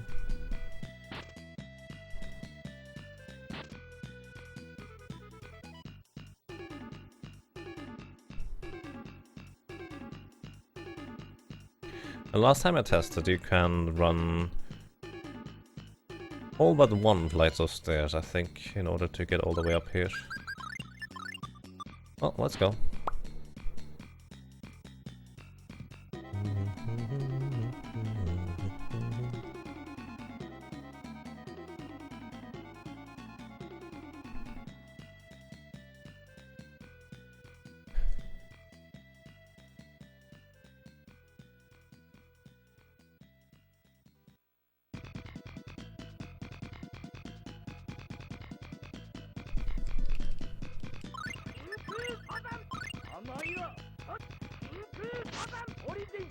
Okay, that should do it. Excellent.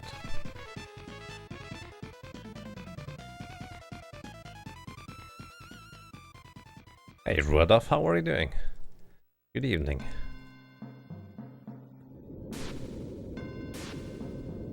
I saw your post in the Task Videos forums.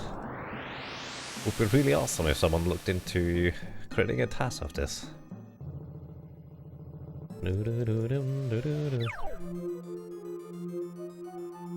Those three is a complete joke. He's only a complete joke because they made a small mistake. I guess that's another glitch that we do. I forgot about that one actually, because it seems so insignificant to me. But it's a glitch nonetheless, I guess.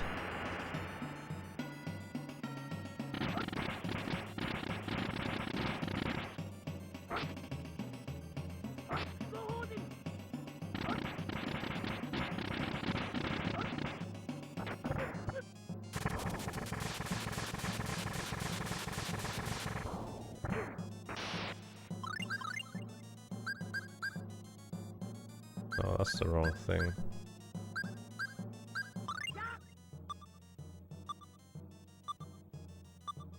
So, and Clark will just kind of go, yo, I'm out, and Archie's, I'm with you. And Chris finishes his job, all by himself.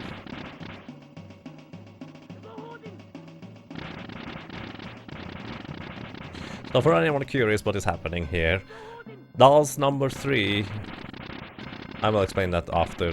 This guy here, he has no AI planned as to what is supposed to do when you are behind him. So I just use an hourglass in his blue face, simply walk behind him, and now I win. That's the short version.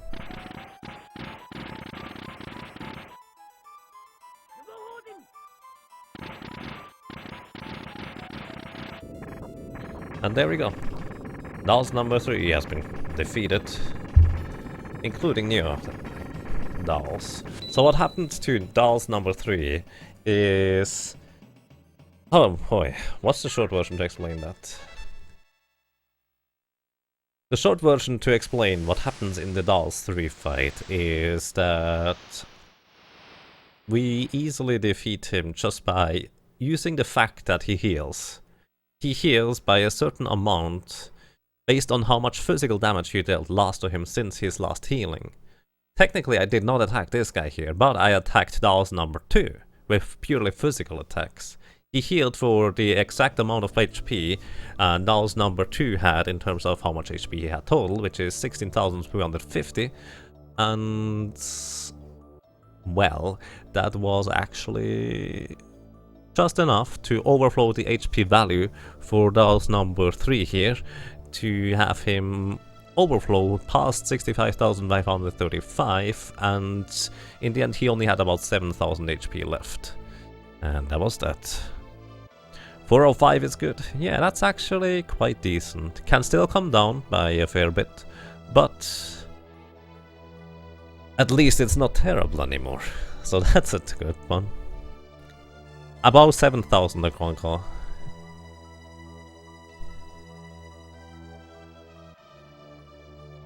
Fixed in the Game Boy Advance version. I think the Game Boy Advance version is a mix between the PlayStation and the SNES version. So I'm not sure they copied over the SNES version's engine or the PlayStation and adjusted it, or whether they just made the game from scratch. GG! Get that sub 4. Sub 4 will probably have to wait for a while, actually. I've now done a lot of Tales of Phantasia.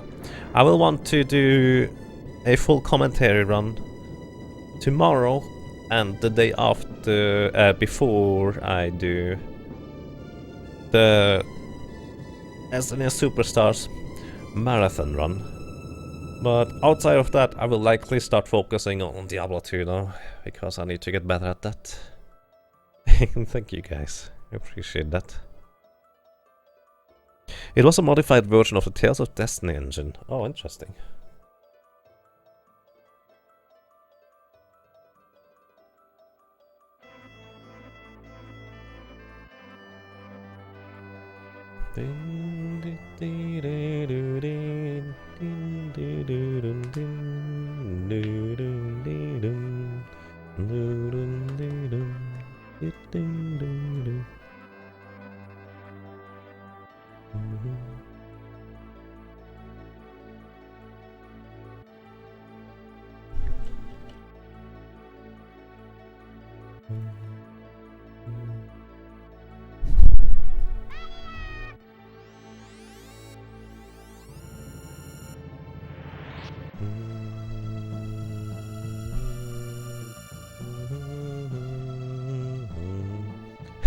Thank you.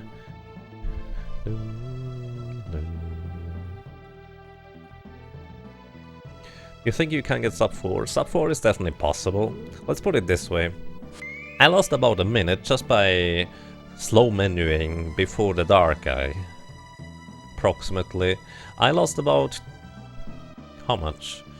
3 minutes to dying to Undini repeatedly? I guess more like 2.5 or something like that.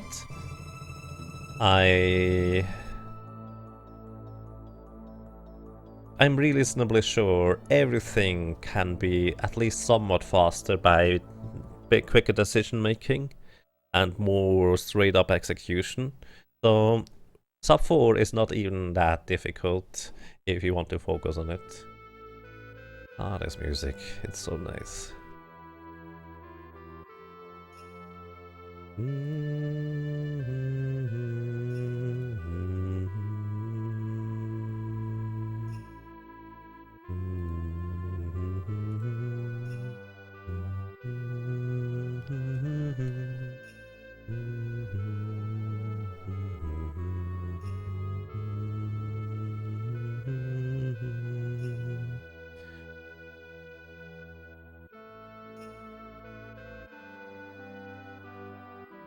Doing battles in RTA in this game is seems intense. It's probably a bit more cutthroat in this one than it is in later Tales games, although I can't say that for certain, since I don't really run those on a speedrun level. I've just played Symphonia casually.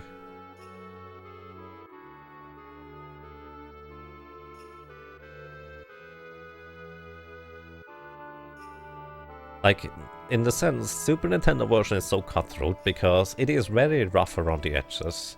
As in, I honestly think the PlayStation version of Tales of Phantasia is the better game in general. However, I really like this as a speedrun. This is more to akin what I like in my games. PlayStation is a fight speedrun too, but I think I would prefer this one. Plus, I seem to get really attached to the story and the characters here again, so I like playing through it again and again. Bye. Oh. I still think Clarf has the most bittersweet ending, and it's so well underlined in this here. He walks into the house slowly, gets greeted by his fiancée, who just kind of hugs him. And Clarf looks so sad.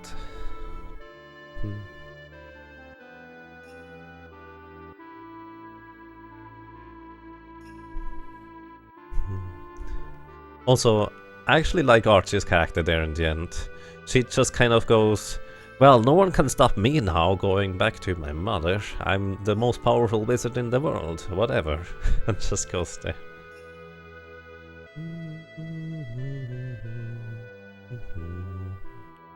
Also this time I'm going to hold the L and R buttons to change up the music a little. By the way, the PlayStation run of this game is about 15? Maybe a bit more, I think a bit more than 15 minutes faster than my current run here. The fastest Japanese run clocks in at 3:57, as in 3 hour 57. However, that is JRTA, which means they time until the end of the credits. So the credits are actually quite lengthy. So for a while I was actually wondering as to why my run could keep up so well with the Japanese times, even though I was really not good at it yet, and that is the reason why. It's just JRTA. JRTA, this one here would be, I don't know, 4 hours 12 minutes or so? I don't know how long the credits are exactly. There we go. Music changed.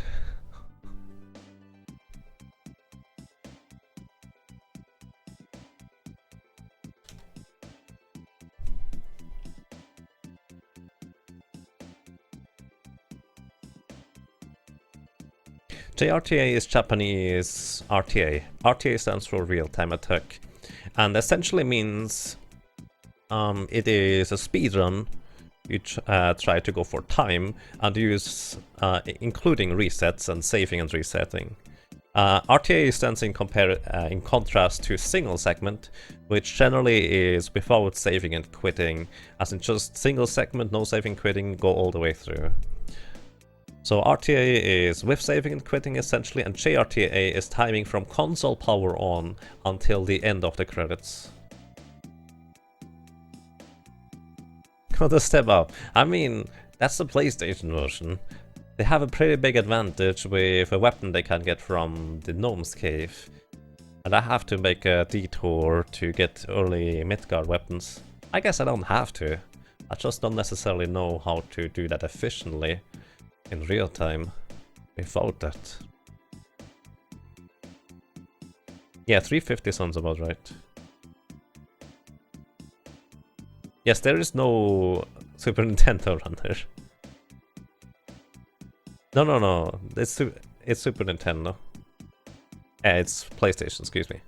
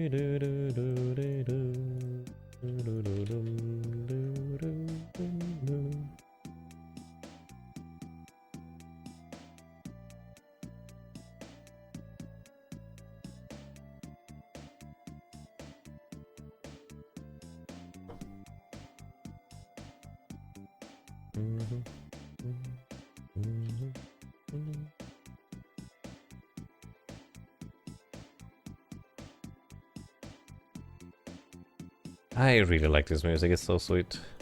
So good.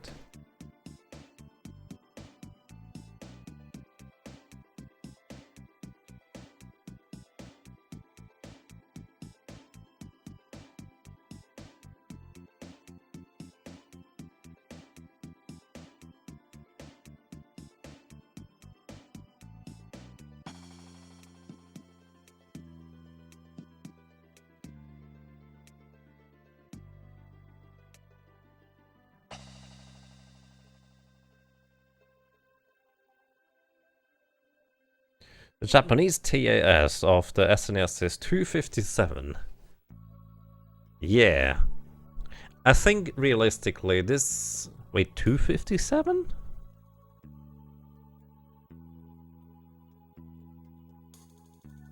That's really fast.